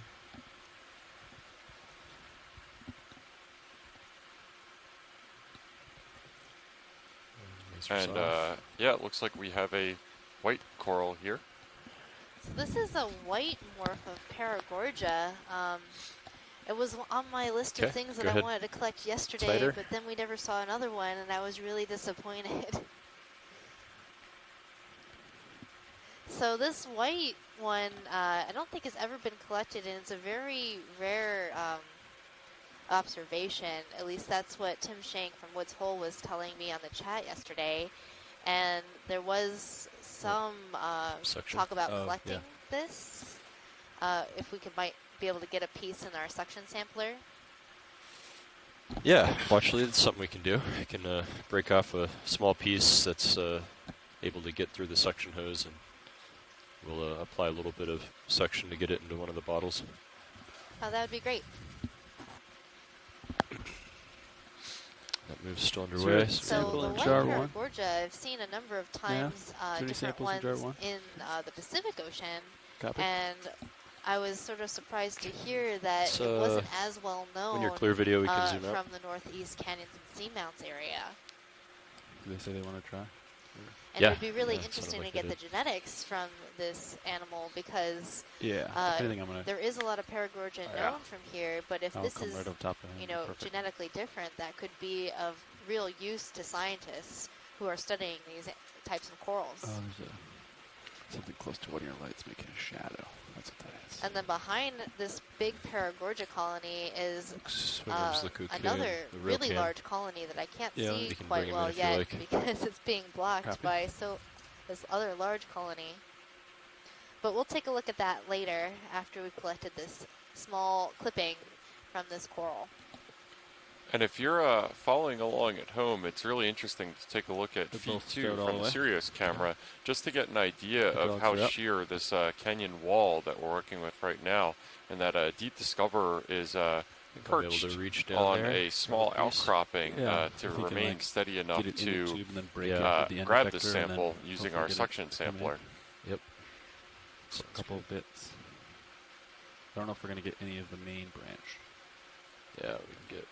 It's a shame that we're not going to get time in this dive to test my hypothesis that this is the same general unit that we saw in the unnamed canyon yesterday. And we would do that by traveling upslope to the shallow depths at which everything shallowed out yesterday in the minor unnamed canyon.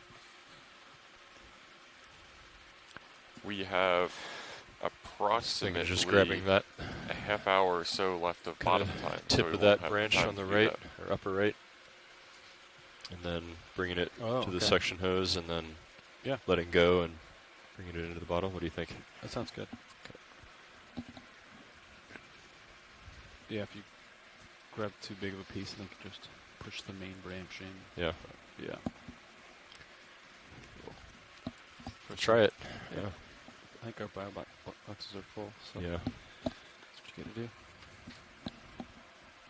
Got jar 1 ready to go. Okay.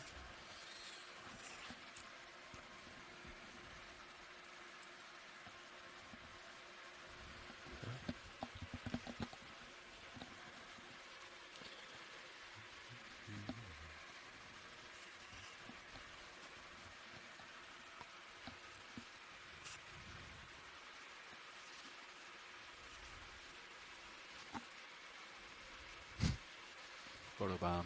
Yep.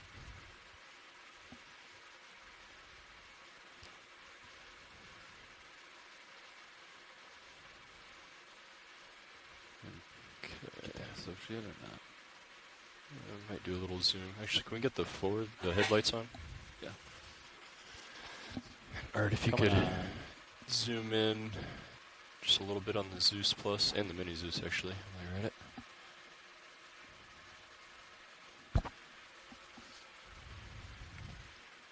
Yeah, that's good right there. Thanks.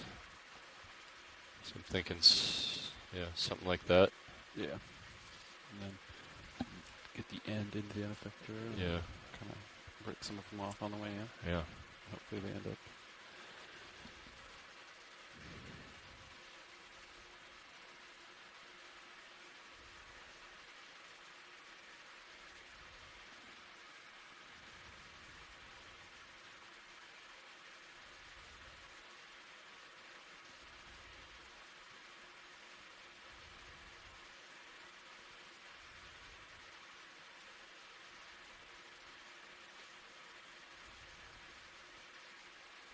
Just a little off the top.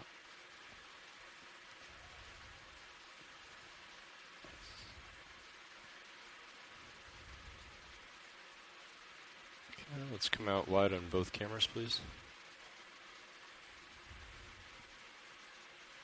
Let me draw out. Yeah, just a little bit. Half or quarter. Slowly coming out. I think that's a good position there, just in that light. Yeah, it looks good. You want me to start the suction pump? Sure. 1,000.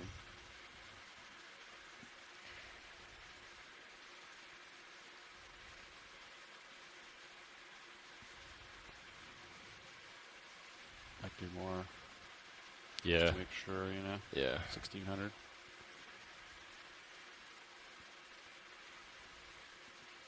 I wonder if that's too big, but I'll try it. Maybe like.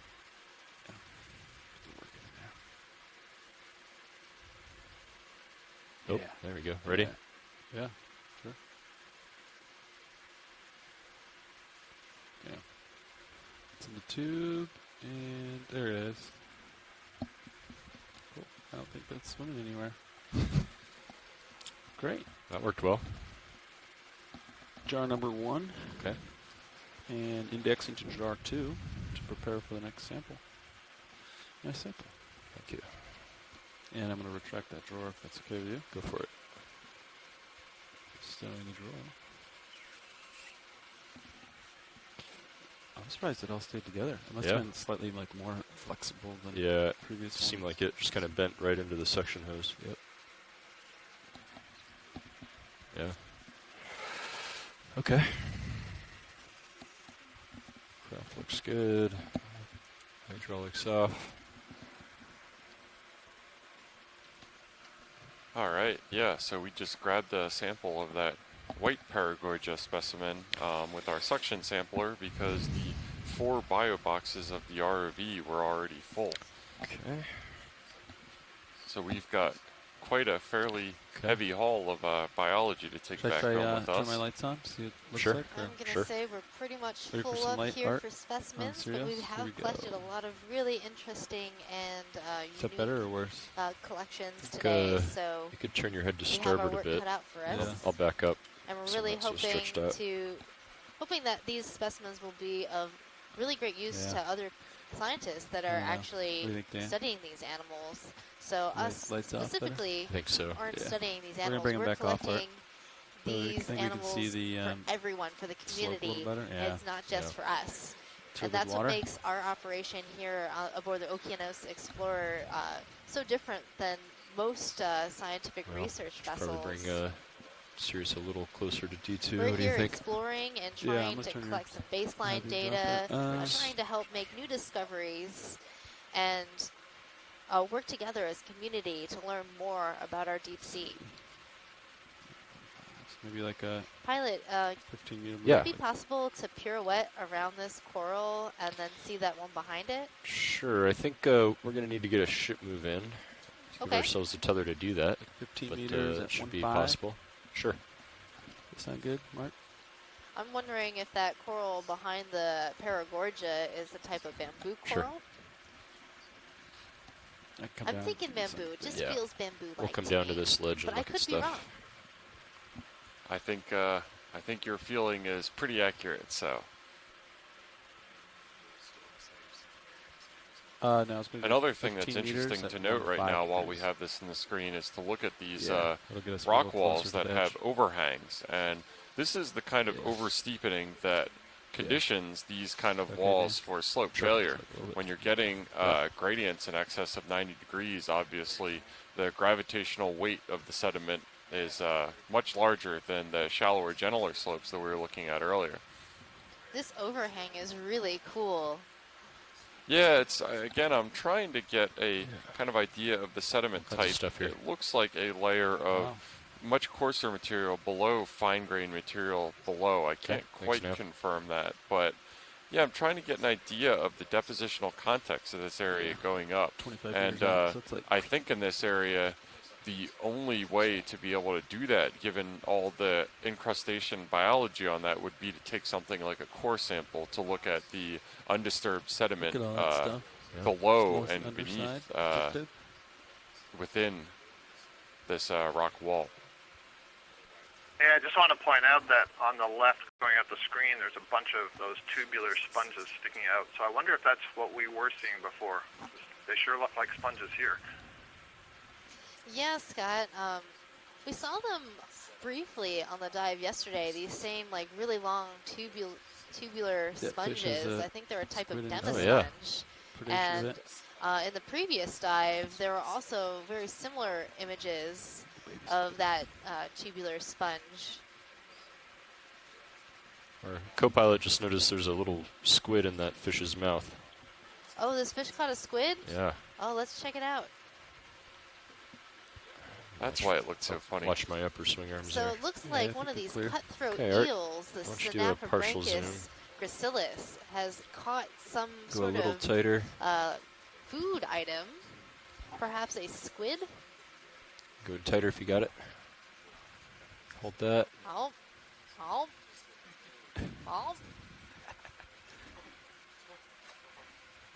Lunchtime.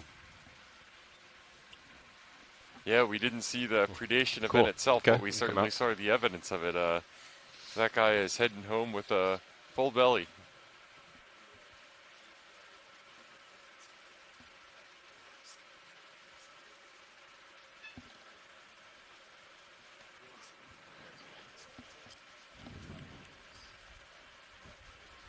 Well, that was a pretty cool predation event. But poor little squid. Okay. Oh, there's another one of those Geodia sponges that we just collected. Okay. On the wall, along with a number of these flame scallops. And there's a lot of single polyp sclerotinians all over this wall, along with small demisponges and crusting sponges, plate-like sponges, leaf-like sponges. It's a very spongy Megan, ground. as we were coming down here, we passed something that was a pretty bright yellow. It's off to the left. Have you looked at any colonies today that were overgrown with yellow zoanthid? No, we haven't seen a colony overgrown by zoanthids, but I did spot that one, and then we got distracted by the eel. Right. Yeah. Okay. So there's a couple of things to the left. And I think we're seeing some Lophelia, this white sort of zigzag coral. I did not. Okay, thanks. And Pilot, the coral that we were talking about is this bright yellow one. Could we get a snap zoom on that? Sure.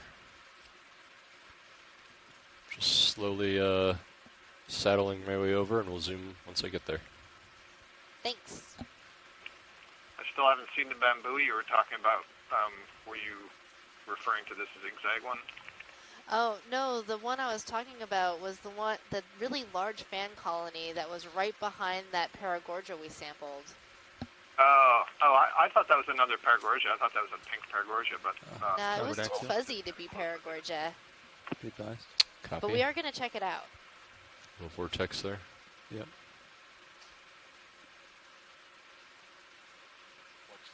All right, moment of truth. Is this a parazoanthid? Okay, we can go in, Art.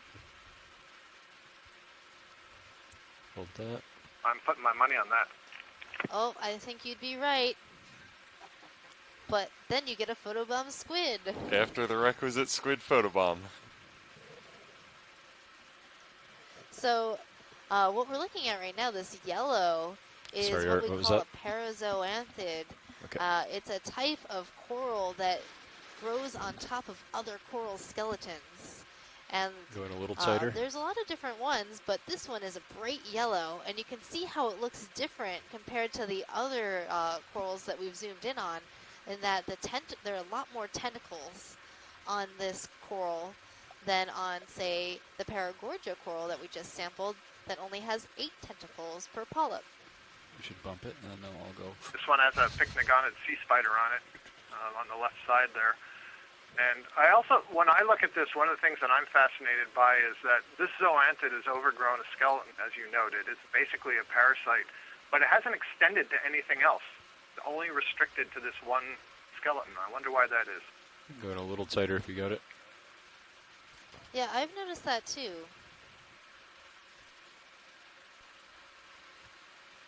Go ahead. Couple squid inking back here. Okay.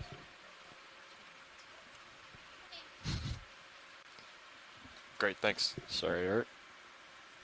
Yeah, so my thinking here, Scott, is that there are a couple. The parazoanthids are unique in that they just grow exclusively on the coral skeletons, but they don't grow on the rocks. And then other zoanthids will grow on rocks and may grow on coral skeletons. Yep, and some will grow on sponges, and some will grow on crabs. Actually, we've got so the crab so eating a squid it's here. Really interesting. Go in, Art. Kind of a cool study to figure out what it is that's attracting the larvae of the zoanthids. Crab's got a good hold on it, though. Little fight going on here. Yeah, the crab's like, no, you can't have my squid. And I thought the cutthroat was going after the shrimp that was right by it, but maybe he was. But then he decided that squid was that squid mantle was a little bigger of a chunk. But if anybody has tried to get a stick out of a fiddler crab's hand on the beach or something like that, you'll know. But this cutthroat seems to be pretty persistent as well, and we've got a good tug of war going on here for this piece of squid. These cutthroat eels are pretty hardcore when it comes to feeding. Would you say they're pretty cutthroat, Megan? I would. I want to say that, Jeff. Oh, this is a free-for-all here. I'm wondering whether the eels are uniting on one team. The crab does seem to be holding its own. Not bad for 2-on-1.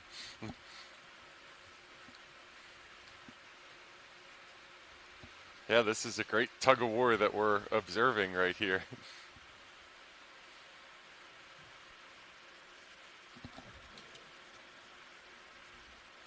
Okay, Art, you can go in a little bit. Are pretty ambitious predators in the deep sea, but go crab for keeping hold of your meal.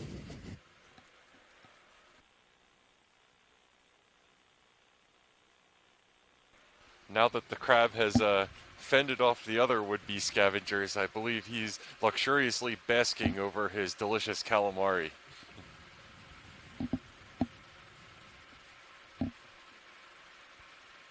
Well, they haven't Never given up mind, yet. eels aren't done. Boy, they are nothing if not persistent. I'm pretty sure these eels are going to keep coming back around until they get their fill.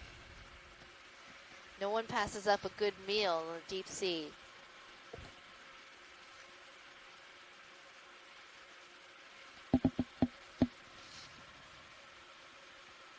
Everybody loves squids.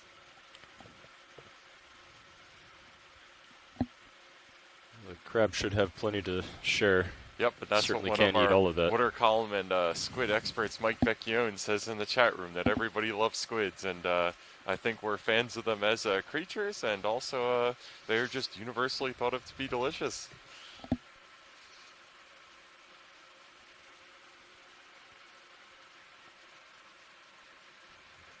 On a sad note, we have only about 15 minutes left in our dive, but you can't say no to a good crab, squid, eel, interaction. I just brought hydraulics down. I still have them up. Thanks.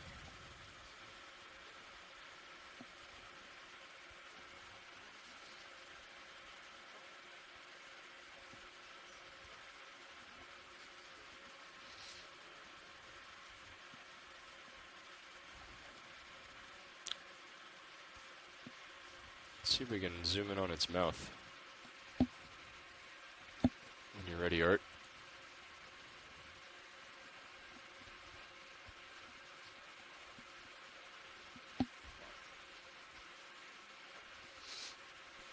Yeah, and this is another great example that we're seeing, like that lobster that was actually also eating squid tentacles instead of a mantle last time of those, I believe they're called maxilli, the little tiny, very fine motor eating tentacles, or not tentacles, kind of appendages near the crab's mouth.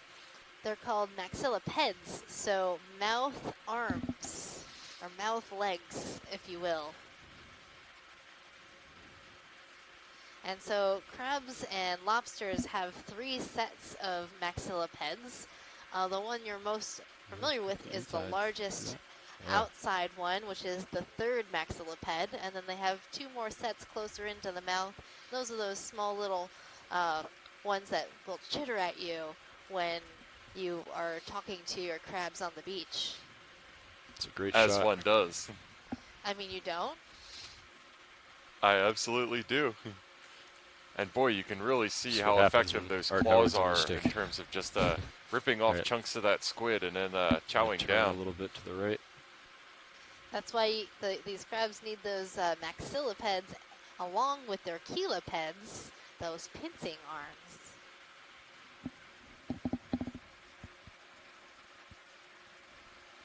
Yeah, and Mike Vecchione does note also in the chat room that it looks like the crab is kind of rifling around inside of the mantle and pulling kind of the innards of the squid out and eating that rather than the mantle itself. And that makes sense. The mantle is mostly muscle. It's probably pretty tough. I don't think you can get a nice braise going down here in the deep sea to kind of break down those tough muscles. So in lieu of squid asabuco, I think it's going for squid sashimi of the more tender inner variety. So good job, crab. You're a gourmand as well as a champion, fending off those would-be scavengers. Nicely put, Jeff. You might notice that the mouth parts have 2 parts.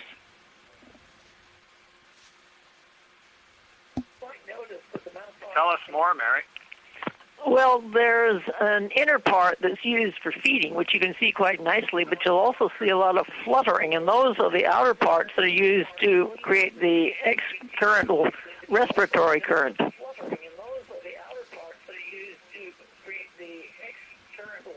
Oh, interesting. Okay, yeah. So one is for feeding, and then one is more for breathing. Gotcha. I see.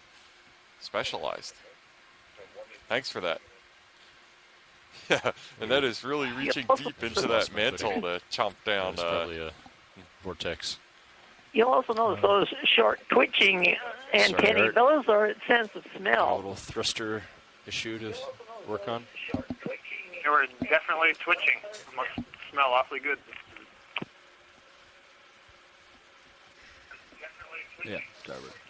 Hard to say port or starboard, but yeah. Or the uppers. All right. You want more of that, or are we good? I really want to see great. big coral right behind the Paraguay jet. Okay, we'll go take a look at that now. Sorry we got distracted there. No worries. It was a really great cool. distraction. No regrets at all. That was fun.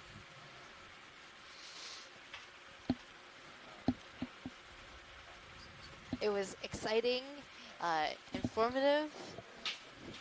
What more can you ask for? Fine. Sounds good. But I wouldn't feel right if we left without seeing this coral, because I'm just dying to know if I'm right. So it's the reddish, brownish colored coral here? Yes, it's this reddish, brownish one. I feel like you were right.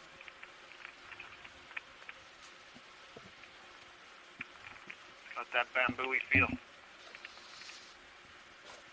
It sure does have that bamboo-y feel. And it's quite a large fan. It's very large, and I find it very interesting that it's growing horizontally from the wall and hasn't, sort of reoriented upwards. And I wonder if that has something to do with that big paragorgia above it. It's got to kind of move up to catch the currents that are sweeping around this rock instead of growing your brows, perhaps. basically, against gravity. Yeah, that would make sense. It's also, Jeff, I wonder, this must be a pretty stable substrate, because these are pretty big fans that are kind of perched on carelessly on the edge here. Yeah, that's a good observation. It's something that I speculated on a fair amount yesterday. We kind of got from our Canadian colleagues, and I'm assuming the geology here is broadly similar, an idea of the minimum age range of the sediments and the rocks that this canyon is carved into. And that would have been in the approximate age of Pliocene, so about 4 million years or older. So this is really consolidated stuff, but it also has a lot of mechanical strength and a high angle of repose, unlike some of the other wall sediments that we saw below and above this formation, which were more gently sloped backwards, which meant they were more prone to failure and gravitational overseeping than the sediments that we're on right now that form these sheer walls.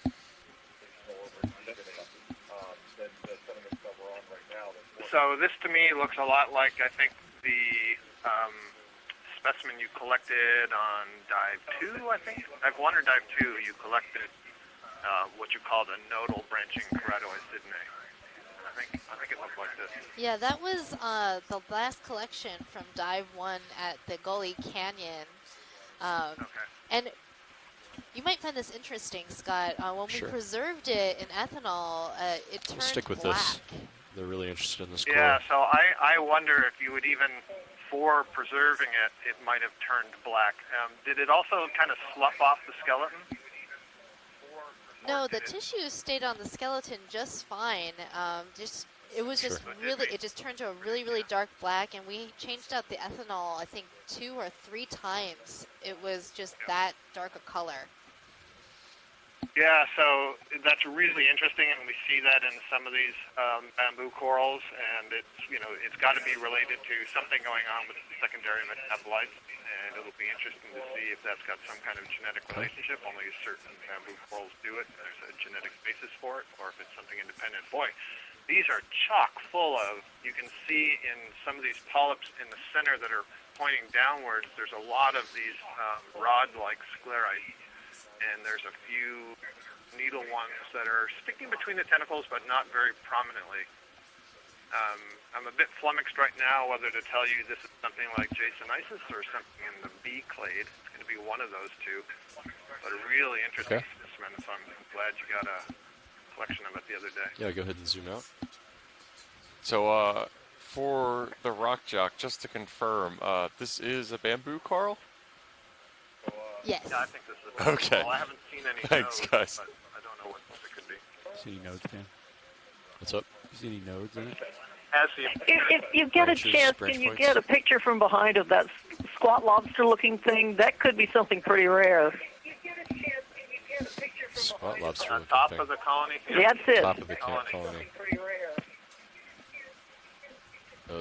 Oh, okay, I see the arm sticking up.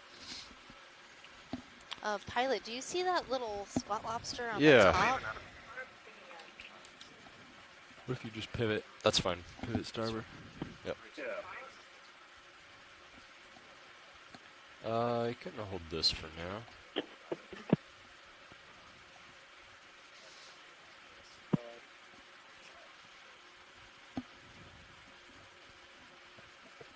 So my first thought with those long arms is that it's a chirostylid squat lobster. Is that right, Mary? Hold that. It used to be. It's been put in a different family called a sternostylidae. Okay, copy that. Oh, that's interesting. New taxonomy for me to learn. Yeah. But you'll notice it has those enormously long legs, and the front legs tend to be bent at some weird angle, which this one certainly has. I think I just got a little vortex. There's 2 of them. Starboard. Yeah. Sorry, Brian, we got a little thruster issue. Yeah, I didn't think its legs were quite that long, so there we go. I think we just got a little sample in the starboard box. I gotta clear my thruster here.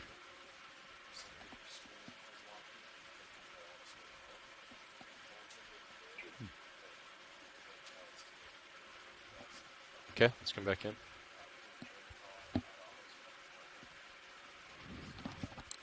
What I was doing, Dan, is like every time I would impulse, I would look and see if both bars achieve the same percentage. You know On what I the mean? feedback. So what do you think, So Mary? if one's low, one's at 100, then you're like, Well, I'll have to have a look at them later. They can be identified by the spine arrangement on the back. Well, I'll have to have a look at them later. So it's pretty spiny along the arms and on the back, and the spines seem to be colored more of an orange color compared to the rest of the body, which is more hold white. it there. Yeah, and just need a body few frames to of it for leg detail. ratio that almost looks more similar to a sea thruster spider than issues it here. does some of those more squat and stout squat lobsters. Very interesting. Well, I'm hoping we got a few good frames for you here. Let's come out. Unfortunately, we know very little about feeding or behavior of these animals. Most of them are known from just dead stuff. Sure. Oh, okay. Yeah, every time I've seen squat lobsters like this, they're perched in these large fans and with their arms up. I think we're gonna have to start and coming some up here sort pretty of soon. like feeding posture, perhaps. Okay, Brian, let's try again. Could be, but these animals tend to hang out in the larger sea fans rather than in the little wiry things down on the bottom. But these animals tend to hang out in the larger sea fans rather than in the little wiry things down on the bottom. Okay, Copilot will go ahead and get everything stood, and we'll come up when he's done with that.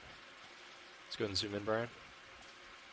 So we're going to try to get a few last images of some of these squat lobsters before we leave bottom. We are at the end of our dive. Sure.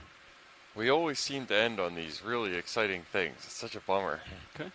I also think we're spotting some barnacles with black feeding appendages in the background. I just randomly remembered that those are called cirri.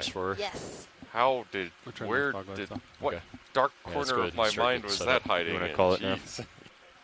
So I saw those too, but they looked like they were coming out of the tubes. Just let watch lead know we're, yeah. So are we sure they're cirri and not Seriantid anemones? Okay.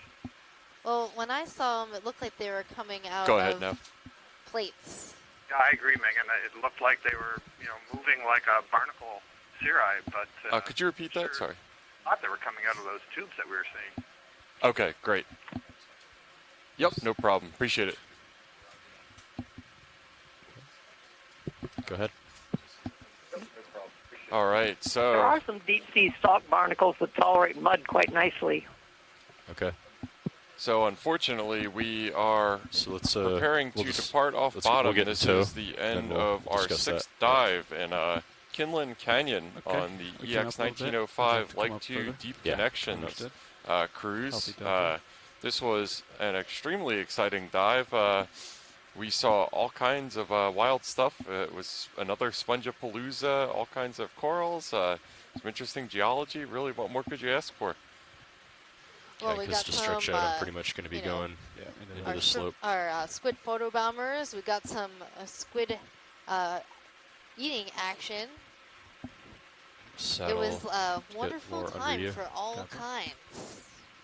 Absolutely. So as we're ascending, we are going to have our dive planning call for tomorrow's dive, which has been changed to Oceanographer Canyon, and that will be in about 10 minutes. So if you want planning for this dive, please stay on the line or get back on in about 10 minutes, and we'll go over the details for that. Ship, so you're just going to come to starboard, right? So we're up in the water column now. So this is your geology lead for the expedition, Jeff Delta, Obelt, signing off. Out of depth. And this is your biology keep my lead, heading Megan in. Putz, signing off. Go ahead and do that. Coming to starboard.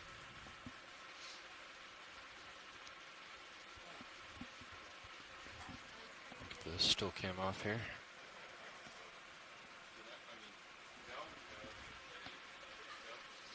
It's kind of cool, like those Cirrus lights, huh? Yeah.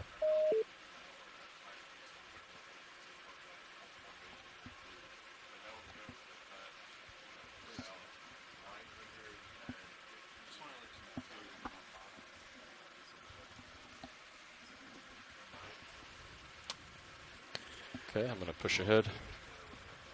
Raj.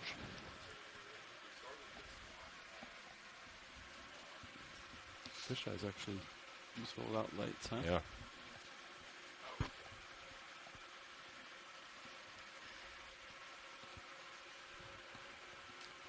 Go ahead, video. Got you in Titan? Okay. I think we usually do them off air. Let me confirm that. Megan, dive planning call off air? Auto heading disengaged. Okay. Yeah, off air, please. Come out of auto heading, out of depth. Pushing forward.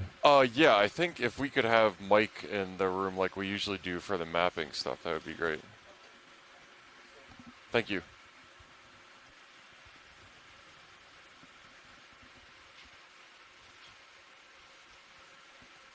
Delta 16. Coming up.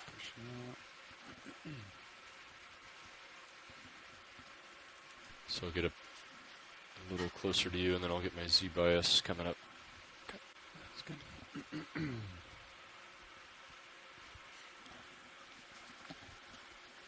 All right, coming up on Z bias. I'll go up to 90 to start. Yeah.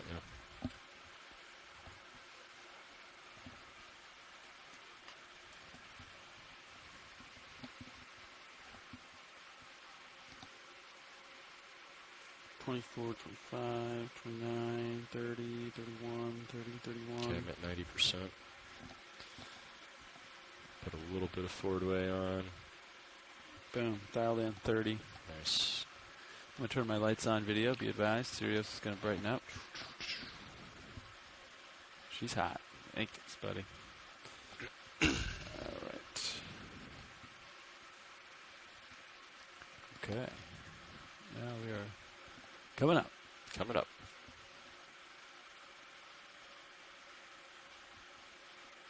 All right.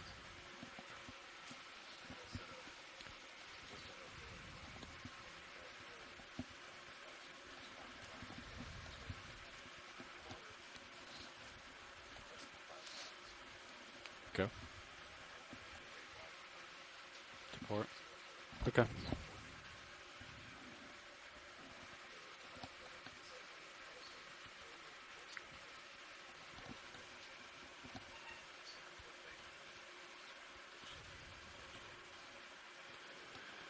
Okay.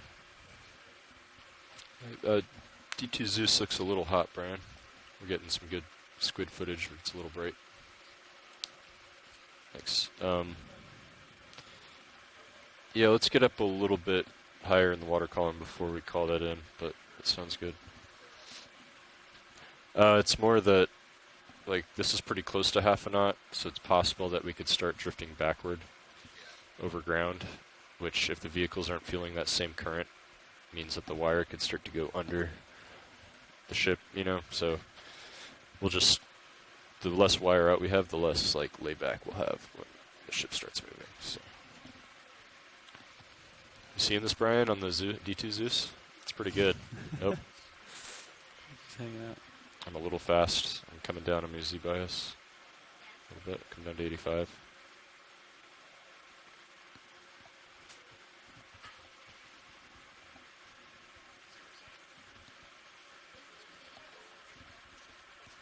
Well, if we're moving half a knot forward through the water, then we're not really going to be moving over ground.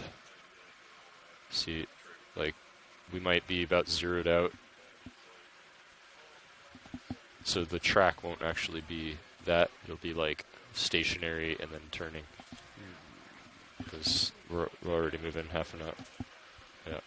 Okay, I'm a little fast coming down.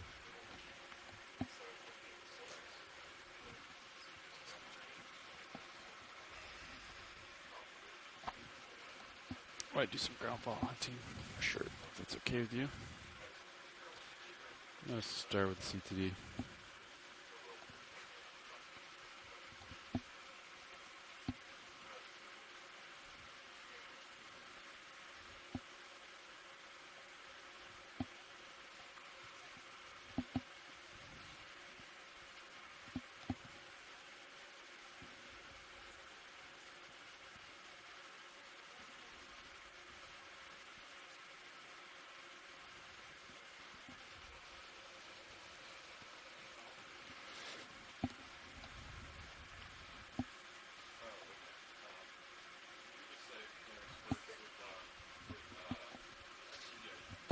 So what were you saying, Mark? What would you like to do?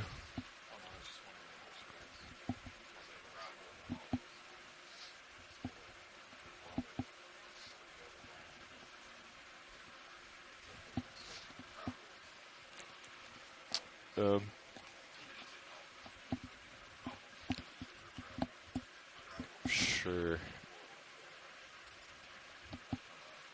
Yeah.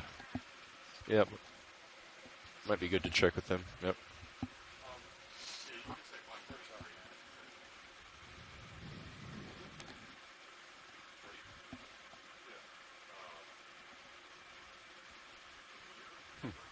Wasn't the CTD, by the way. No? Had 2 updates. No change. I'm trying your rail cams. Do you have any issues? Anything acting up today? Not that I noticed.